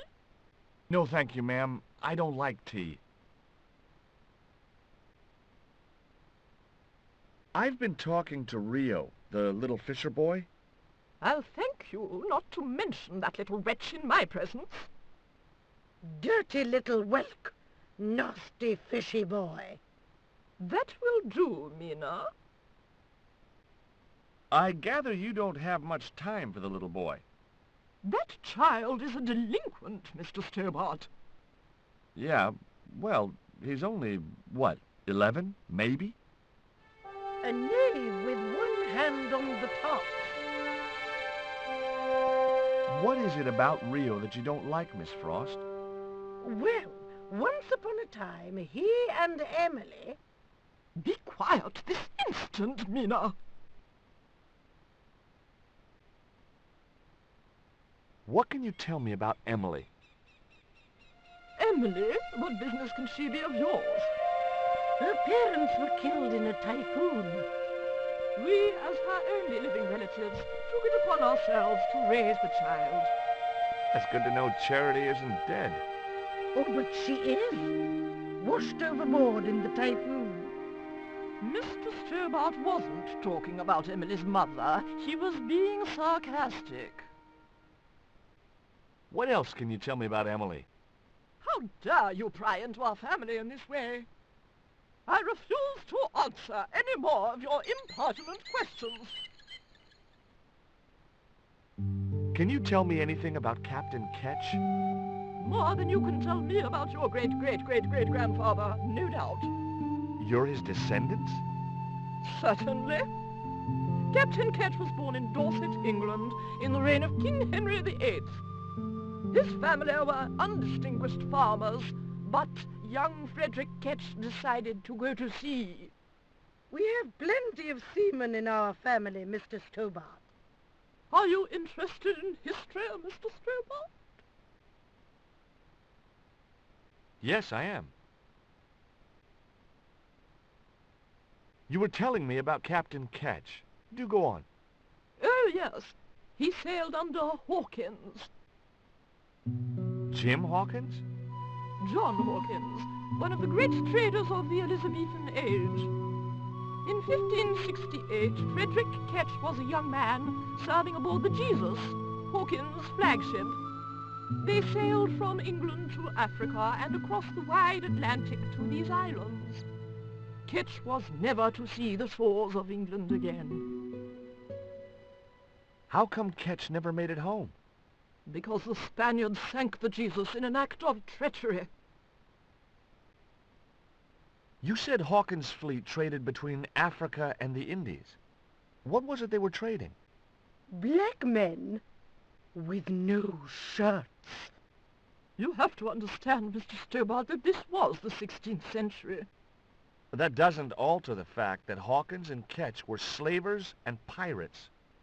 Would it surprise you to learn that Hawkins was also a devoutly religious man?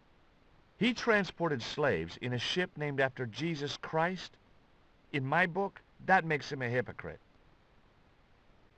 What happened to Ketch? Was he killed? Oh, no. He got away and returned to this island, to this very house. The Frederick Ketch Memorial Museum. Frederick Ketch sounds like he was a pirate to me. As I have already told you, sir, he was not a pirate. They hanged him, you know, down there on the beach in front of his family. Didn't bother with the trial, just whipped him out from his breakfast table and hoisted him up in chains. Well, if he wasn't a pirate, what did they hang him for? Envy. Pure green-eyed envy. He had been a successful privateer, you see, and had accumulated great wealth. As rich as a mink in a paddock. Shut up, Mina. Yes, Frost. The small-minded governor and his lackeys wanted his money. Trumped up some ridiculous charge about breaking the conditions of his letter of marque. And hanged him like a common thief. The blackguards! Letter of marque? The document that permitted him to engage and destroy the enemies of the crown. The difference between a lawful privateer and a pirate. Yoo-hoo! Sorry, Frost. Well, why didn't Ketch just say, take a hike, guys, I've got a pirating license? Frederick Ketch was not a pirate. But he did show them his letter of marque. But they destroyed it and hanged him anyway. Is that your cat? Yes, it is. That's Ruddles. Do you like cats, Mr. Stobart? You bet. Especially spit roast. You're really fond of that cat, aren't you? He is our companion and our solace. I thought about catnapping the little monster until they let me in, but it wasn't my style. Maybe there was some other way I could use their affection for the cat to get me into the house. Okay, It was time for diversionary tactics. I thought I saw a little girl down on the beach. You must be mistaken. He must be mistaken. Mustn't he, Frost? I'm sure I'm not. A little girl and that young fisher boy. What? It's not possible. What were they doing? Oh, the kinds of things that all little boys and girls get up to at their age.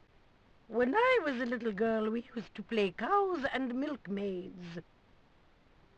Woe betide you if you're lying to us, Mr. Stobart. Heaven help you.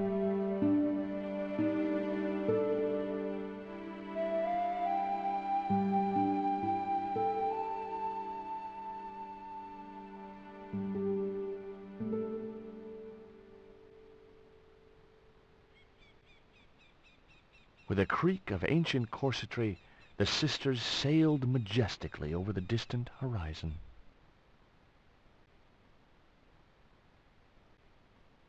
I couldn't think of any reason to climb the tree.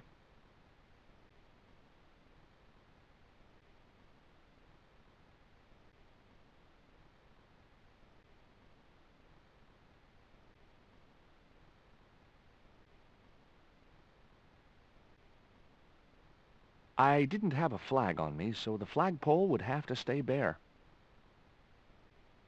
The house's windows looked out over the bay. Just my luck. I'd struck out again. The windows were all locked. The house's windows looked out over the bay.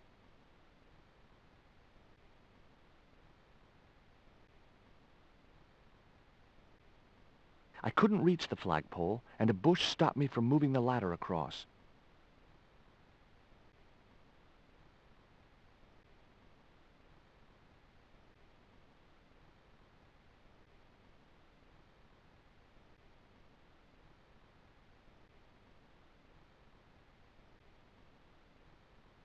The cat looked at me as if to say, "Why have you brought a dead worm halfway around the world?"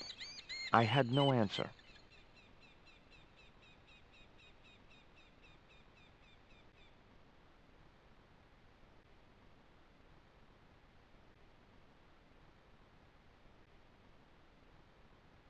Hey, cat, want to play with this little doll?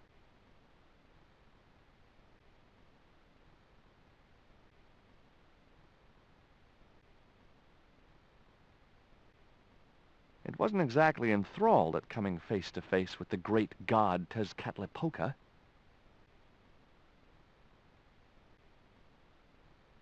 I doubted the cat would have salient remarks to make on a Mesoamerican artifact.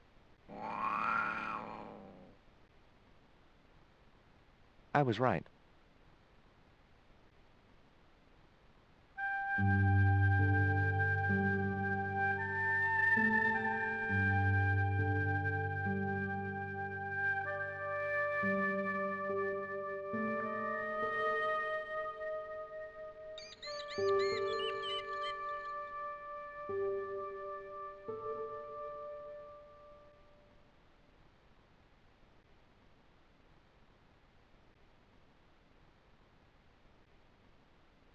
What do you think of Rio? Fish boy, if he comes near me again, I'll throttle the little squirt. Calm down. What's he ever done to you? Socked me in the back of my skull with some kind of fish, that's what. Tell me about the two old ladies. Who? The Ketch sisters. One of them's crazy as a coot, and the other will turn you to stone if you're not careful. Did you see the sisters go by? Yeah, they wanted to string that Fisher brat up. Of course, I told them where to find him. A fink as well as a creep. Nice. But he'd managed to vanish somehow. Can I take a look at your plans? No way! What interest would they be to you, anyhow? I've always had a secret desire to be a surveyor. You have? Sure. I mean, you surveyors are just like the great explorers, aren't you? Henry the Navigator, Vasco da Gama, Chris Columbus. Maybe you don't sail uncharted seas or discover new continents, but you're okay in my book. Horse shit. You just stay away from those plans, you hear? Catch you later, Bronson.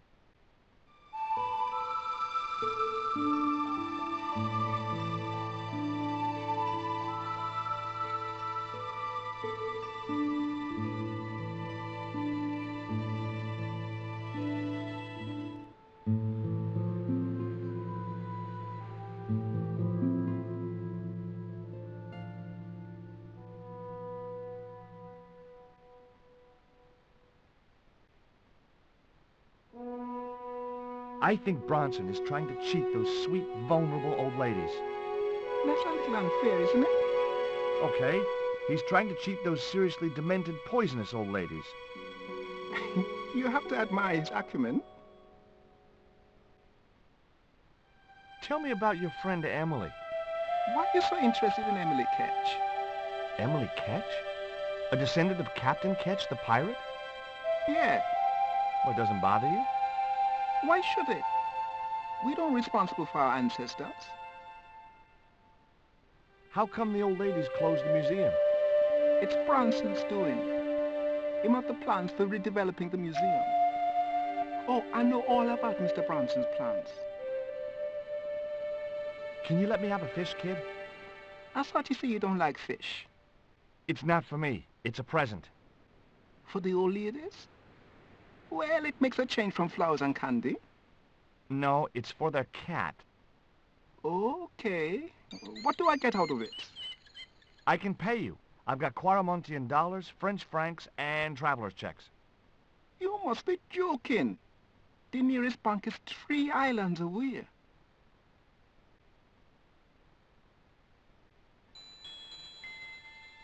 Is this worm worth a fish? Could be good bait. How did it die? I think it drowned in tequila. Just like my Uncle Gabriel. Yeah, I'll have that. Okay, I'll get you a fish. It might take a while, though.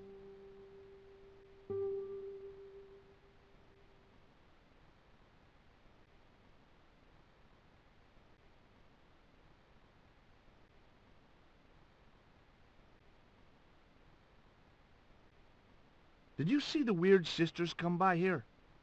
Did I? They look madder than usual, so I hide until they're gone by. Just as well. They thought you were playing with Emily. Boy, were they steamed. Emily? You're madder than them. There was nothing else I wanted to ask the boy.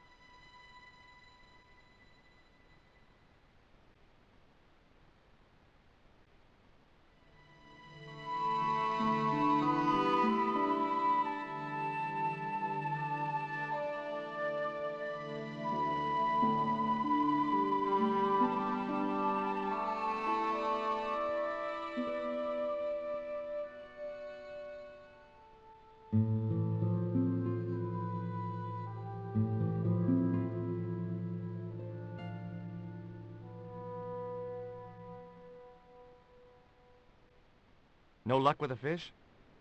No, man. They don't want bite. That's 'cause they know there's a storm brewing. Storm? I don't think so. Hey, I caught a bite. You have? It's a big one. A real big one. Reel him in, Rio. Jeez, that must be a whale or something.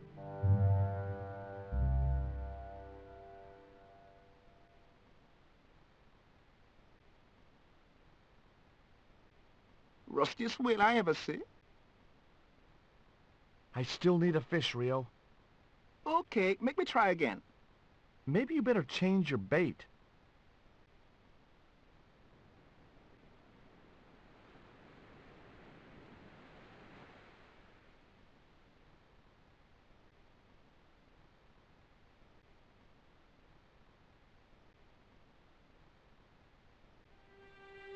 There's your fish, my man. I can't put it in my pocket while it's flapping about like that. No problem.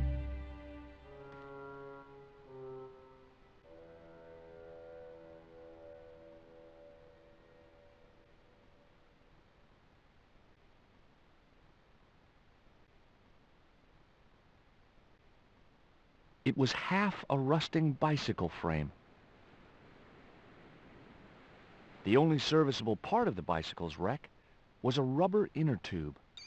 You just never know when you're going to need stuff like that.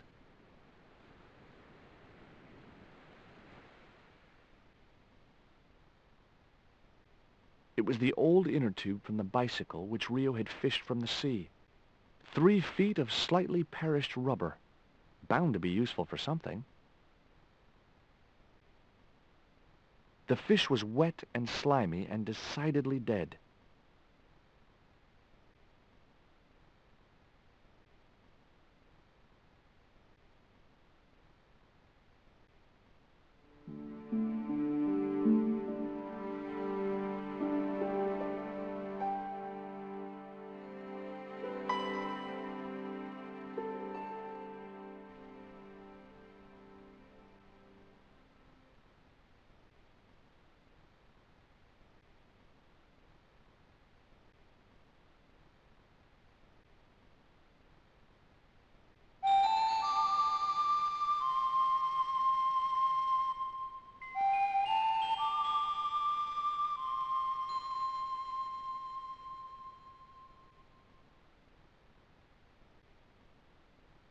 Okay, Cat. You don't deserve this, but here's a little fish.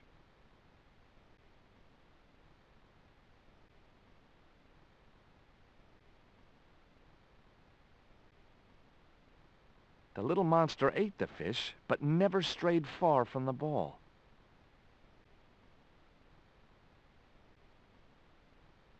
The inner tube hung between the 2 branches.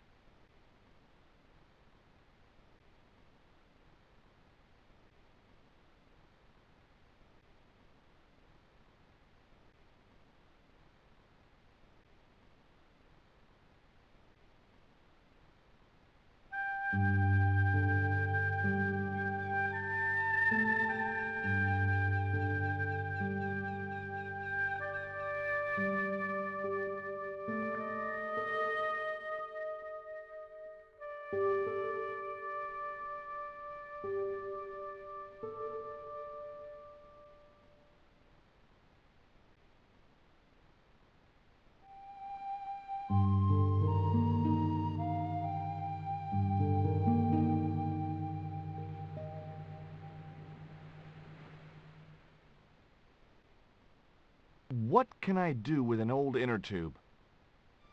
I know what I'd do.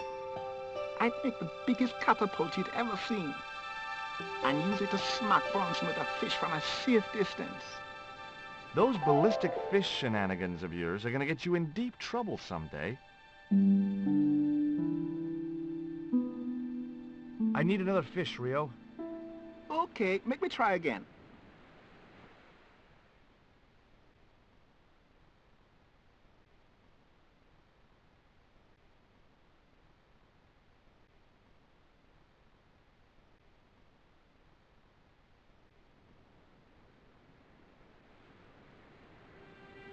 There's your fish, my man.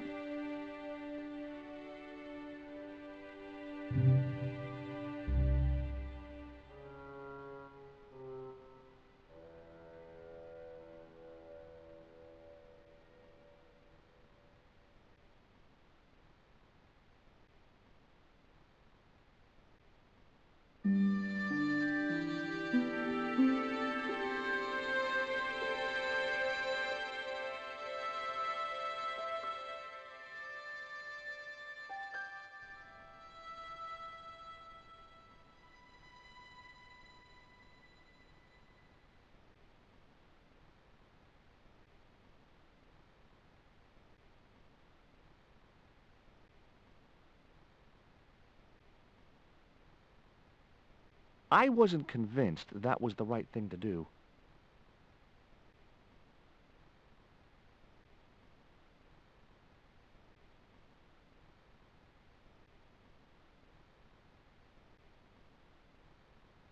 I'd have to do that from the ground. Maybe I had a future as a surrealist artist.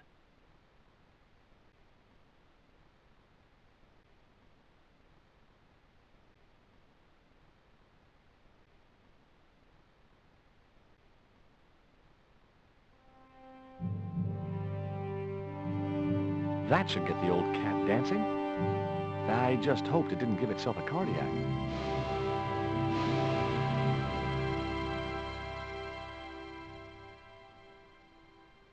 It was the ball the cat had left in favor of the bouncing fish.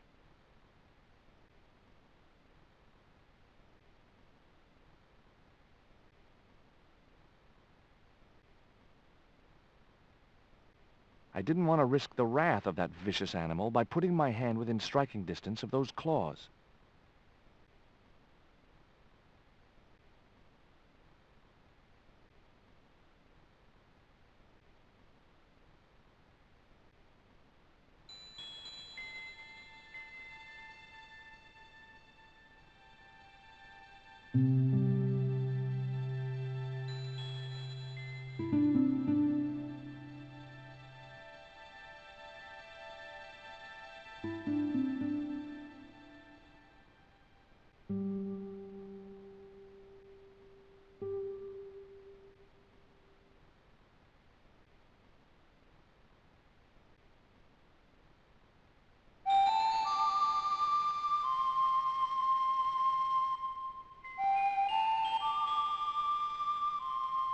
I put my lucky lump of coal in the catapult. Took aim. No! My lucky piece of coal vanished into the distance. It looked like it was going into orbit. It was the ball I stole from the cat. I put the ball in the catapult. Took aim. Yes! Okay, so it was a lucky shot. But I'd knocked the theodolite target clean off the end of the flagpole.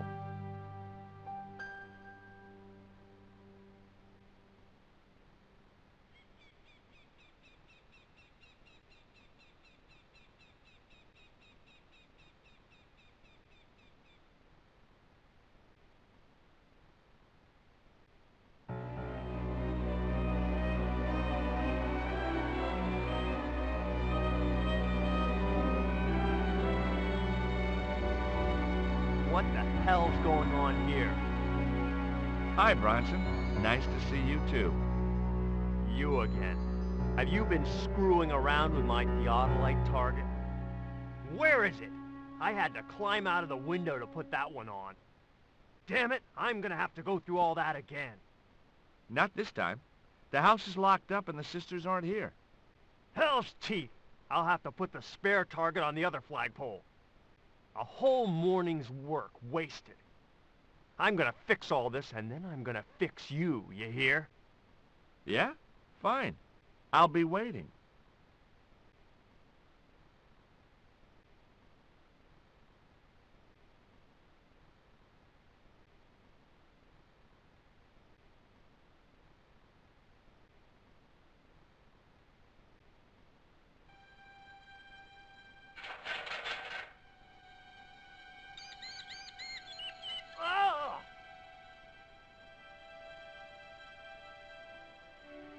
What you doing, Bronson? Just hanging around? I'm gonna kill you for this, Stobart! Get me down from here! What, so you can kill me? Gee, you talked me out of it, Bronson. I felt a little guilty about leaving Bronson up there. But not much, obviously. It was Bronson's surveying target. He must have dropped it when he had his accident. The marker was a bright, shiny thing, and I have a weakness for bright, shiny things. It wasn't going to be much use without the theodolite, though. The novelty value of having an inner tube in my pocket had worn off. I left it there. A cute little putty tad.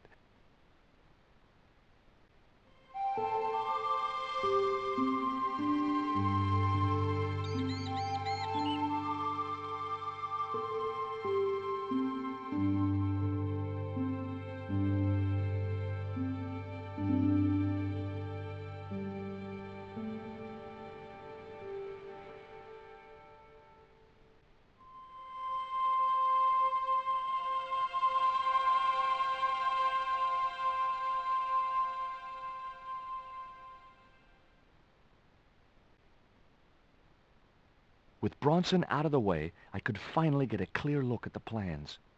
Engineers' drawings didn't mean much to me. But one thing was clear. These plans were for a 5-story, 200-roomed, luxury, pirate-themed hotel.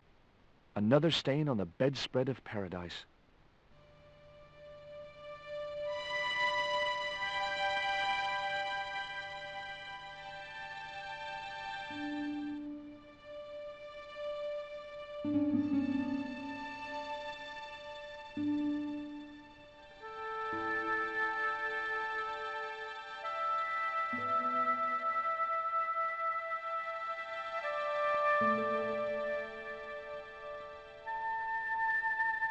You there! Why is Mr. Bronson hanging from that flagpole? He climbed up there of his own accord. Then help him, you stupid man! Quickly, before he falls!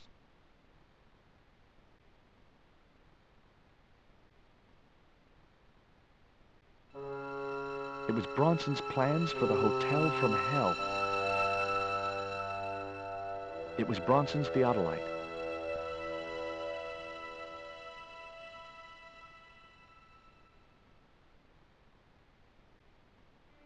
Here, Bronson's plans.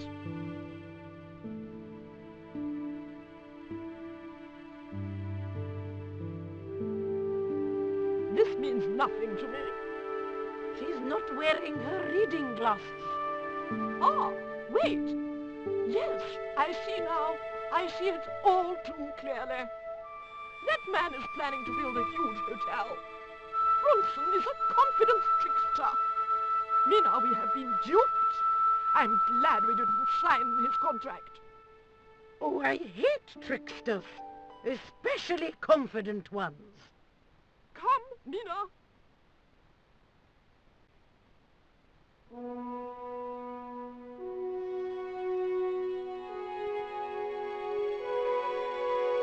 Mr. Bronson, you may consider yourself persona non grata.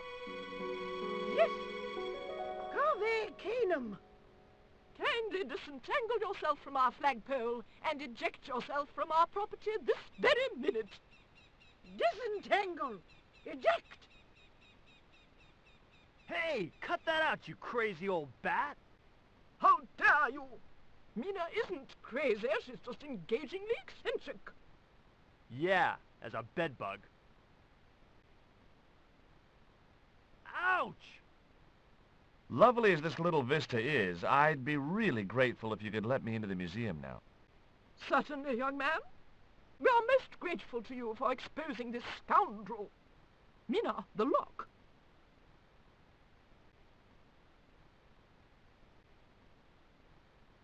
Thanks, ladies. Stobart, be a pal. Get these harpies off me. Ooh!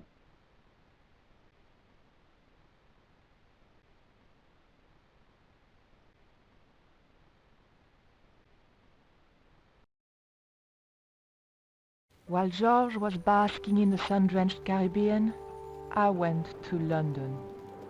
It was a long shot, but I thought I'd start my search for the Jaguar stone at the British Museum.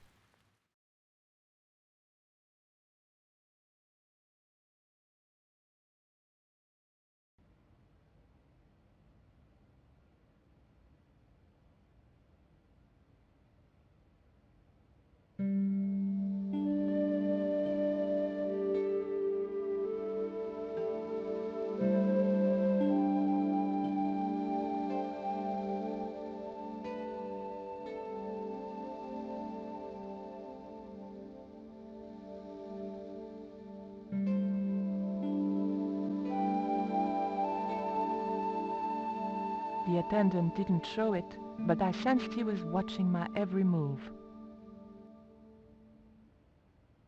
The carving looked Buddhist in subject, but Mesoamerican in execution.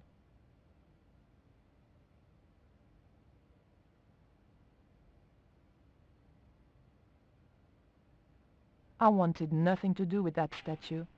It made me nervous somehow. There was a huge carving of somebody who must have been important once.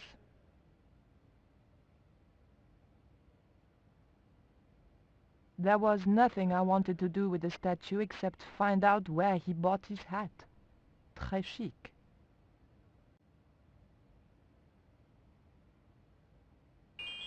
It was a small, flat square of polished obsidian. Nothing like the one I was looking for. According to the caption, this was the scrying mirror given to Dr. John Dee by Sir Francis Drake.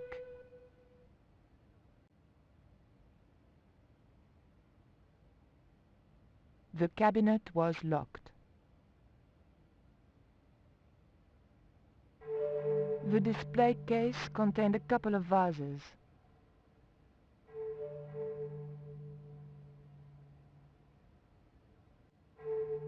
Perhaps I'm a Philistine, but old vases bore me.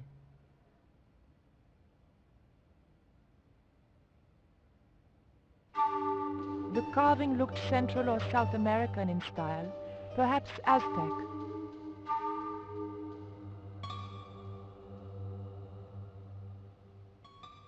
I doubted I could sneak this enormous stone out under my jacket. The corridor led back to the main entrance. I wasn't leaving here until I'd got what I'd come for.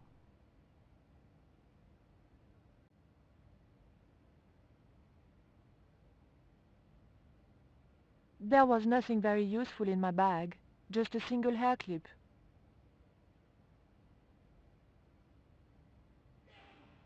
It was a hair clip. It was a phone, probably for staff only.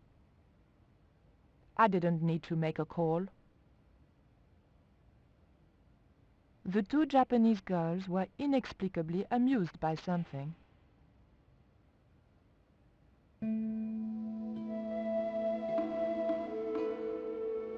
Bonjour. I wonder if you could help me.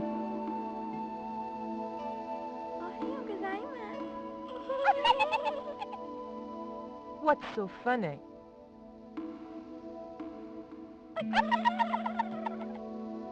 Oh, never mind. The mask looked more African than American. I didn't want the mask, although it certainly reminded me of somebody.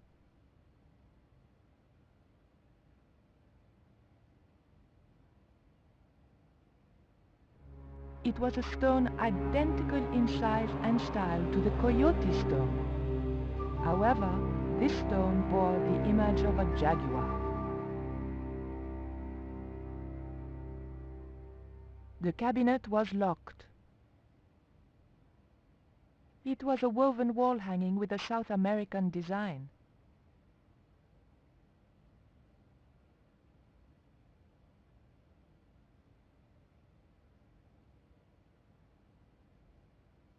Excuse me, miss. Please don't touch the exhibits.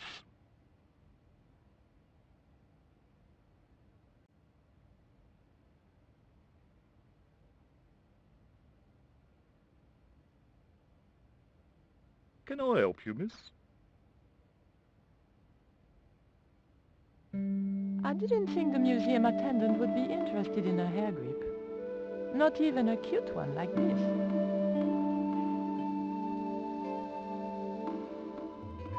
What can you tell me about the scrying mirror?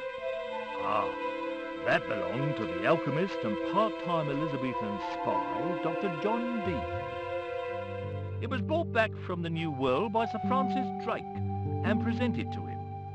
It's Mayan, you know. What is a scrying mirror? It's rather like a crystal ball, and you can't see anything in it. Apparently, he had a partner who used it to talk with angels. If you ask me, you were barking mad. Have you ever heard of an English sea captain called El Draco? El Draco? Not a very English name. I think that's what the Spanish would have called him. It was about the time of the conquistadors. 16th century. Oh, I know. That's what the Spanish called Sir Francis Drake. Francis Drake? Have you got anything here that belonged to him? Indeed, miss. We have a couple of artifacts he brought back from one of his journeys. It didn't look anything like the coyote stone. This one was like a little black shaving mirror. Is the scrying mirror the only piece of obsidian Drake gave Dee? Funny you should ask. There's another called the Jaguar Stone. Dee never liked it, though. Said there were angels in the mirror, but devils in that stone. Can I take a closer look at Dee's mirror, please? No, you cannot. That's why the cabinet is locked.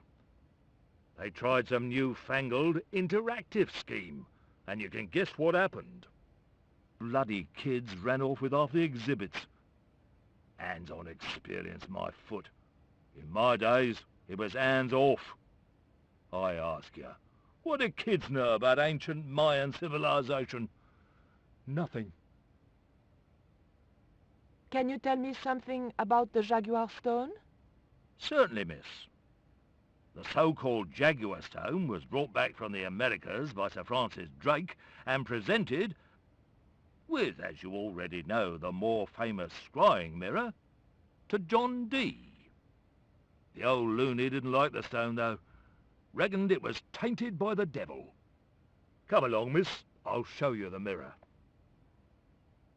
I've already... Oh, never mind.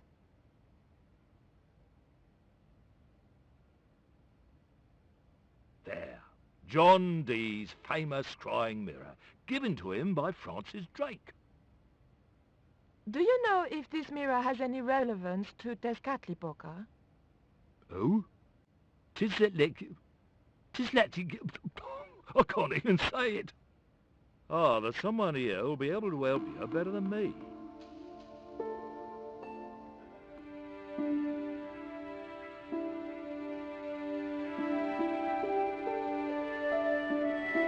This young lady has some questions to ask, Professor.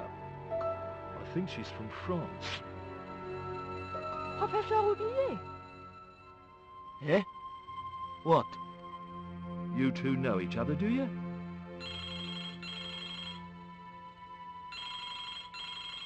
Excuse me, the telephone.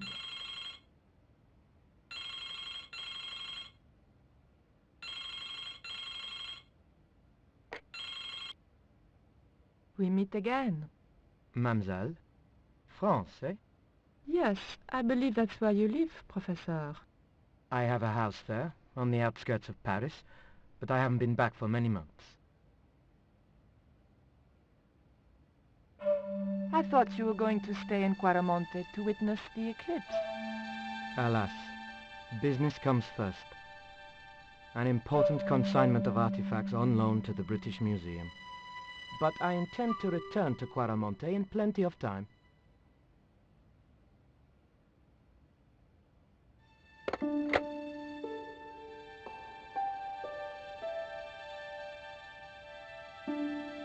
Professor Oubier, your taxi's here.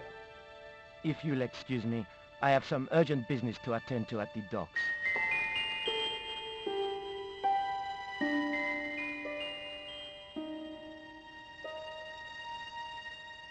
Can you answer me some questions about the Jaguar Stone?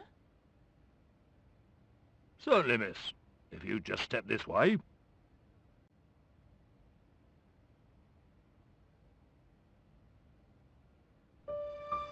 It's gone. Some sods half-inched it. Half-inched?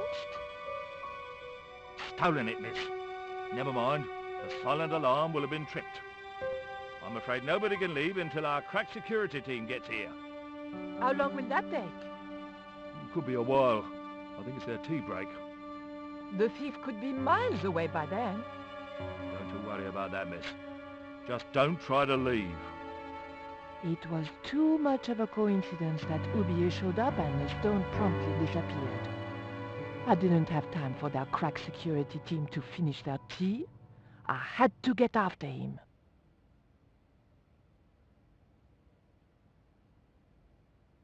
It was a small key, intended for a small lock.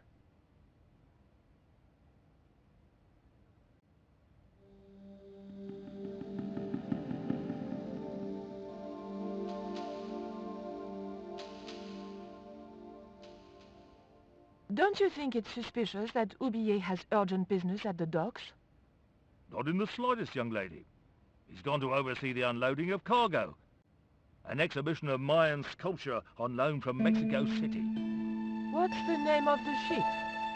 The Xibalba Princess. Moored down by Tower Bridge.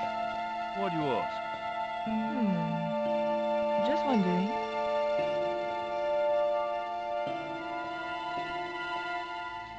Look at this. The thief left this key in the cabinet. Oh dear. Oh dear, oh dear, oh dear. That makes the theft an inside job, right? Oh dear. In other words, the thief was Professor Oubier. Well, let's leave that for the police to decide, shall we? I better phone them right away.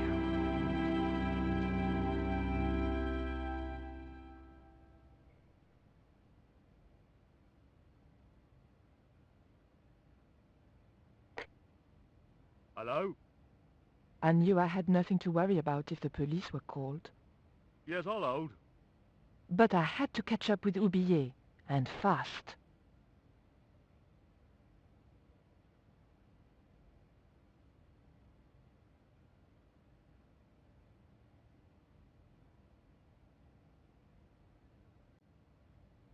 The doors were securely locked.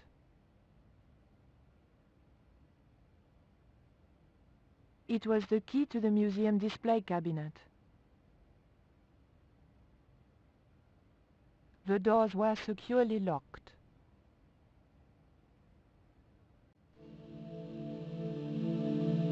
The doors were securely locked.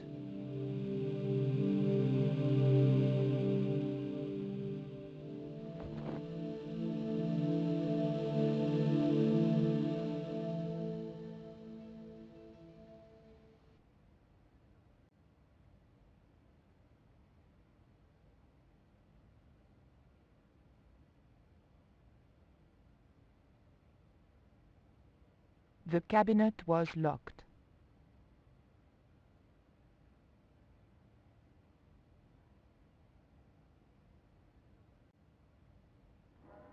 The cabinet contained a dagger decorated with Mayan designs. The cabinet was locked.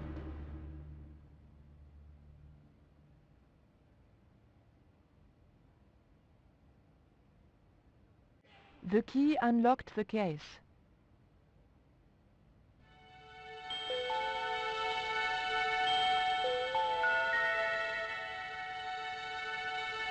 It was an obsidian dagger, thin and razor sharp.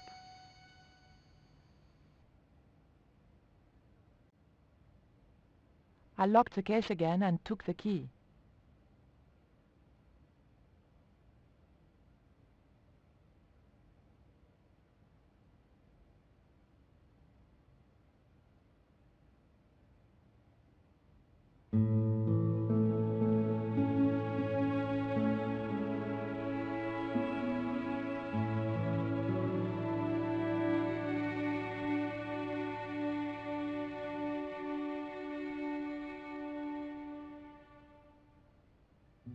I levered the handle open with the thin dagger.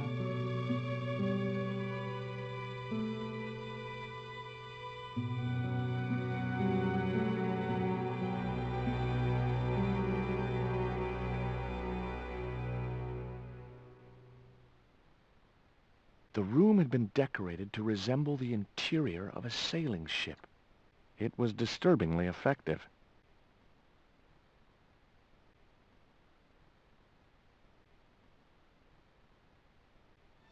That was the way out to the front of the house.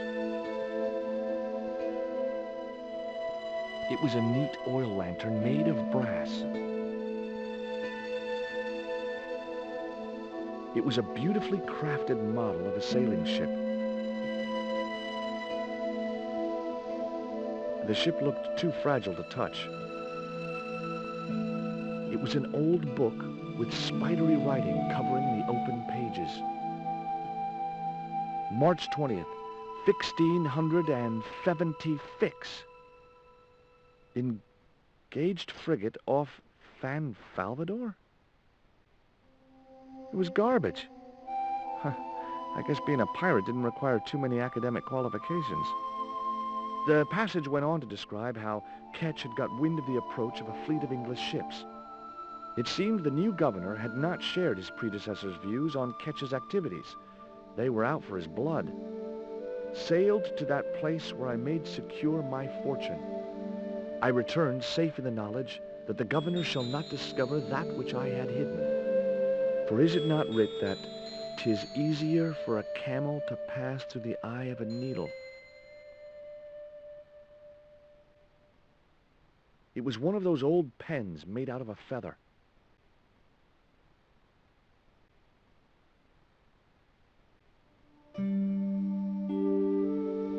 That might come in useful in ticklish situations. It was the holder for the quill. It was firmly attached to the desk. The top surface of the desk had a large recessed area set into it. I guessed it was intended to stop things rolling off in heavy seas. There was also an inkwell and the small hole where the quill had been. That looked like that's where it was supposed to be, so I left it there. It was an actual pirate ship chart.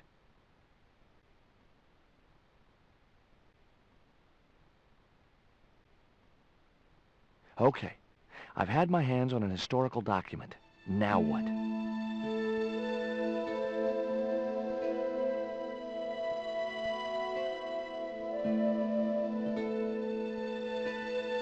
The chart fitted exactly into the recess on the top of the desk. That looked like that's where it was supposed to be.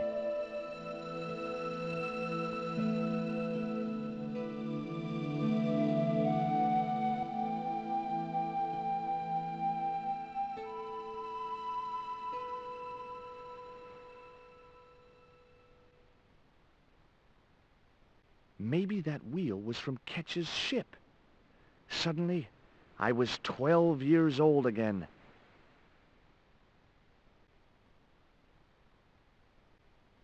Hard a port, bosun. Aye, aye, Captain Stobart. She cannot take it, Captain. My lad's dead. Abandon ship.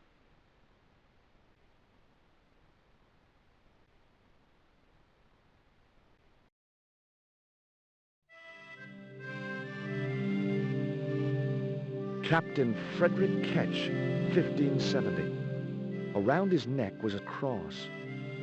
Maybe he was a part-time pirate.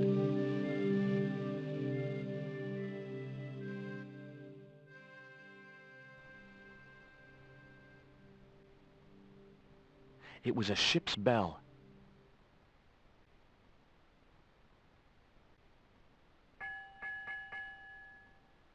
Two bells and all's well. Pirates were cool.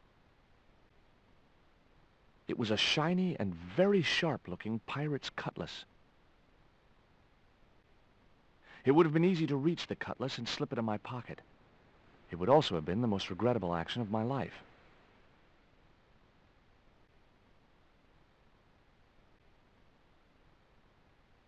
It was an old wooden barrel.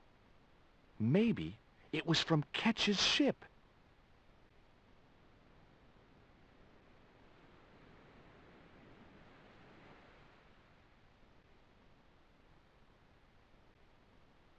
Yow! I should have known better than to put my hand in there. Grandma Stobart had a nasty experience in a water butt once. It was Captain Ketch's sea chest. Its battered appearance hinted at salty tales of maritime adventure and swashbuckling.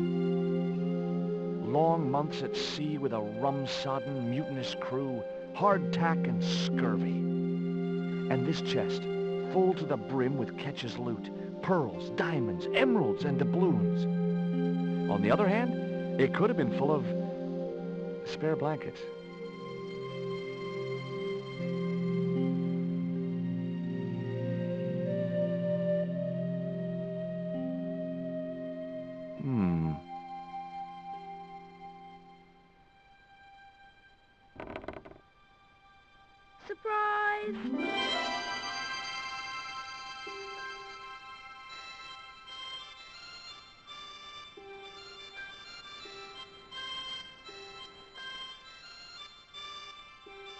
What the?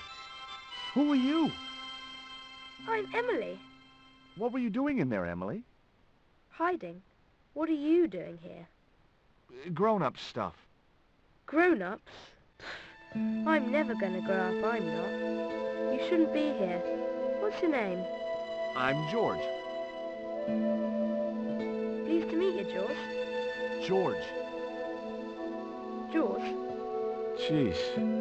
Make your mind up. Do you know how to use a theodolite? We don't learn anything about surveying at my school. Not until 5th grade.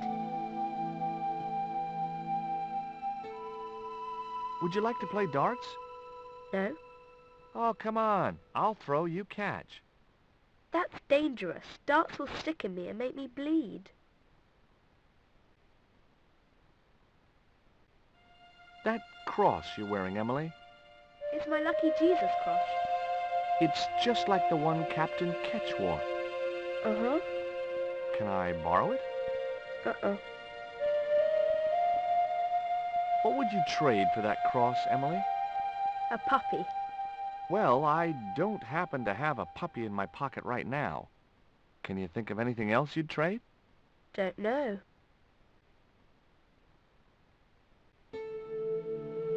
Look, an ancient Mayan stone. Is that a magic stone? Well, I don't know about that. No.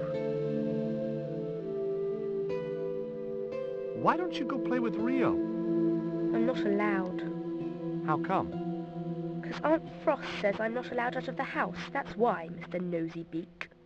Too bad. Why don't you ask your other aunt if you can play with Rio?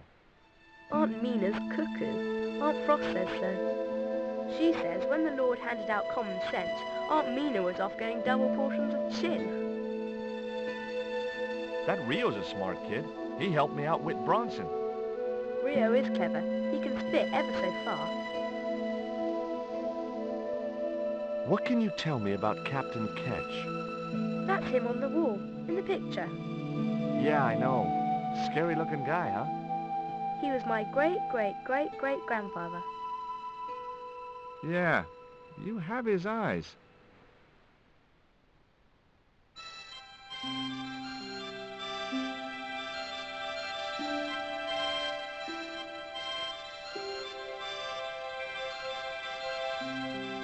Holding that lantern, I felt kinda biblical. Like Jesus or Florence Nightingale.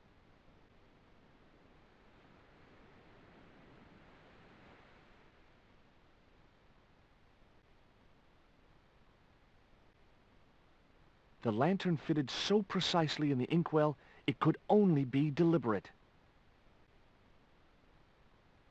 What you doing, Jaws? I've put the lantern in the inkwell. See? It fits. Why? Because it was cut to fit. Why? Because sneaky old Captain Ketch made it that way. Why? What is with all the questions? 'Cause I'm interested. Why? 'Cause I have the insatiable curiosity of the young. Why? All right. Truth.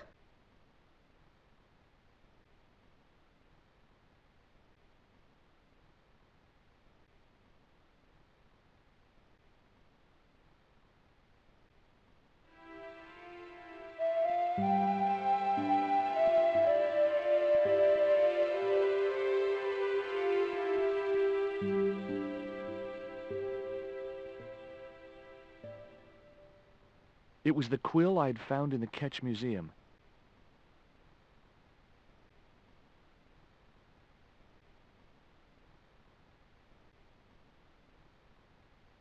The cat made short work of the feather, tearing it into a blizzard of small pieces.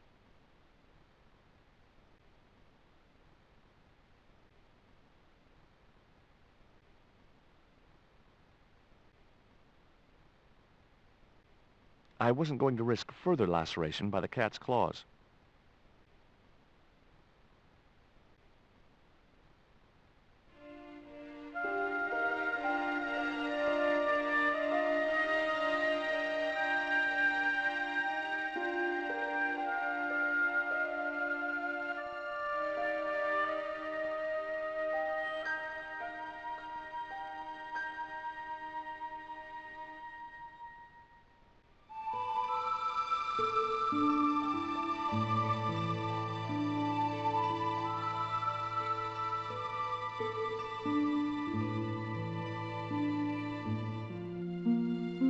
What do you give to a small, irritating girl who asks about everything? Try a conch. Delicate colors, interesting shape, and when you put it to your ear, you can hear the sea. Yeah, why's that? Usually because you're standing next to it. Cool. Have you got one? Yeah, but I promised it to my sister. She well vexed with me. Why is your sister mad with you? Well, last night, when I got home with our supper, she went wild. Rio, she said, how come all you ever catch is puffer fish? I'm sick of puffer fish. What I want is tiger fish. So don't bother come back home till you catch one, boy. I don't see how I'm gonna catch no tiger fish. All I have is a fishing pole and a worm. What do you need to catch a tiger fish? One of them real fancy flies like the rich fishermen use.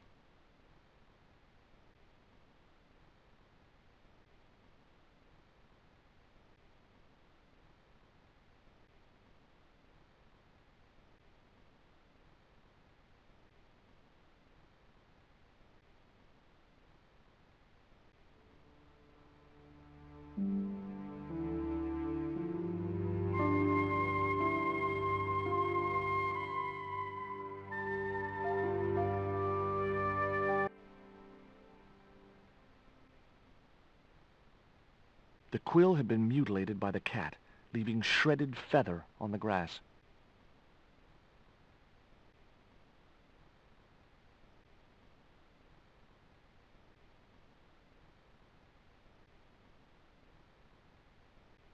The quill had been torn into small pieces.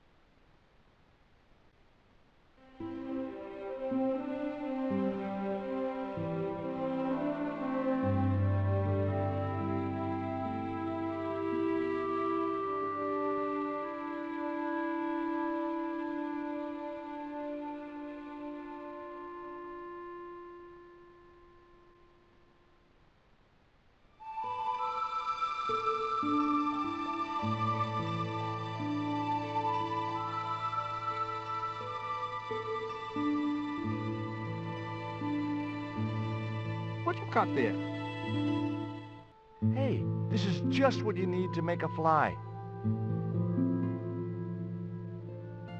Thanks. Let's hope them tiger fish hungry. A deal's a deal. Here's a conch.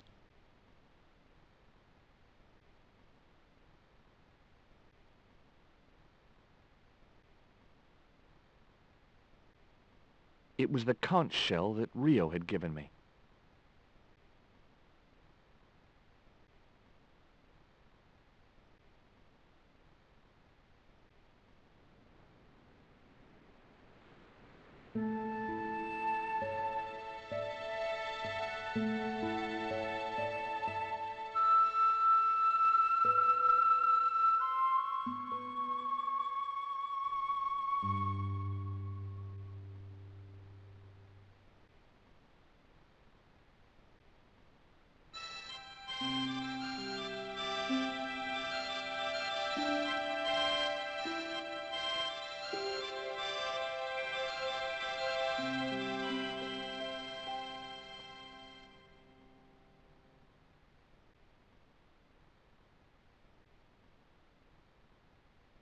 Why don't you run along and play? Aunt Mina told me, stay out of mischief. Well, that doesn't mean you have to stay indoors, does it? On a beautiful day like today? There's a storm coming. Oh, nuts. You don't know that. I do so. I can see the whole world from the window. Yeah, well, like I said, I'm busy. Here, I've got a conch. Would you like it? Dunno. Aunt Frost told me never to take presents from strange men. I'm not a strange man.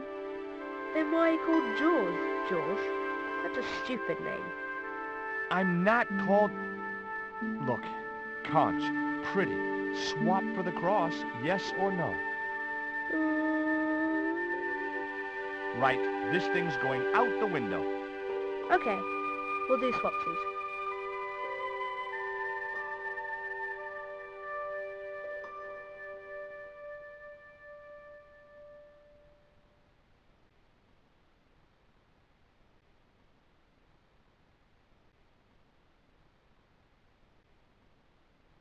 Ketch's crucifix was encrusted with precious gems.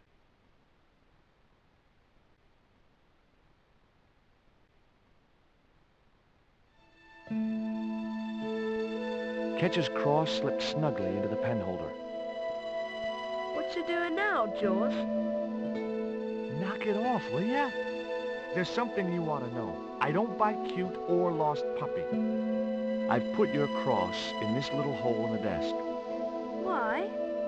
Impulse, mainly, with a dash of irrational intuition. Silly. Only women have intuition. The lantern cast a strong light over the desktop. The light cast a shadow of the cross.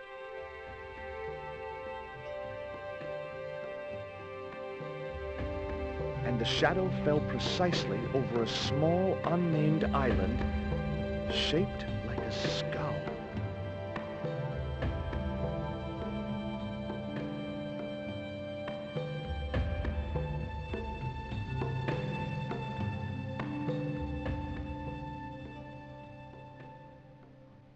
That must be it.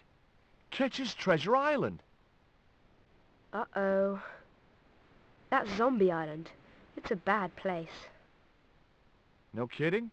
Well, bad place or not, that's my next port of call. Can I come too? The hell you can. I never get to leave the house.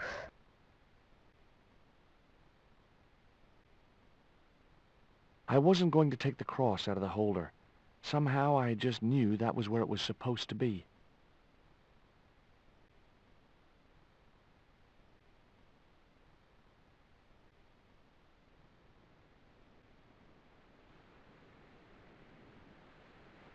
There were several things I wanted to say to that awful kid, but I held my tongue.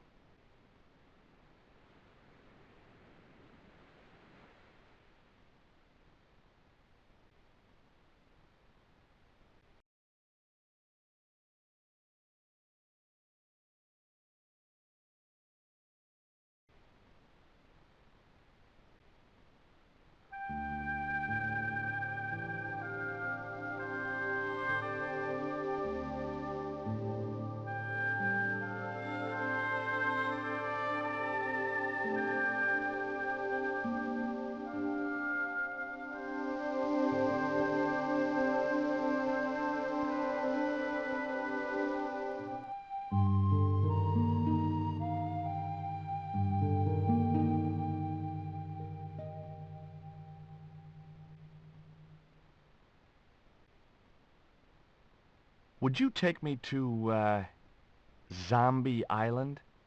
In this weather? You're mad, man. The rain will keep the zombies indoors. Just say I did meet a zombie. What would you do? There ain't no zombies on Zombie Island. At least, not anymore. It's uninhabited. Good. What do you mean, not anymore? You still want to go? I guess. Well, I ain't had no luck with them tiger fish. And with the mood my sister is in, I'll be safer with the zombies.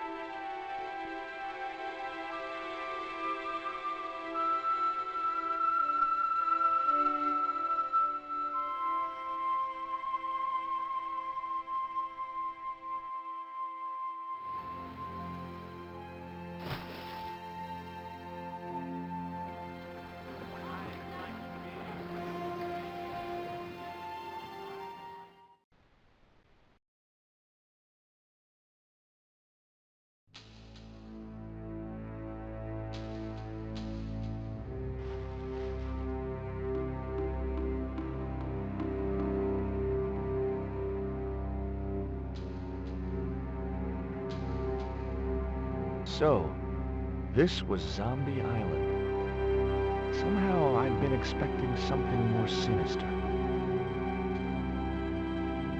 Come on, Rio. Let's find that treasure. No, thanks. I'm staying right here. Oh, come on. You said yourself there's no zombies left.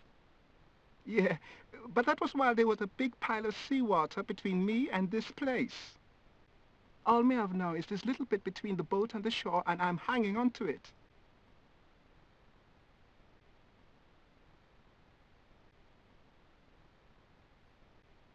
That Emily sure asks a lot of questions.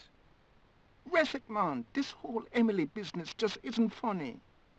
Look, we're obviously at cross purposes here. I'm talking about Emily Ketch. Yeah, and so am I. She was my friend. Her aunts hated it, but we did move together, you know. She used to be real keen at hide and seek. It could take hours to find her. One time, the last time, it took days. She must have shouted and screamed herself hoarse, but there was nobody to hear her. Where'd she hidden herself? Captain Ketch's old sea chest. The only way to open it was from the outside. Suddenly, I didn't feel so good. We never exchanged another word about Emily Ketch.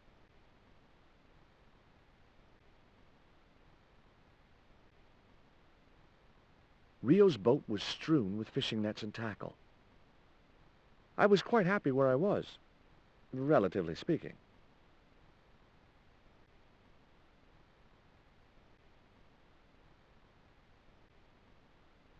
No, it can't be. But it was. My lucky piece of coal. Rio, how far away is Ketch's Landing from here? Best part of 10 miles. Why? 10 miles? That catapult must have been a lot more powerful than I thought. The outcrop was about the only feature on the cliff face.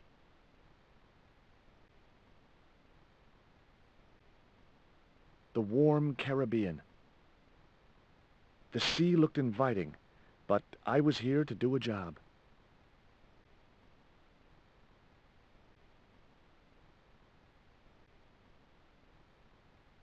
It was too high. I couldn't get up there.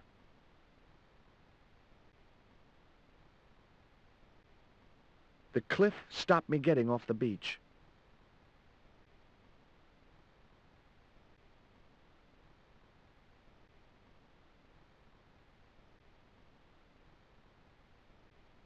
Could I borrow your net?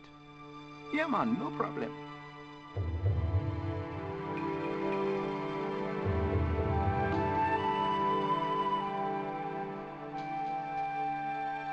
You planning on catching some fish? Nope. I'm after a big rock.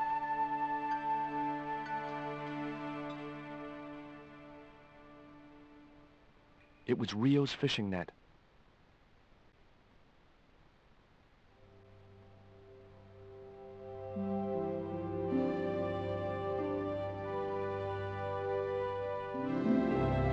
Well, here I go. Wish me luck, Rio. Good luck, George. Watch out for the Walking Dead.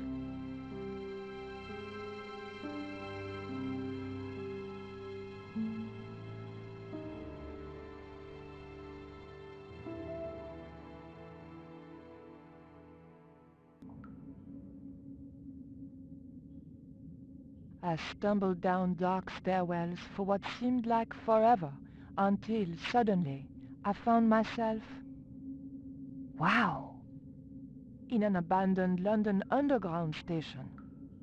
This place must have been closed down decades ago.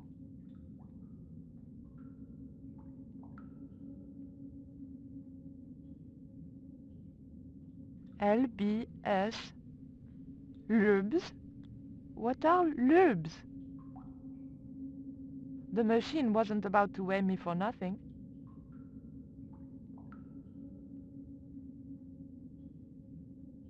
The poster was advertising a play I'd never heard of. The date on the poster was before I was born. It was an old map of the London Underground. It looked just like the modern one. It was a maintenance cupboard. A latch lock stopped me getting into the cupboard. It was a tube tunnel, possibly still in use. It was too dangerous to start walking along the tracks. The train signal light still worked.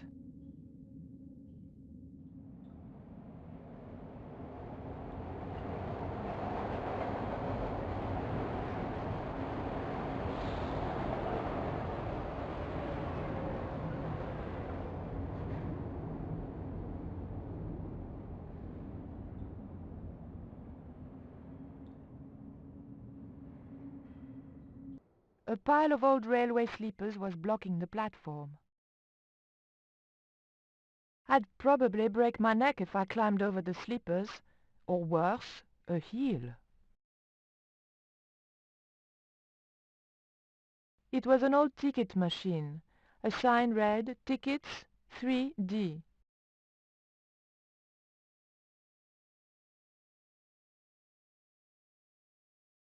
It was a poster advertising holidays in Scotland. It might have been a nice souvenir if it hadn't been torn and dirty.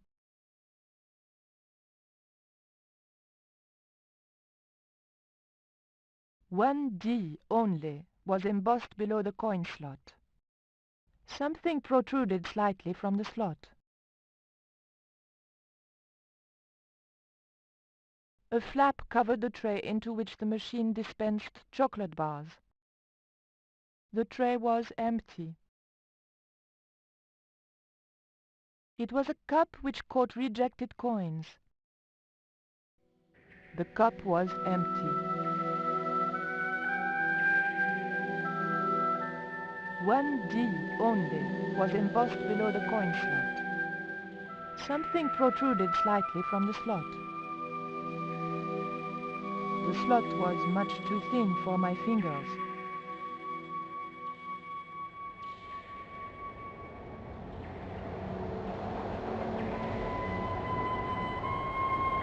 It was an old chocolate vending machine. The machine needed to be fed a coin before it would operate.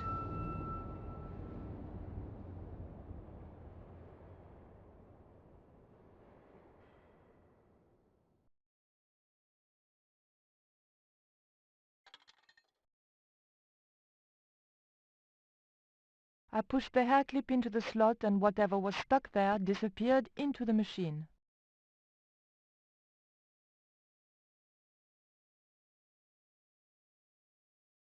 I pulled out an old English penny. It was an old English penny coin. On one side was Britannia, managing to look both virginal and matronly. On the other was the head of King George VI, looking much the same.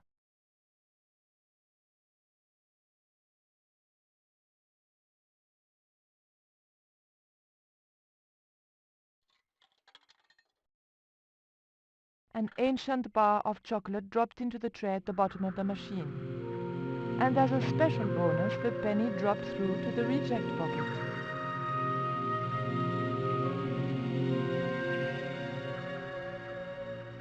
I pulled out an old English penny.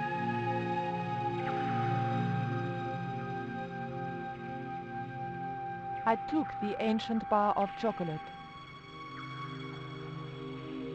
It was a very old bar of chocolate with a row of boys pictured on the wrapper.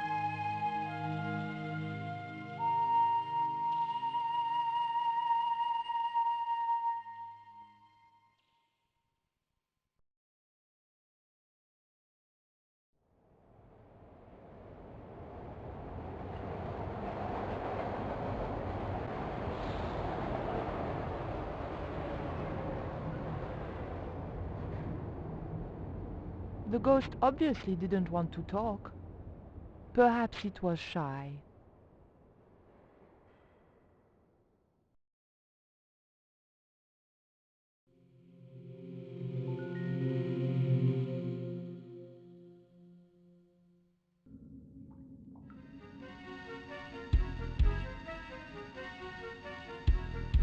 Who the hell are you? Joey, is that you?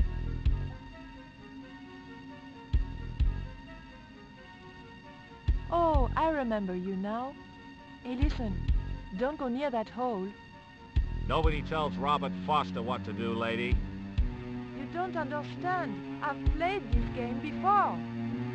There's something horrible in that hole. Some beast with tentacles. You're nuts.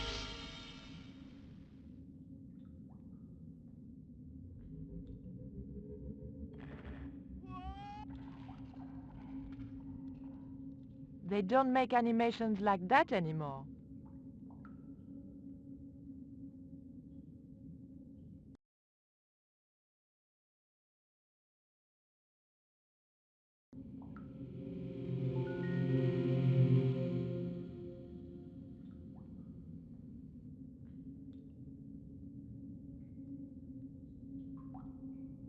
The ghost didn't seem threatening in any way.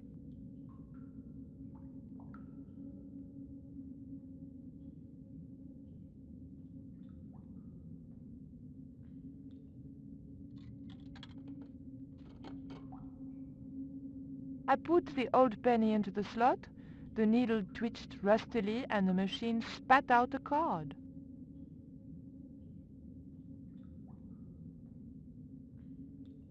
The weight was in imperial units. It meant nothing to me. The card also had my fortune on it. A family quarrel will turn out to your advantage.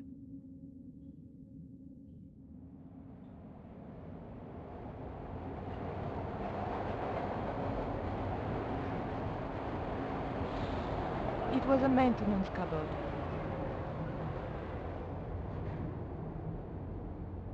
A latch lock stopped me getting into the cupboard.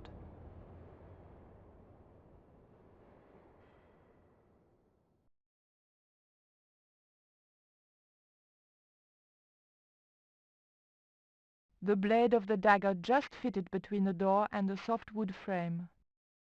The door gave slightly, and then held firm. A latch lock stopped me getting into the cupboard.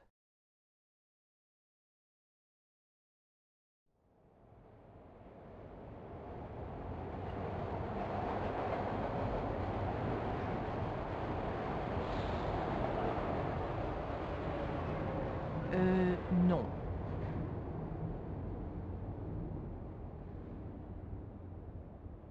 A small crack had appeared where the dagger had pried the door from its frame.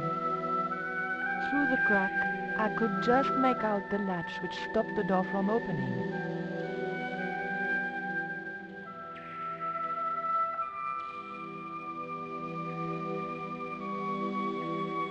I remembered my student days when I regularly forgot my house keys. A wiggle with the thick cord between the frame and the lock, and the latch lifted. It was a big, red, ever so tempting button.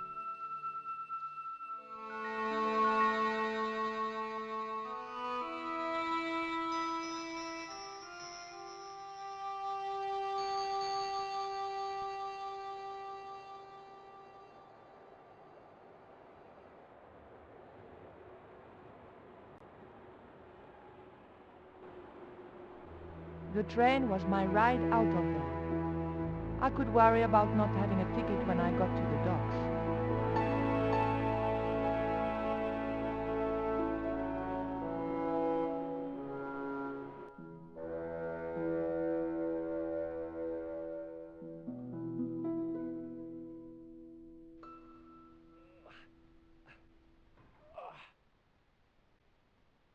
Oh.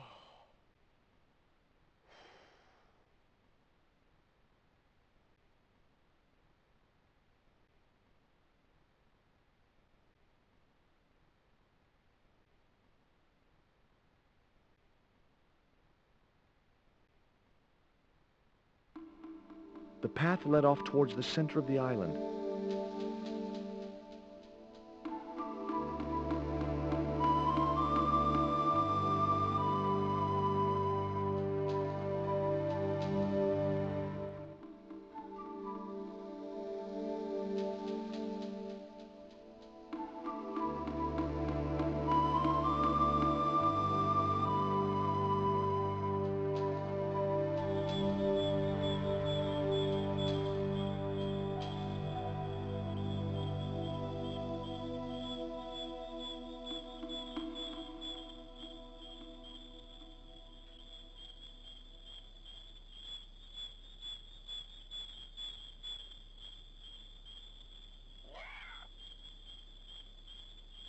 The path was blocked by an ugly and extremely dangerous-looking boar.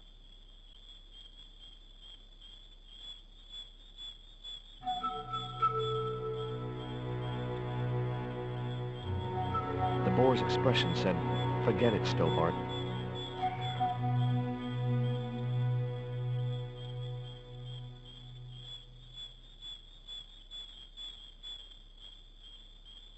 The boar looked determined to stop me from getting past.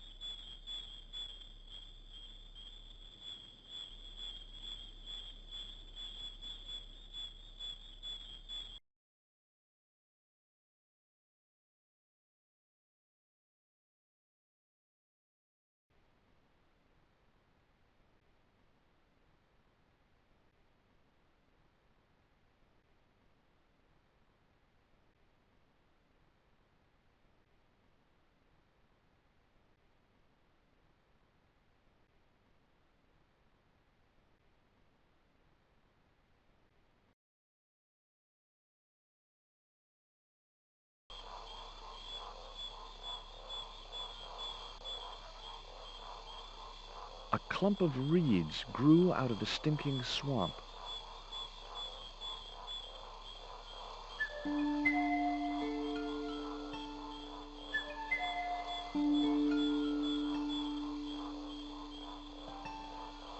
It was a short, hollow reed.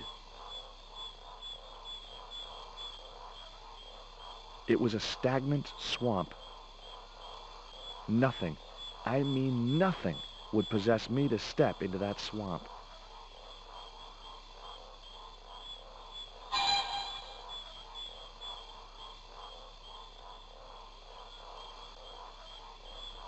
Ah! Stay cool, Stobart. It was only a bird.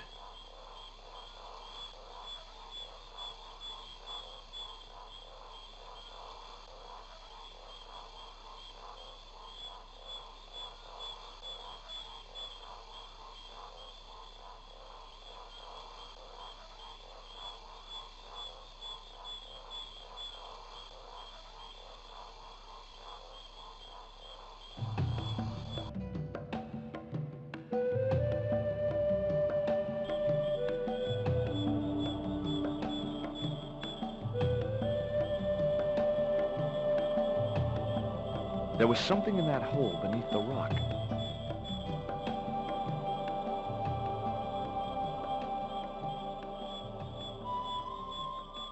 As soon as I stooped to investigate the hole, its inhabitant disappeared into the darkness.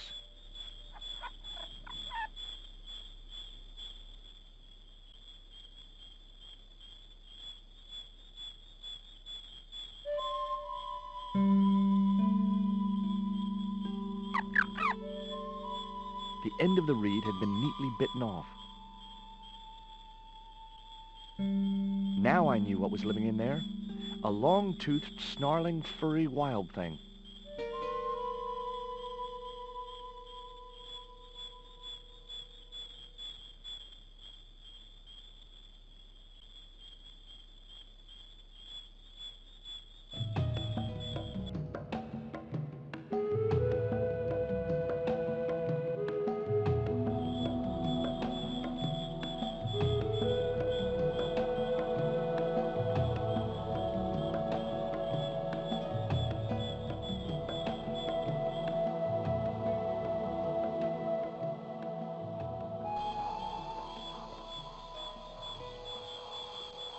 It was a stagnant swamp.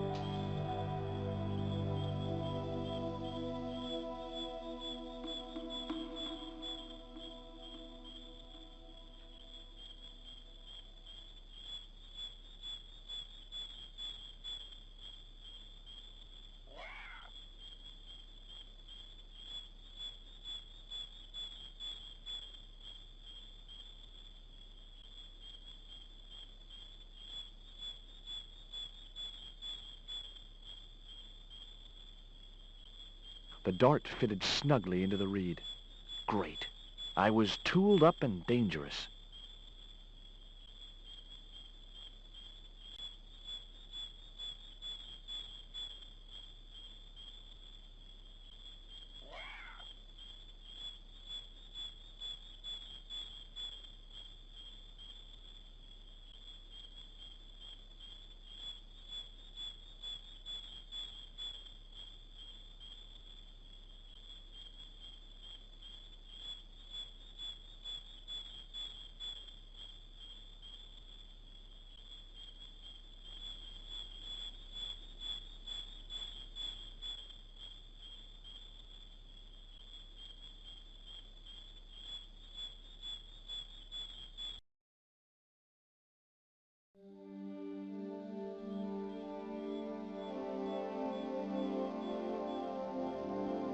The rock was partially overgrown by creepers.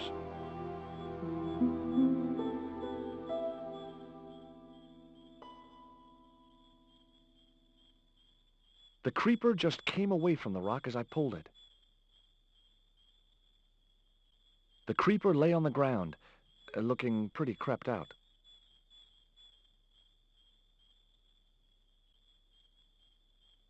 The creeper didn't look like it would hold my weight.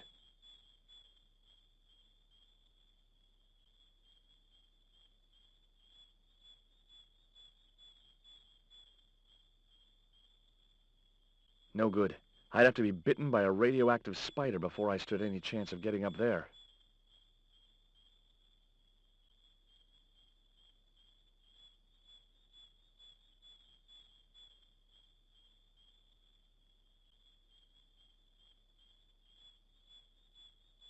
The marker wasn't going to stay attached to anything as thick as the creeper.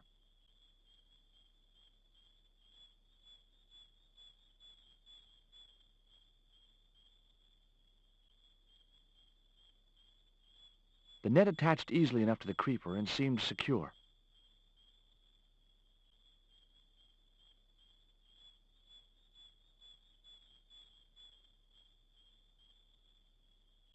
Great.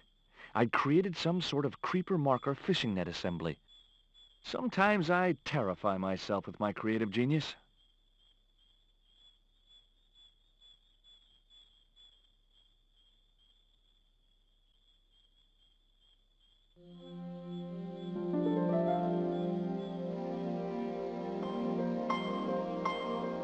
I'd successfully got the marker into a position near the top of the needle simply by using the kind of lateral thinking that can get you institutionalized.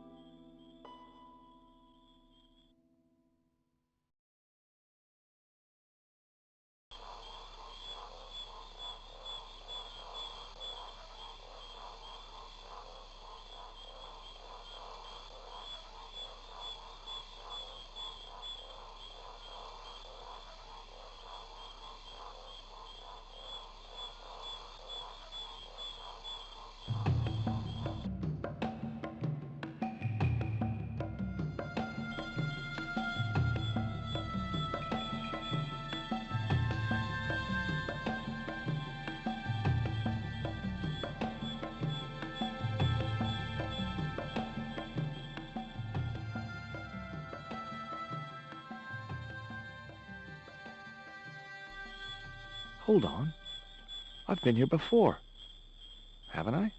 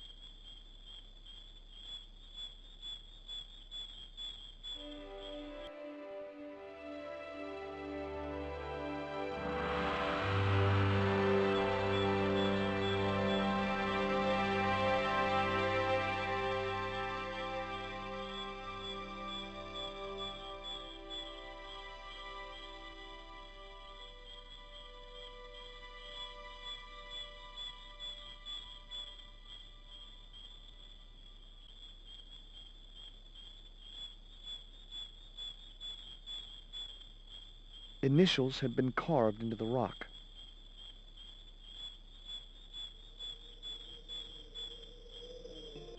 Initials carved into the stone read F.K. Frederick Ketch had been here.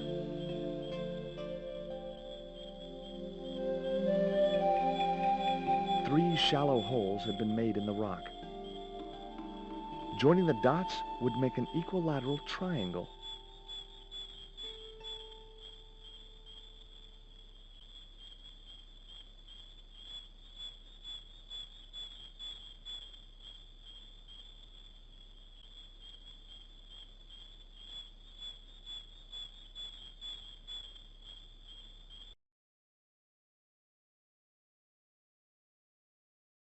The hill I was on had reminded me of a camel's hump as I'd climbed up it. Now I had to see what I could see.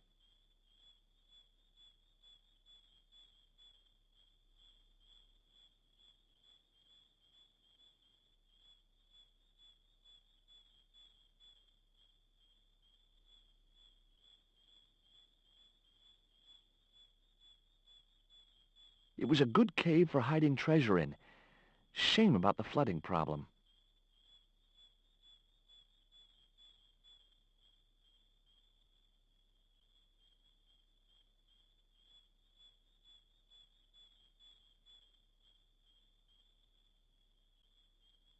A needle rock.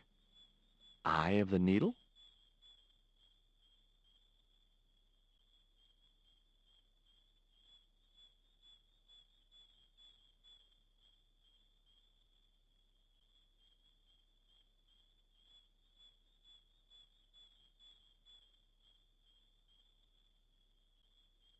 Heck, Ketch could have hidden his treasure anywhere. This island's full of hiding places.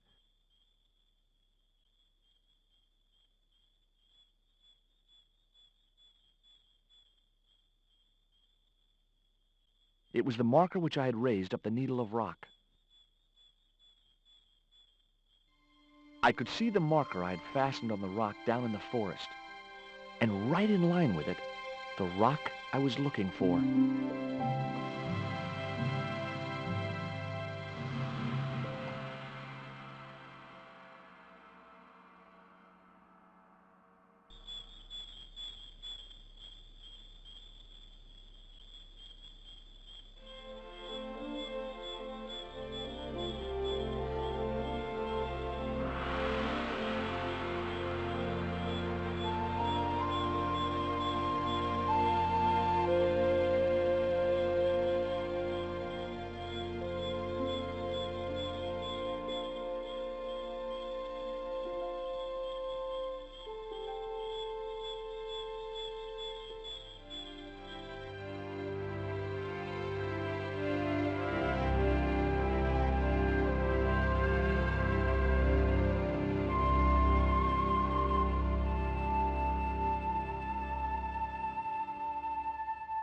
The Xibalba princess lay at anchor just below Tower Bridge.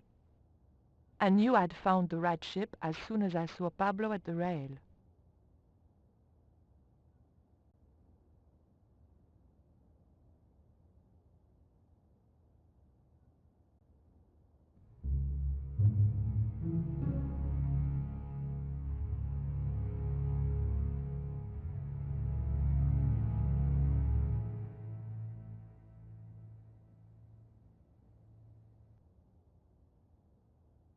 I couldn't get near it with that guard patrolling the deck.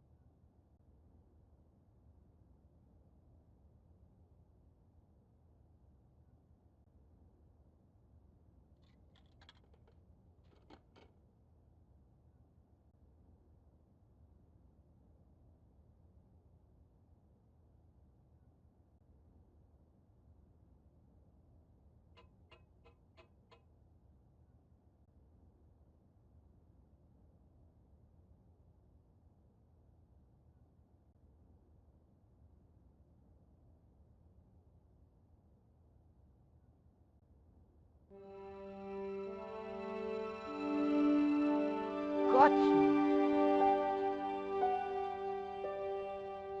It was a porthole to the main cabin.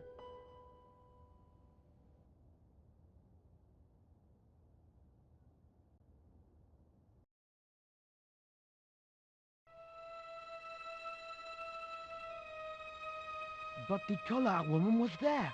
They'll know it was me. But you have the stone. The right stone, you're sure? Yes, of course, it's the Jaguar stone. No possible mistake. Here it is.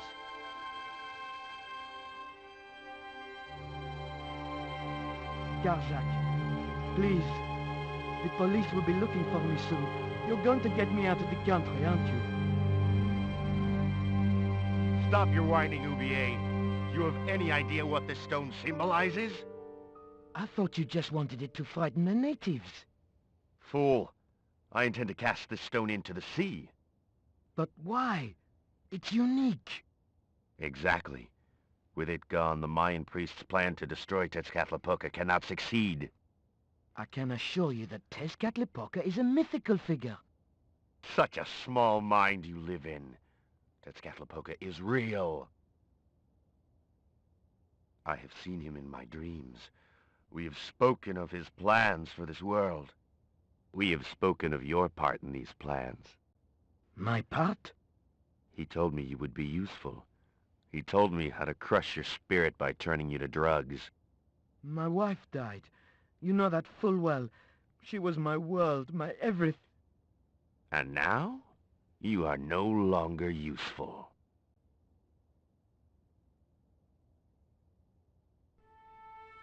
She called out your name as she died, you know. What? What are you saying? And then they thought you'd done it. It all worked perfectly. You? It was you? You bastard! You monster! For the love of God, Garzak! Which one?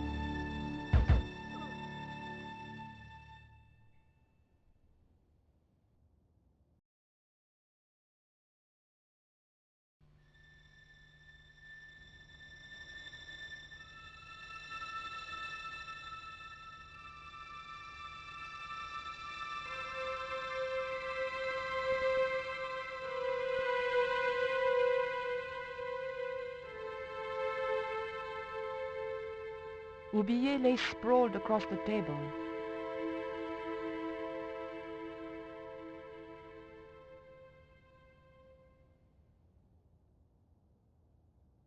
There were no signs of life, but I checked that Oubier really was beyond help.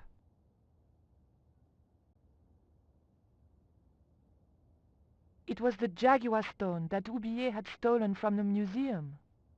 It was identical in size and shape to the Coyote stone. A stylized carving of a jaguar decorated one side. We were going to need the stone to thwart Garzak. I knew Oubier would have approved.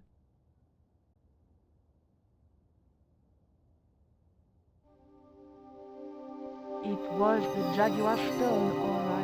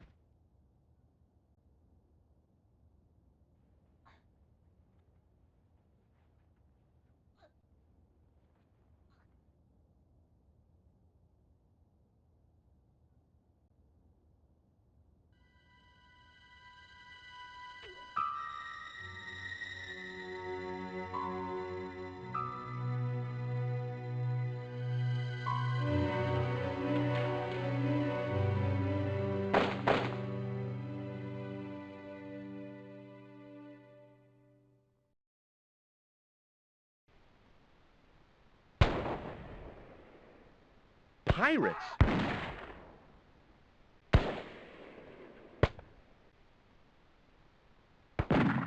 I was about to make good my escape when...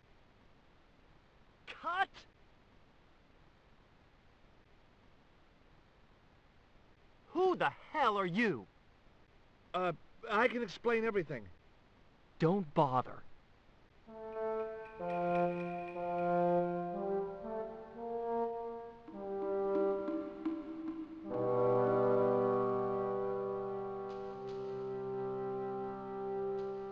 I'm sorry. I didn't realize you were making a movie.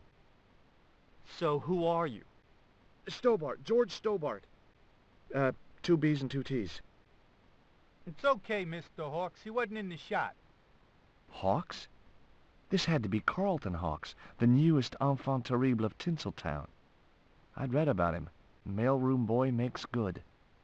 Nice to know it was still possible to get to be a director armed with only an encyclopedic knowledge of postal charges. Stay out of the way, surfer boy. I'll deal with you later. Surfer boy?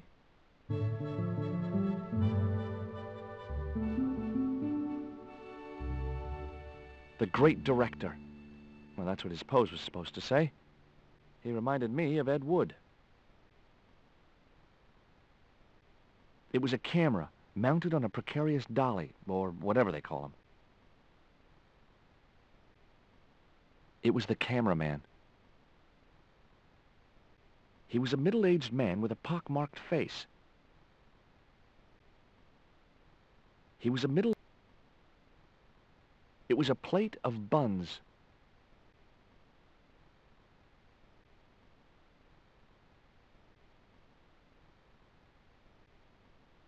It looked even worse than the ones I'd just been through. I'd need a damn good reason before I go into those woods.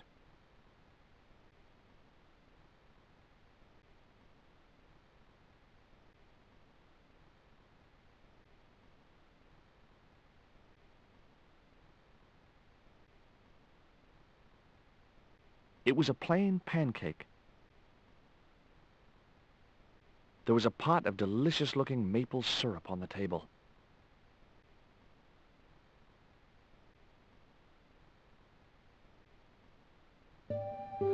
I'd seen a lot of strange things on this island, but here was a bush that was buzzing.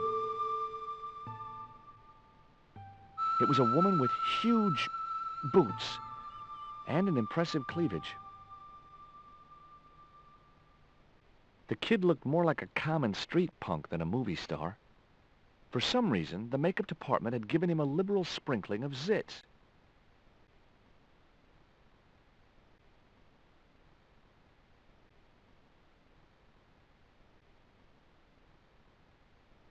It was a plank balanced precariously on a barrel.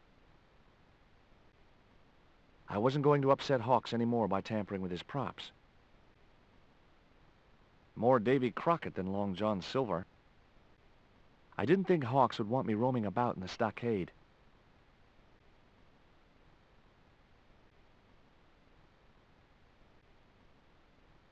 The drawbridge was up.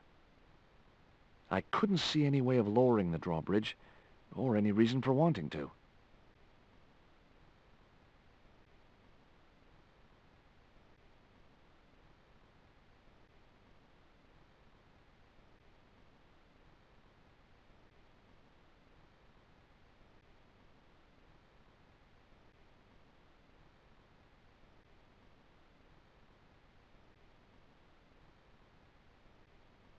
You know what the locals call this place, don't you? No, but I guess you're gonna tell me. Zombie Island. Zombies? A crazed gleam came into his eye. Get me the writers. Get me makeup. I want zombie pirates in this movie by the end of today. Who's the leading lady? Don't you recognize her? That's Sharon Kowalski. Oh, right. I'd never heard of her. What's the name of the movie? Are you trying to be funny? No. It's Treasure Island, the only book I ever read twice. I don't recall any girls in Treasure Island. Gotta think box office. People like that kind of thing. What other changes have you made to the story? Just a few minor details. You haven't written out Long John Silver. Are you questioning my integrity as an artist? Of course Silver's still in it. We've even hung on to Captain Flint. His parrot. His trained attack falcon. Why do you think Blind Pew's blind? Did you say you've changed the ending of the story? That's right. Do they find the treasure? Yeah, but that comes later, after they've escaped the volcanic eruption. A volcano? Sure. Krakatoa.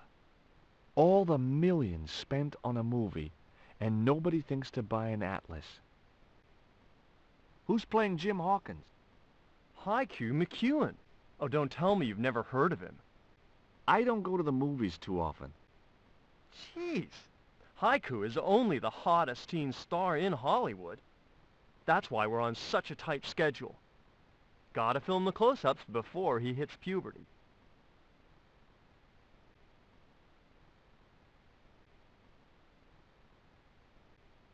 Hi, I'm George Stobart. My name's Harris. Most people call me Flash. You're the cameraman, right? That's right. Why'd they call you Flash? You used to be a stills photographer? Nope. I decided not to pursue the subject. There was nothing else I wanted to ask the cameraman.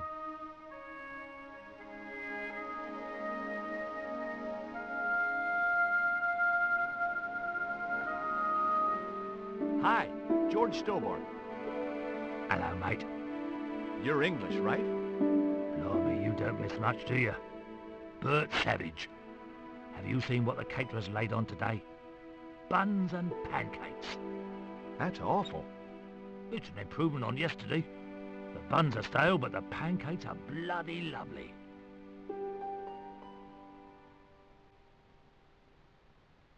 Have you ever seen anything like this before? What's that, mate? Stone axe?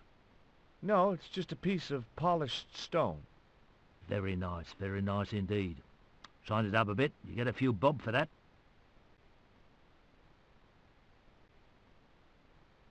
Would you like a pancake, Bert? No thanks, mate, I've plenty here.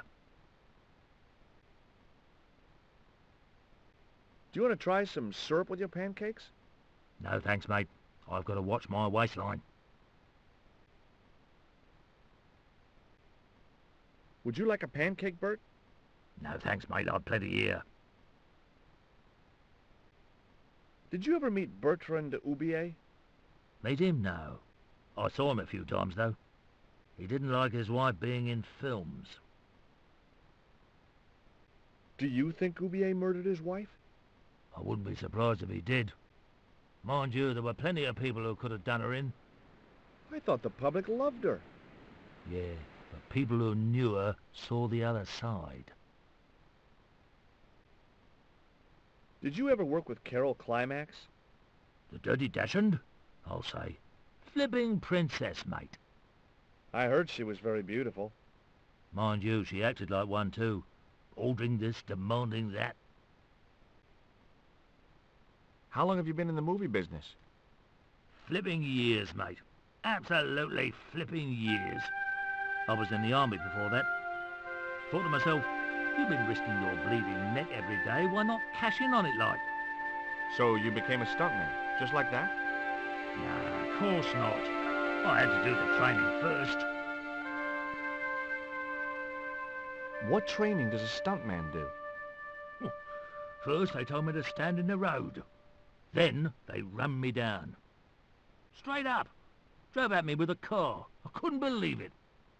I was up on the bonnet and over the other side before I realised he wasn't stopping. Then they threw me downstairs a bit and gives me a certificate.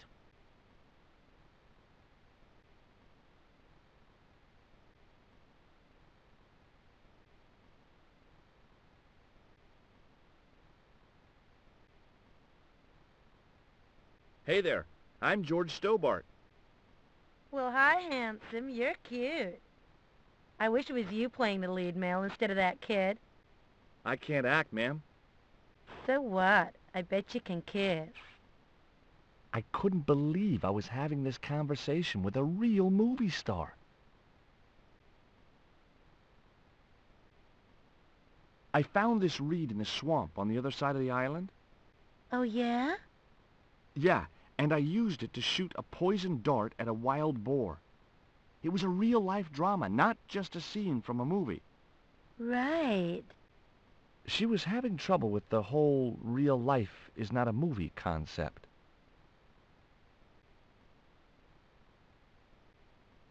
Take a look at this ancient Mayan artifact. That's just a hunk of stone with a picture scratched on it. In a way, I guess. You don't happen to have seen anything similar, have you? No. What do you think of these? Ew, they're awful. You have no idea how much you've just gone up in my estimation. What part are you playing? Pirate Babs, the ruthless and passionate lady buccaneer. It's a great part. I get to kiss a lot, and I kick ass. Like the boots? What do you think of Hawk's treatment of Treasure Island? It's okay, I guess. I never saw the original. It's a book. One of my favorites. Really? The novelization's out already? What's it like sharing the spotlight with an actor who's young enough to be your son? What do you mean?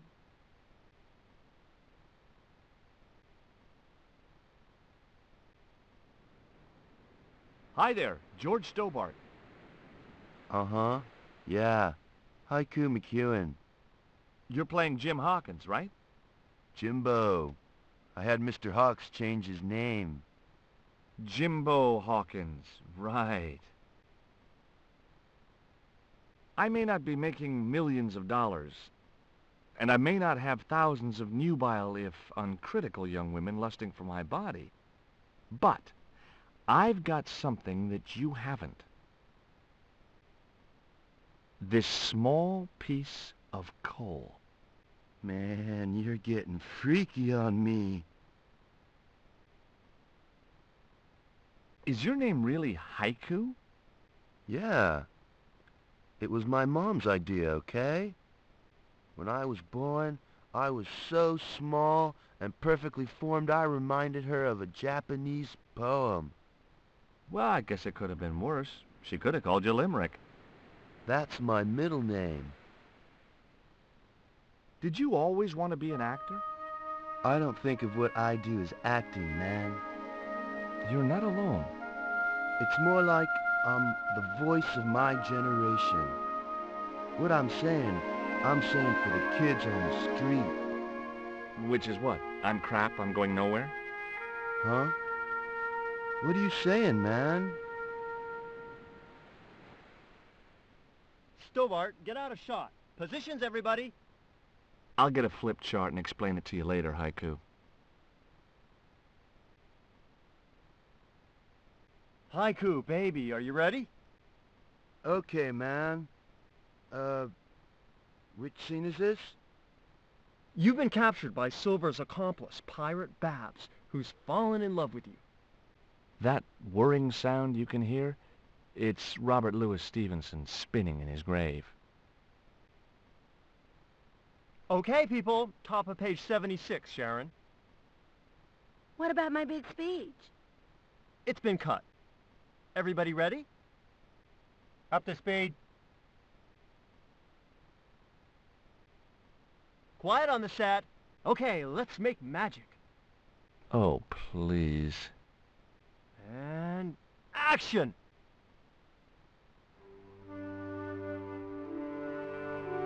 Why don't you forget that dumb old squire and his bunch of merry men? Can't you see we were made for each other? I know, but Squire Trelawney saved my life, Captain Babs. Why, if it hadn't have been for him, that giant octopus would have made mincemeat out of me. But right now he thinks you're a traitor. He's locked you out of the stockade, Jimbo. That 20-foot high wall with spikes might have kept out Silver's men, but it ain't gonna stop me. Oh, Jimbo.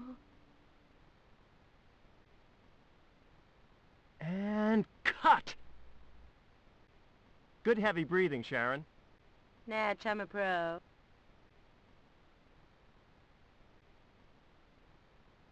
Did you get the heavy breathing flash? Did I ever, boss? We should have made this movie in 3D. Haiku, you were great. We're setting up for the stunt now, so get a bite to eat.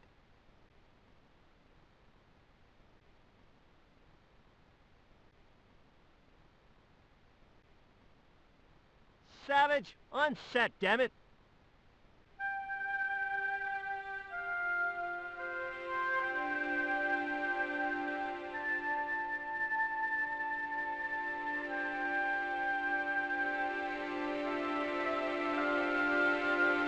Mr. Hawks, I was wondering if...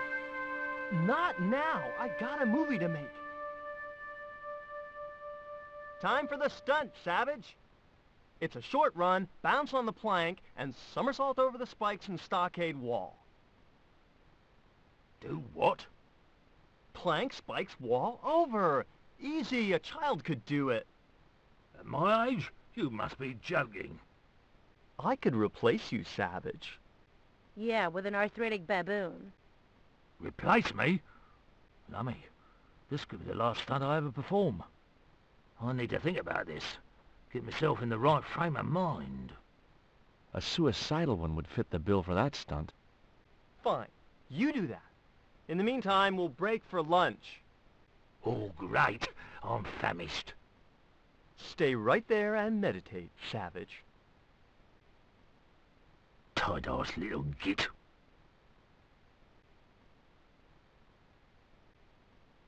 I was talking to Mr. Savage, the stuntman. Is he all right? What makes you say that? He's not making any sense. The guy's English.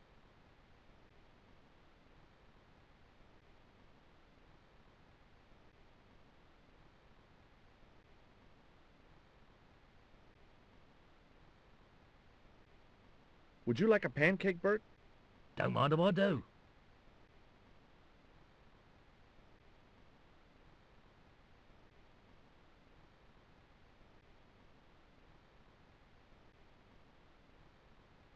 Hi. Hi, gorgeous. I couldn't think of anything else to talk to her about.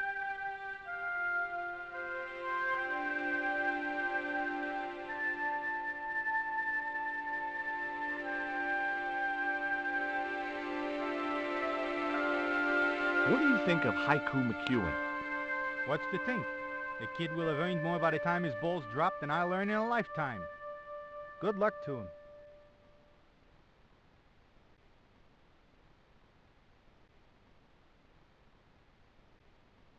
Hey, Haiku.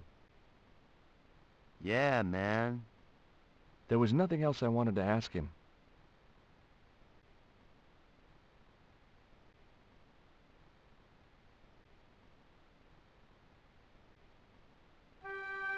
The bun was so stale it felt like a small rock.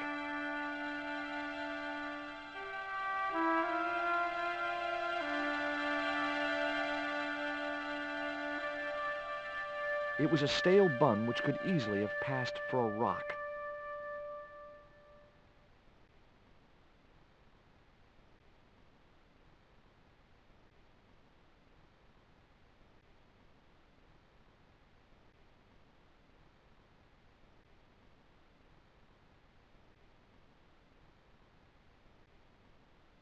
What have you got there?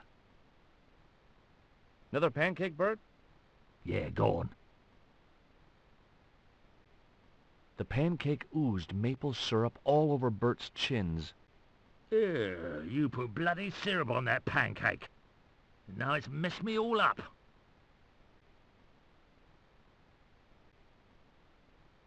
Would you like a bun? No way. The last one I tried cracked my dentures.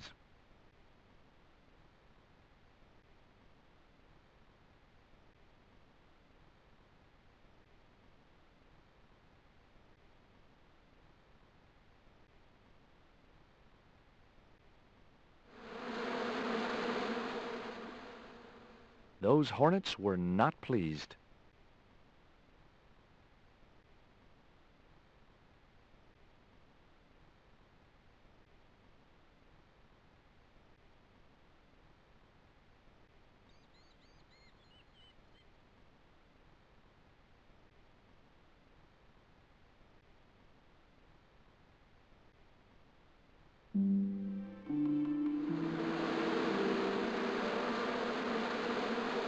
that camera rolling. This could be good.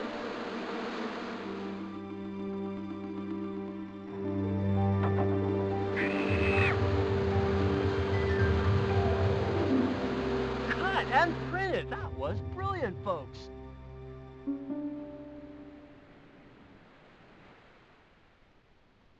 Okay, the next scene is down on the beach.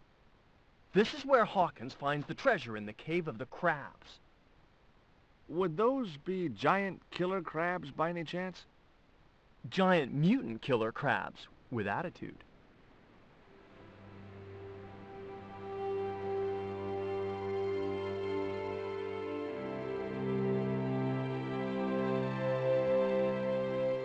There it was, the rock I'd seen from the camel's hump. Now that I was close up, I could make out a small cave near the top of the pillar.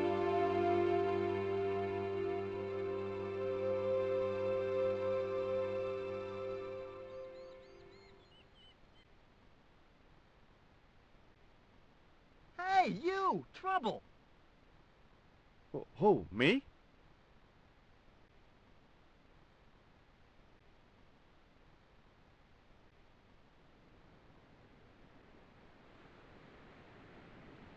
I want you to stay right where I can keep an eye on you.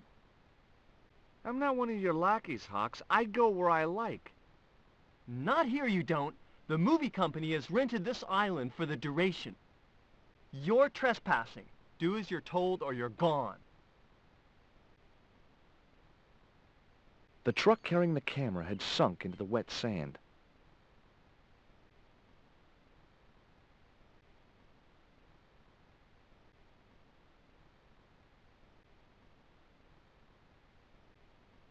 That camera wasn't going anywhere. It was the cameraman. He didn't look happy.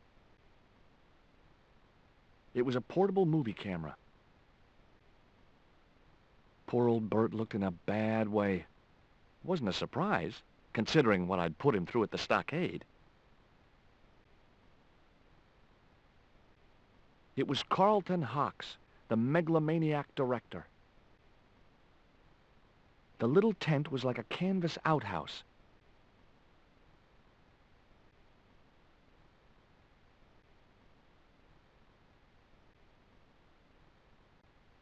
Hey, surfer boy, stay out of there.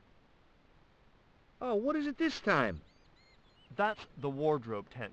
You've got no business to be going in there. Looked like I wasn't going to get to play dress-up.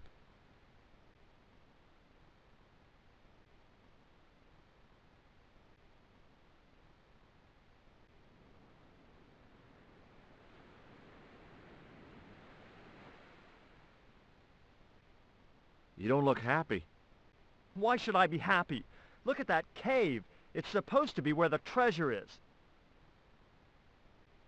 So? Look at it. It's crap. Does that look like the sort of place anybody would hide treasure? I should have had props build me a proper damn cave. A cinematic cave. What do you mean, a cinematic cave? One with drama. Danger. One that looks like the mouth of a big stone skull would be cool, but I'd settle for drama and danger. Why don't you use that cave up on the rock pillar at the end of the beach? We don't have a stuntman anymore. Hey, I'll do the stunt.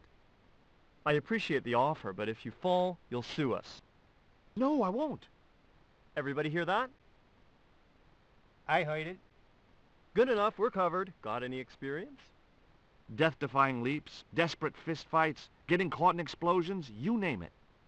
Okay, people, move out. We're shooting the scene at the end of the beach. No, we're not. The camera's still bogged down. Shoot, I forgot about that. No-go, Stobart. We'll have to use this cave after all.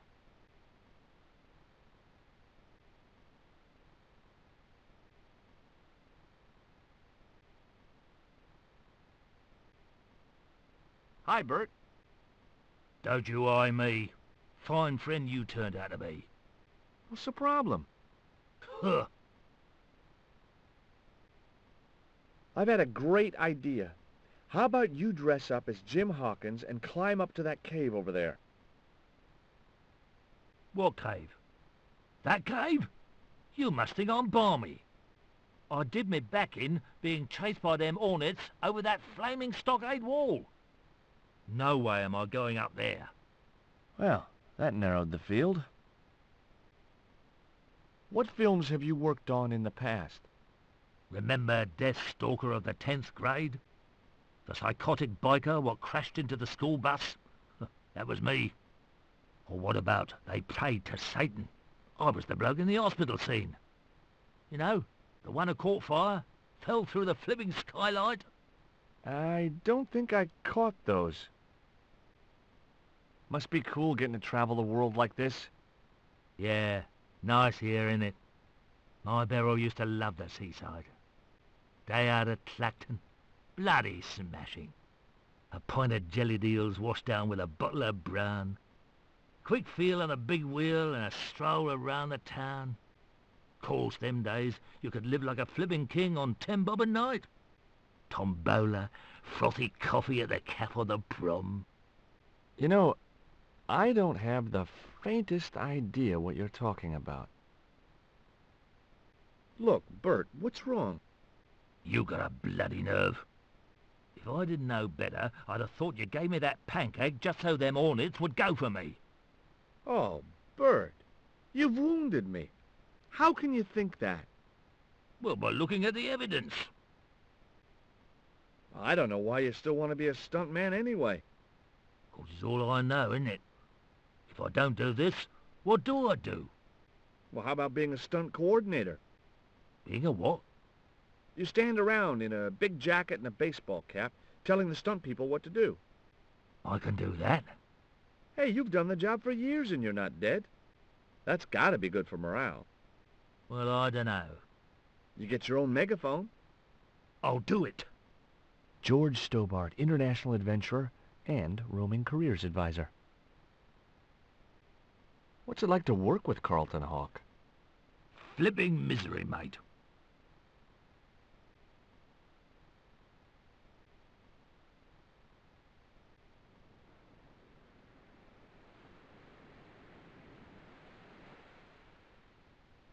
Hey, Haiku.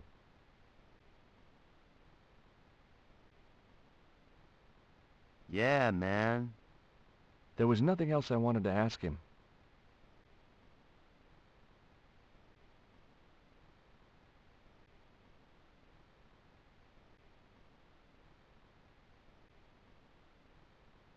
Flash? Yep. We can't film at the Needle Rock because the camera's bogged down, right? You got it, champ. So why can't we use the portable camera instead? You know, that's a pretty smart idea.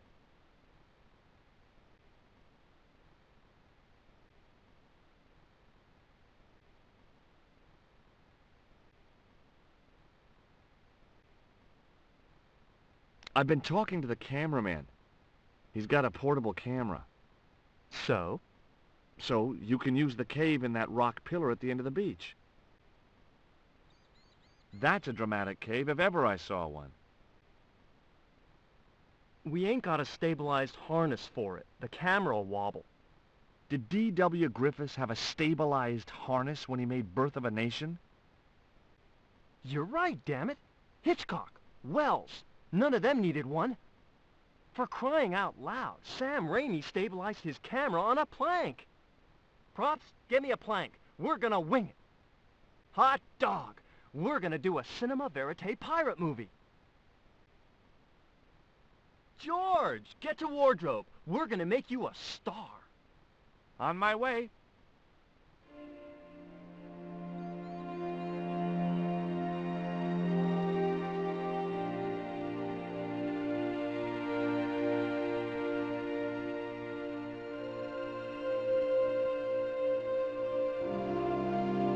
Ready when you are, Mr. Hawks.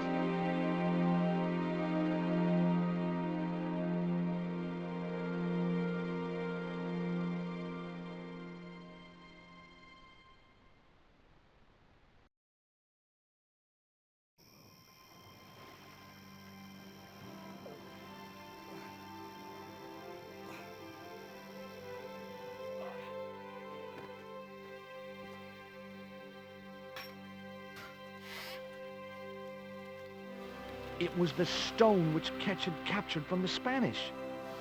The Eagle Stone.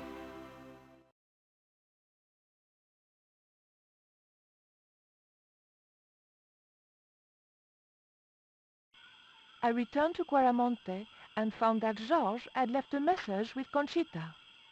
He'd already left for the Indian village, so I hurried to catch up with him. When I arrived, I found a scene of desolation.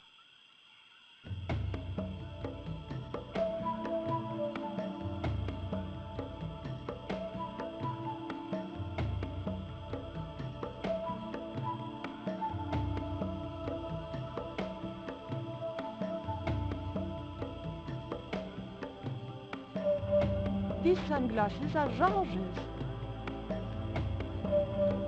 Georges, where are you?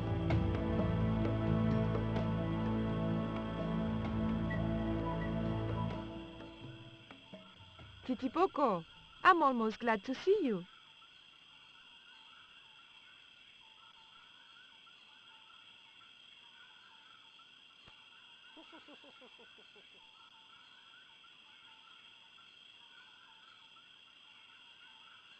You little asshole. What happened here? Are you responsible for this? And where's Georges? Have you seen him? He was pointing to the remains of a burned-out hut.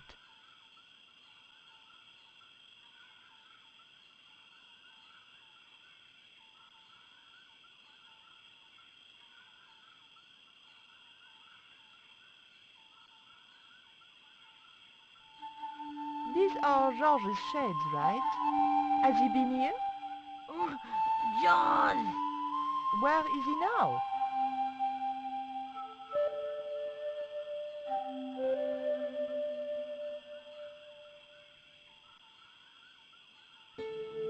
What's that?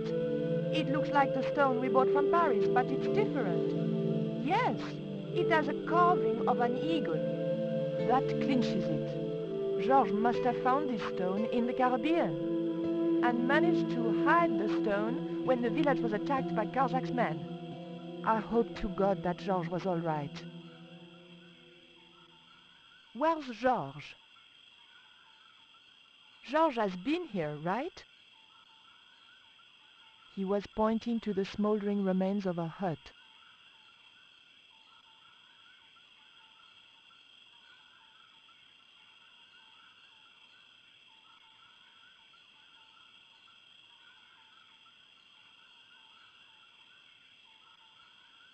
One thing I was sure of, those underpants weren't George's.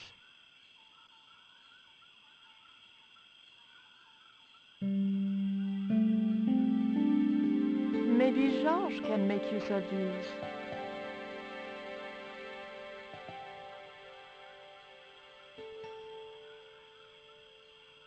They were lovely underpants, really.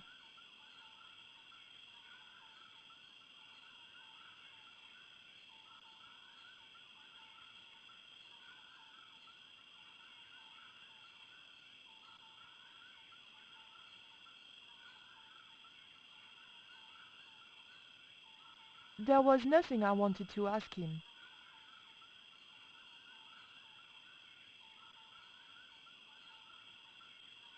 That barrel would have looked great on my patio, filled with shrubs.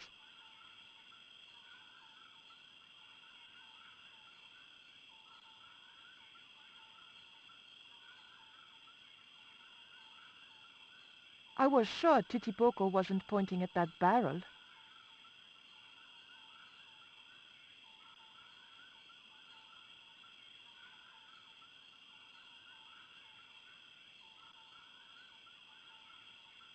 The barrel was too heavy to move.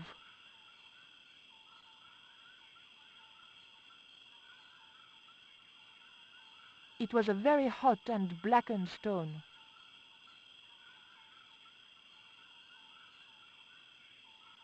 There was nothing I wanted to ask him.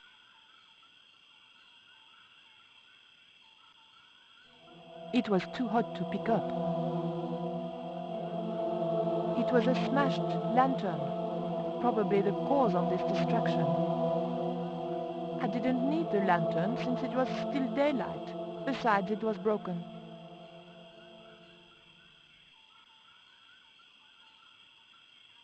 There was nothing I wanted to ask him.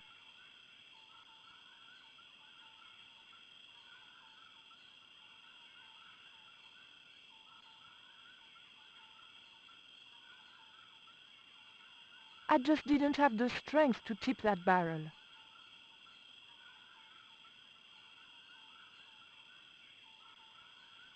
Hey, Shorty, make yourself useful and help me with this barrel.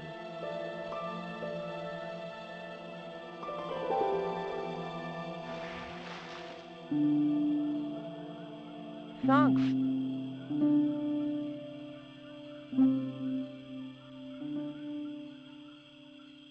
It was the Coyote stone, the original stone that I found in Paris.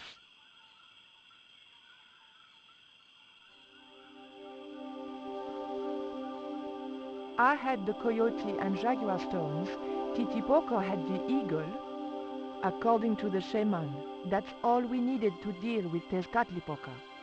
Pity he hadn't any ideas for dealing with Karlzak.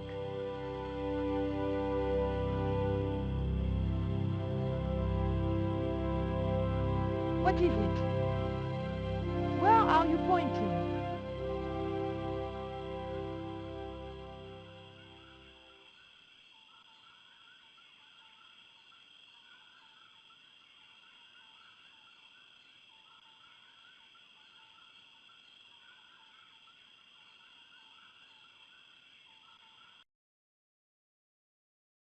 We arrived to find Georges being led up the stairs. We clearly didn't have much time.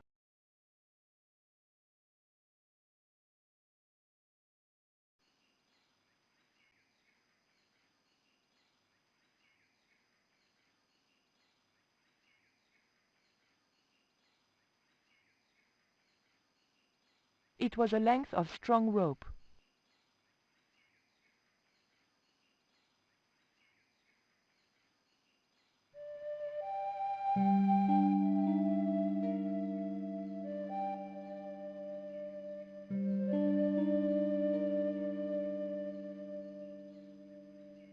The scaffold gantry went all the way up the pyramid.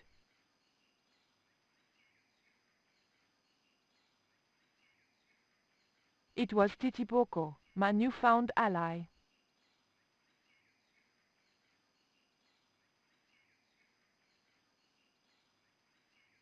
How did you hook up with a maniac like Karlzak in the first place? Karlzak? Whoop whoop loco! Yes, he scares me too. Would you like some chocolate, Titipoco? It's good vintage. You're smarter than you look.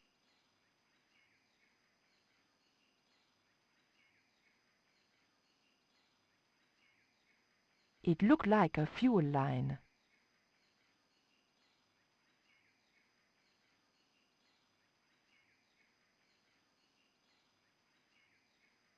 It looked like Karlzak was using Quaramontean troops and local Indians as his guards.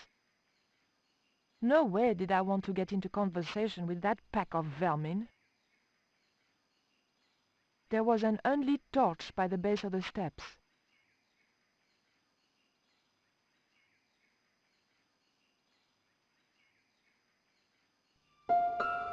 Hey, señorita! Too late. I had been seen.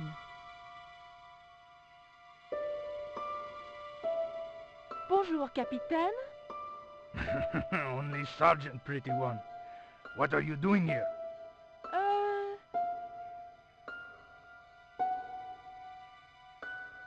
Snuggles said I could come here with him. Snuggles? Oh, I mean the General. We're, friends. May I go up the pyramid? We have strict instructions not to let anybody pass. Oh, but I've told you who I am. Surely nobody would mind. Well... Oh, please, I'd be ever so grateful. I tell you what, I'll ask Pablo if it's okay for you to go up. If Pablo saw me, I'd be dead. No, it's not worth the bother. I'm not really that interested in their stupid pyramid anyway. Well, okay. It's men's work up there anyway. I'll just run along and play around here, okay? Okay, you do that. It looked like Karzak was using Quaramontean troops and local Indians as his guards. I didn't want to push my luck by talking with the guards again.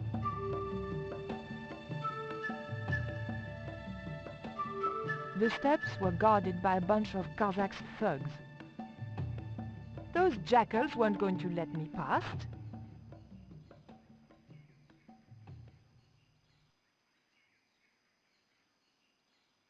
I could think of no reason why I would want to pull a heavy torch from the ground. It was a small but very enticing button.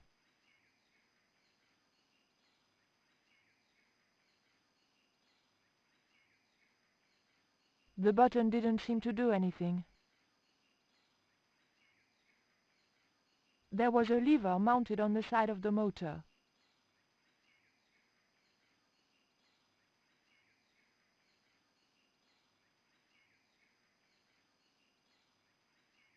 The cap was attached to the lift engine by a chain.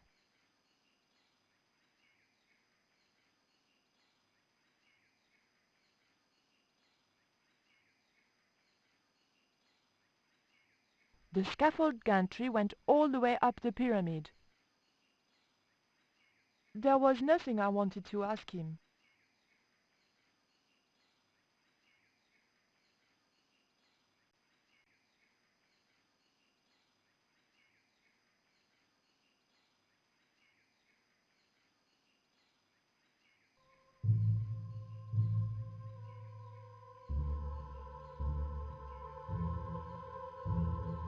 The fuel from the severed line had formed a pool.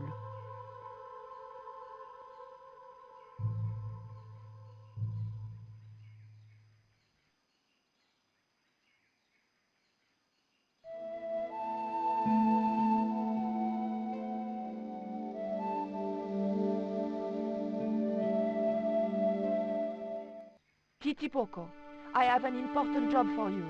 Take this rope to the top of this scaffolding and throw it over the top. Rope.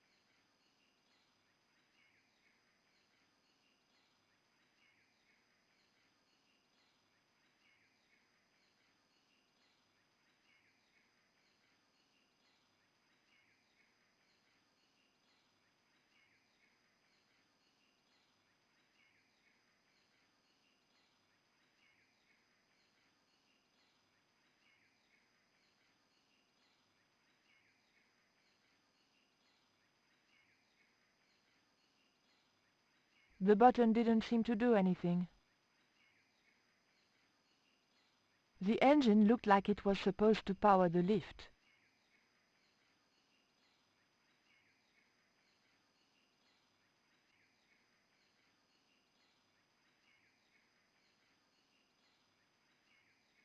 It was a small screw-fit cylindrical housing.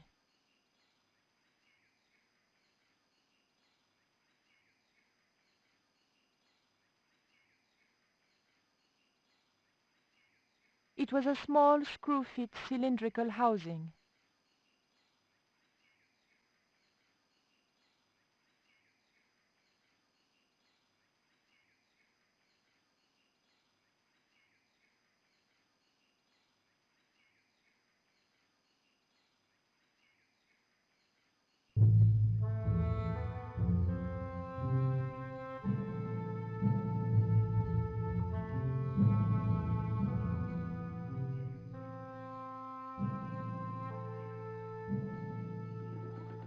The motor spluttered into life. The engine stopped dead.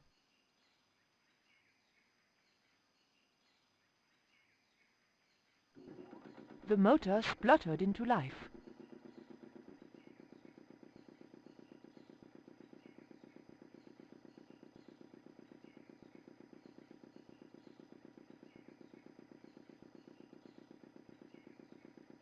Titipoco, when I tell you, I want you to copy what I am doing.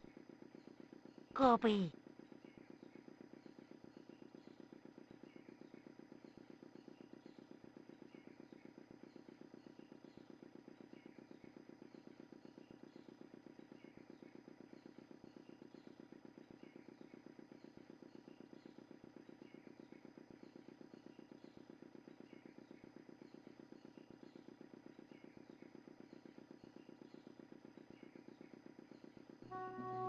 Okay? Copy.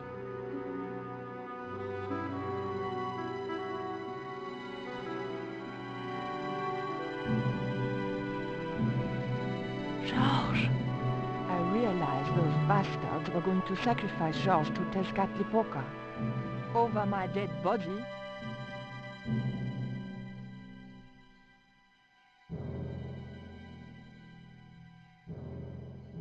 Thankfully, Georges was the only one to notice me. Where are they? The eclipse is about to happen. Patience. Your mother will be here soon and Karzak will be close behind. Just keep the Yankee covered and leave the worrying to others. Yeah, Raoul. The maniacs were going to sacrifice Georges. Shut up, Stobart. Just shut up! Calm down. He's no threat. Hey, Raoul, why don't you do us both a favor and shoot Pablo? You're very funny, Stobart. I haven't forgotten Marseilles. When Karzak cuts your heart out, I'll be the one laughing. I'll bet I'm not the only one due for the chop around here either. Hey, Raoul? I'm warning you. Raoul was a bundle of raw nerves. I hoped Georges wouldn't push him too far. General Raoul Gratiento. I didn't fancy Raoul's chances once Karzak didn't need him anymore.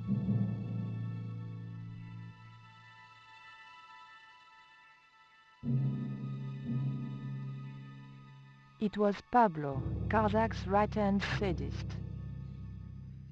If Pablo had seen me, he'd have killed me. It was as simple as that. Karzak's goons had left an ammunition belt lying around.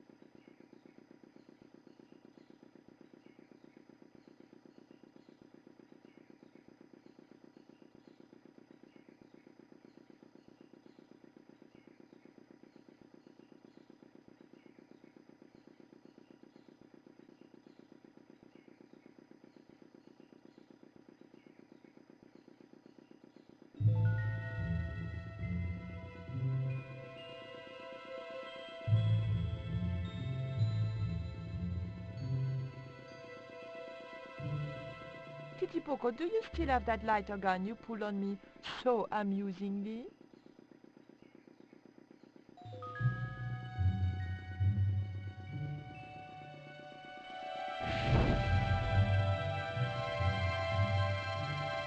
What's going on over there?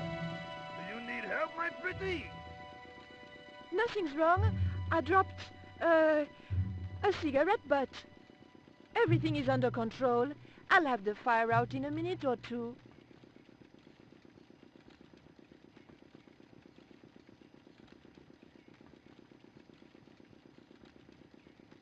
He wouldn't have wanted it.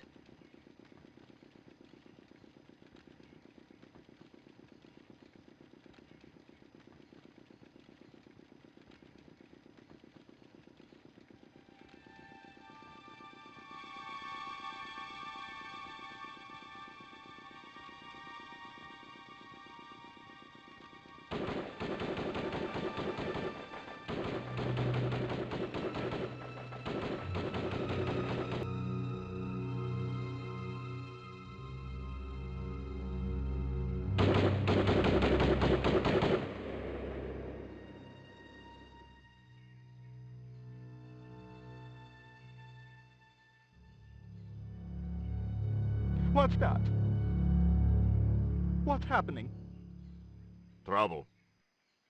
Give it up. The pyramid's surrounded. I'll find out what the trouble is. Watch Stubber doesn't pull any tricks. If he does, shoot him in the head, not through the heart. Why does it matter? He'll be dead either way.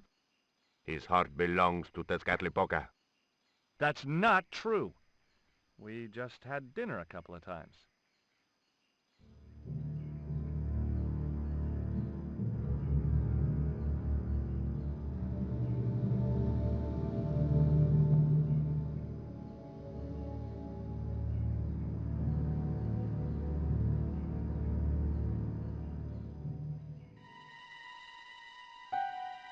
Drop the gun or I shoot! Please, don't hurt me! Don't worry yourself. My finger isn't loaded. Nico, what are you doing here? Firstly, I'm going to set Georges free, and then screw up Karzak's scheme. No, I can't let you do that. Karzak has promised me power. Raoul, wake up. The only thing Karzak has on offer is death. You may want to ask Oubier. Except you can't. Karzak murdered him. You're lying. Oubier's in Europe. Sure he's in Europe. In London, on a mortuary slab with 2 bullet holes in him. But Karzak promised. When he frees Tezcatlipoca, we'll all be granted great power. Listen to her, Raoul. Karzak's insane. I don't know. I need to think. You've let your mother do your thinking for you up to now. You need to think for yourself. Your mother and Karzak think alike. There's only one expendable member of the plan left, and that's you. Mother would never betray me. Oh, I'm tired of trying to reason with you, Raoul. Titipoco. Watch this man, and if he makes a move, shoot him with your gun.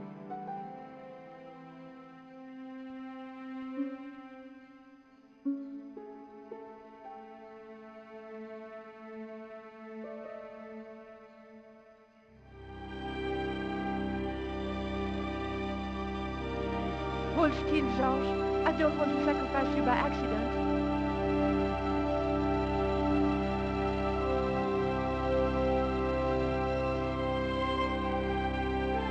You have no idea how glad I am to see you. They were going to cut your heart out. I think I can guess. We can save the happy reunions for later. We've got to move. Come on!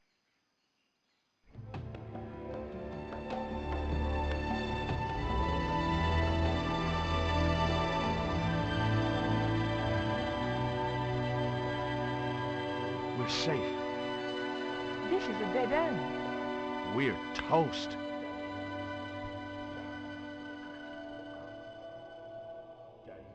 I know, Titipoco. I'm not too happy here either. He knows this is Tezcatlipoca's pyramid, the house of the enemy. Well, we can't stay here like rats in a trap.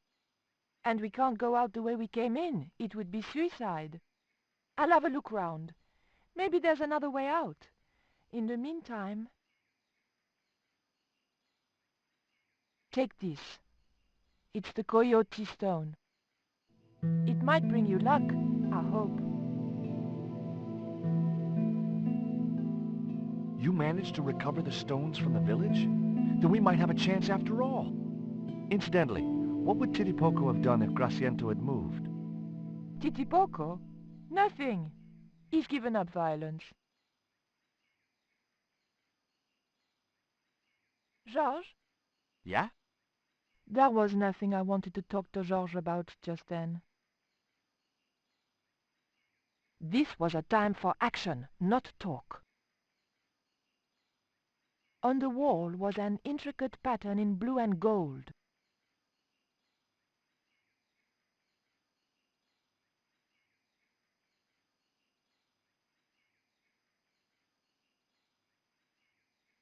The lever was made of stone.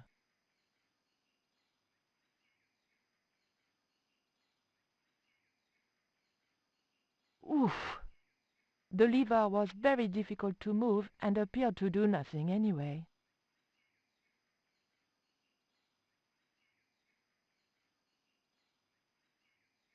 Georges, Yeah? that lever didn't seem to do anything. Know what I say? Nil desperandum. Georges, sometimes I could just punch you.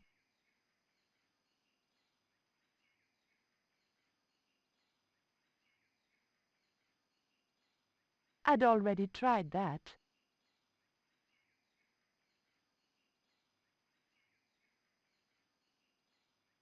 Heave! Still no good. There was a large image on the wall of a man in ceremonial garb.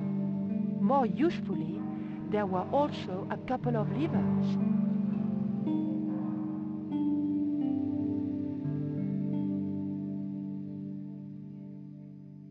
Georges? Yeah? Georges, I can only pull one lever at a time, and I think we need to pull both together. Okay, I'm up for that.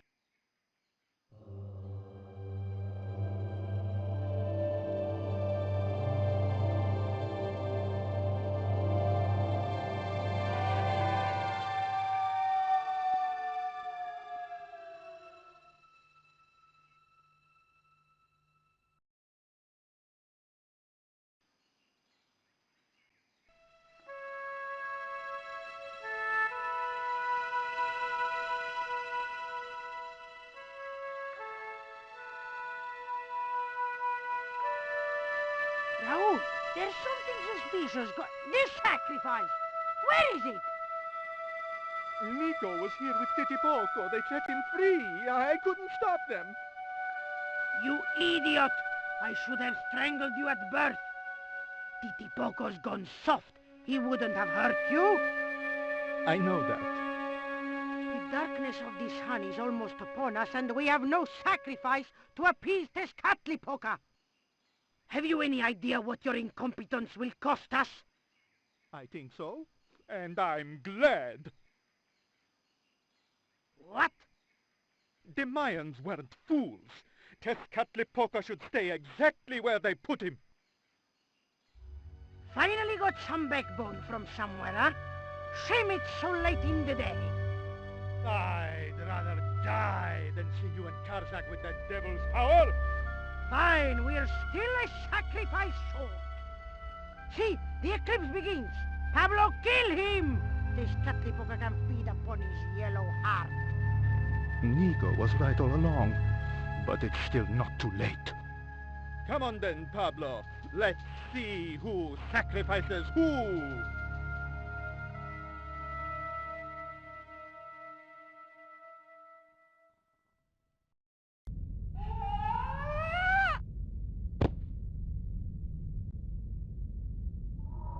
What place is this?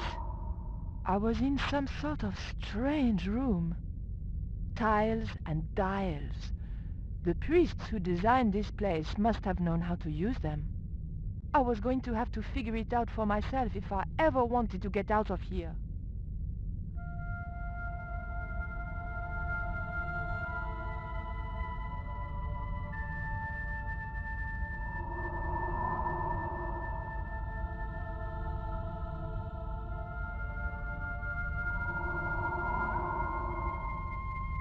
There was a statue of a monkey.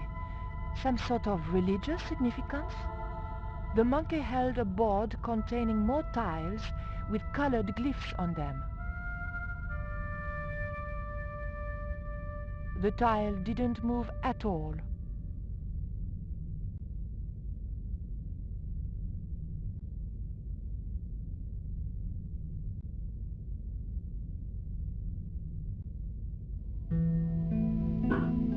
The tile moved slightly.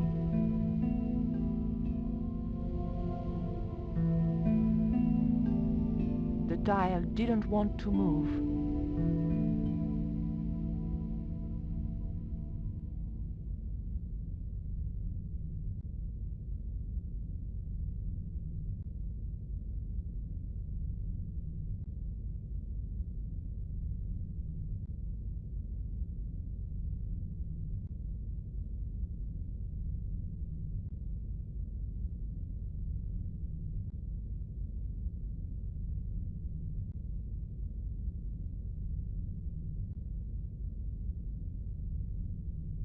The room was dominated by an enormous device. Decorated with the usual Mayan motifs, it held two great discs, each covered in glyphs.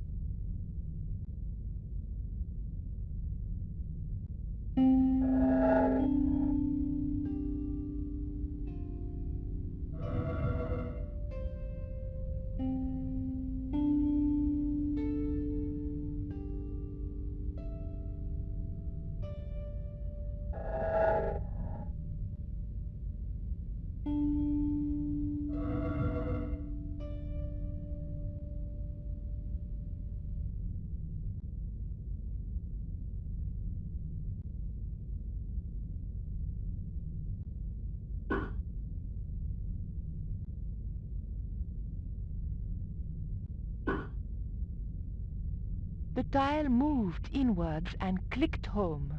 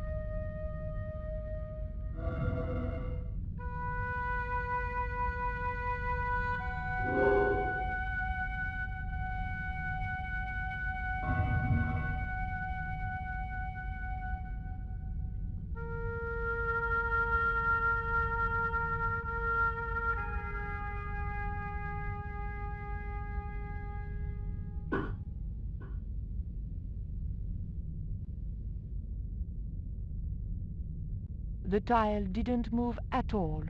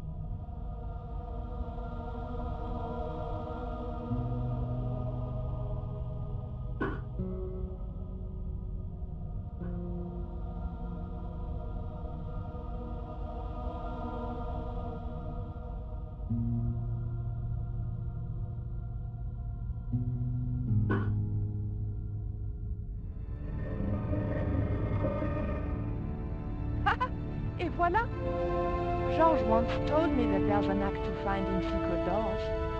I think I'm beginning to get the hang of it.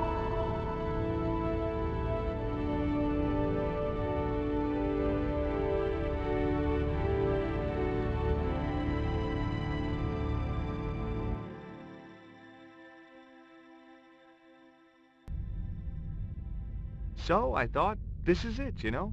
This is true love. Anyway, I have to leave for a few weeks, and when I come back, what do I find? Damn right. And with who? Labano, that creep. Huh? Yeah, that's exactly what I thought.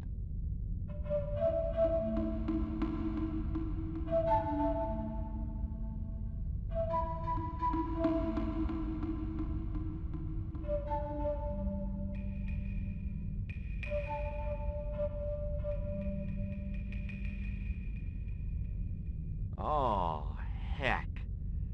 Looks like another dead-end titty poco. Any ideas?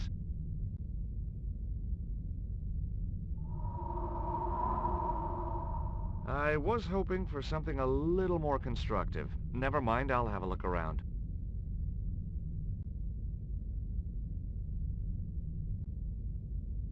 There was a torch in a sconce by the doorway.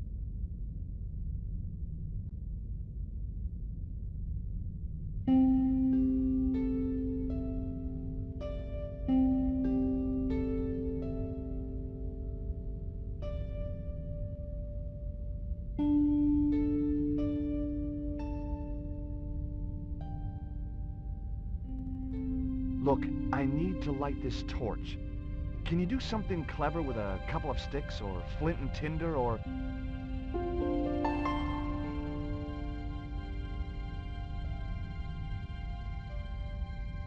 or a cheesy novelty cigarette lighter, as it turned out. There was a picture of somebody holding a torch and another guy with a lever. The lever was real.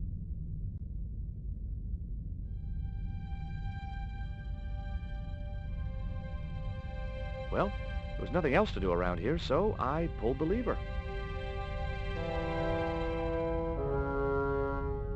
Nothing's happened. Oh, I hate that. Don't you hate that?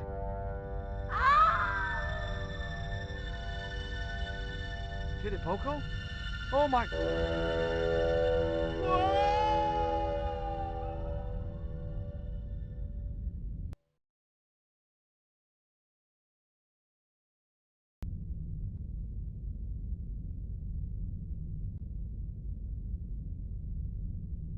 Great.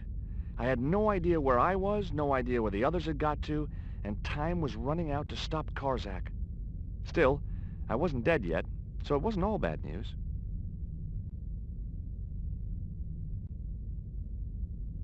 There was a lever on the wall.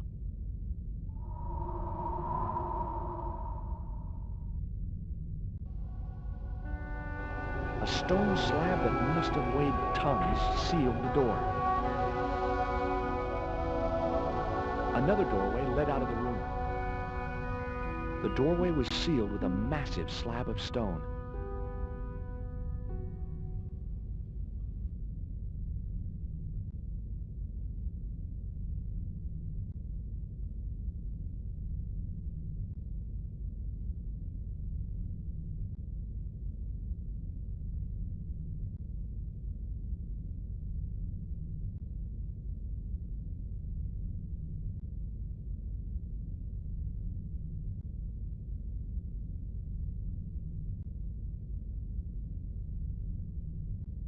There was an unused torch up on the wall. The torch could stay there until I really needed it.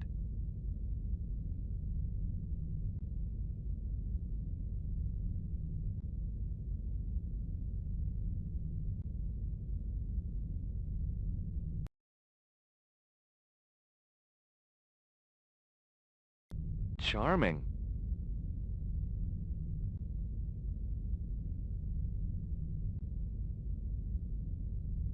Lovely. Looks like my school gym teacher. The statue looked like it doubled as an incense burner.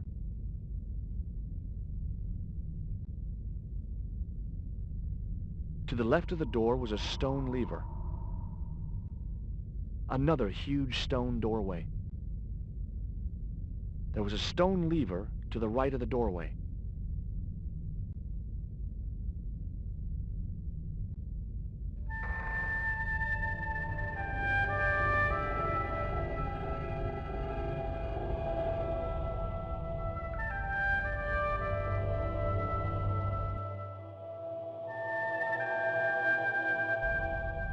Every time I think this place can't get any spookier, it does. How rapoosh. The carving reminded me of Lane for some reason. There was nothing I could do to the carving, even if I'd wanted to, which I didn't.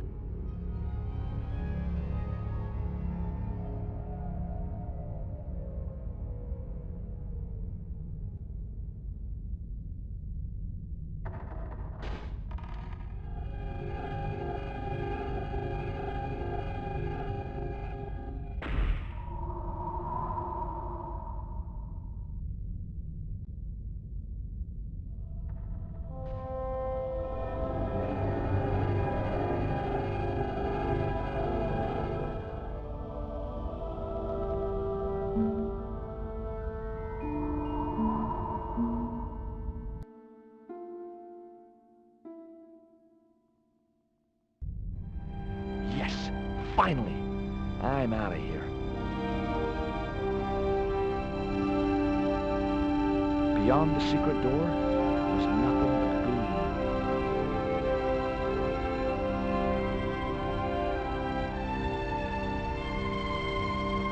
Once more into the unknown.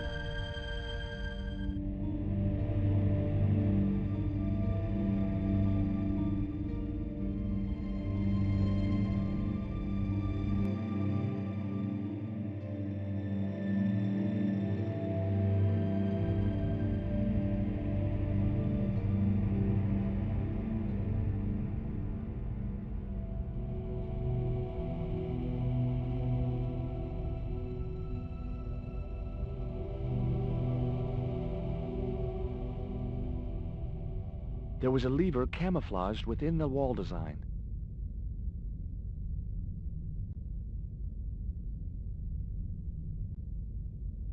Cool.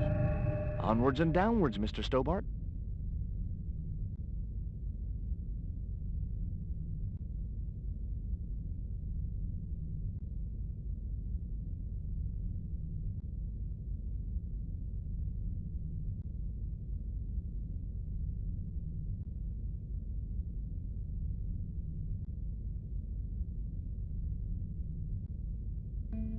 This was it. The pyramid's central chamber. Its dark heart.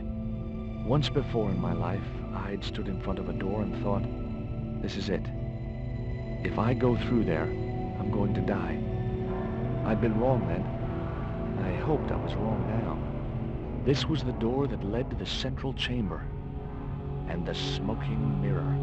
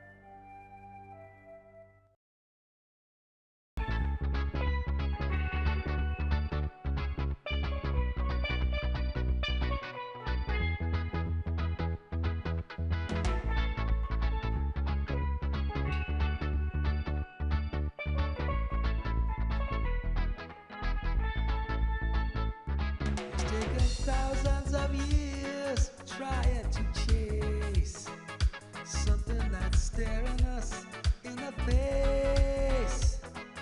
When life has lost all its fizz and you're feeling flat, you must remember that happiness is an inside job. If your name is Mary, if your name is Bob, it's up to you if you sing or sob. Remember, happiness is an inside job. A lot of people travel in search of the sun, flying and fishing, looking for fun. But it isn't easy leaving cares behind. And pretty soon you find happiness is an inside job.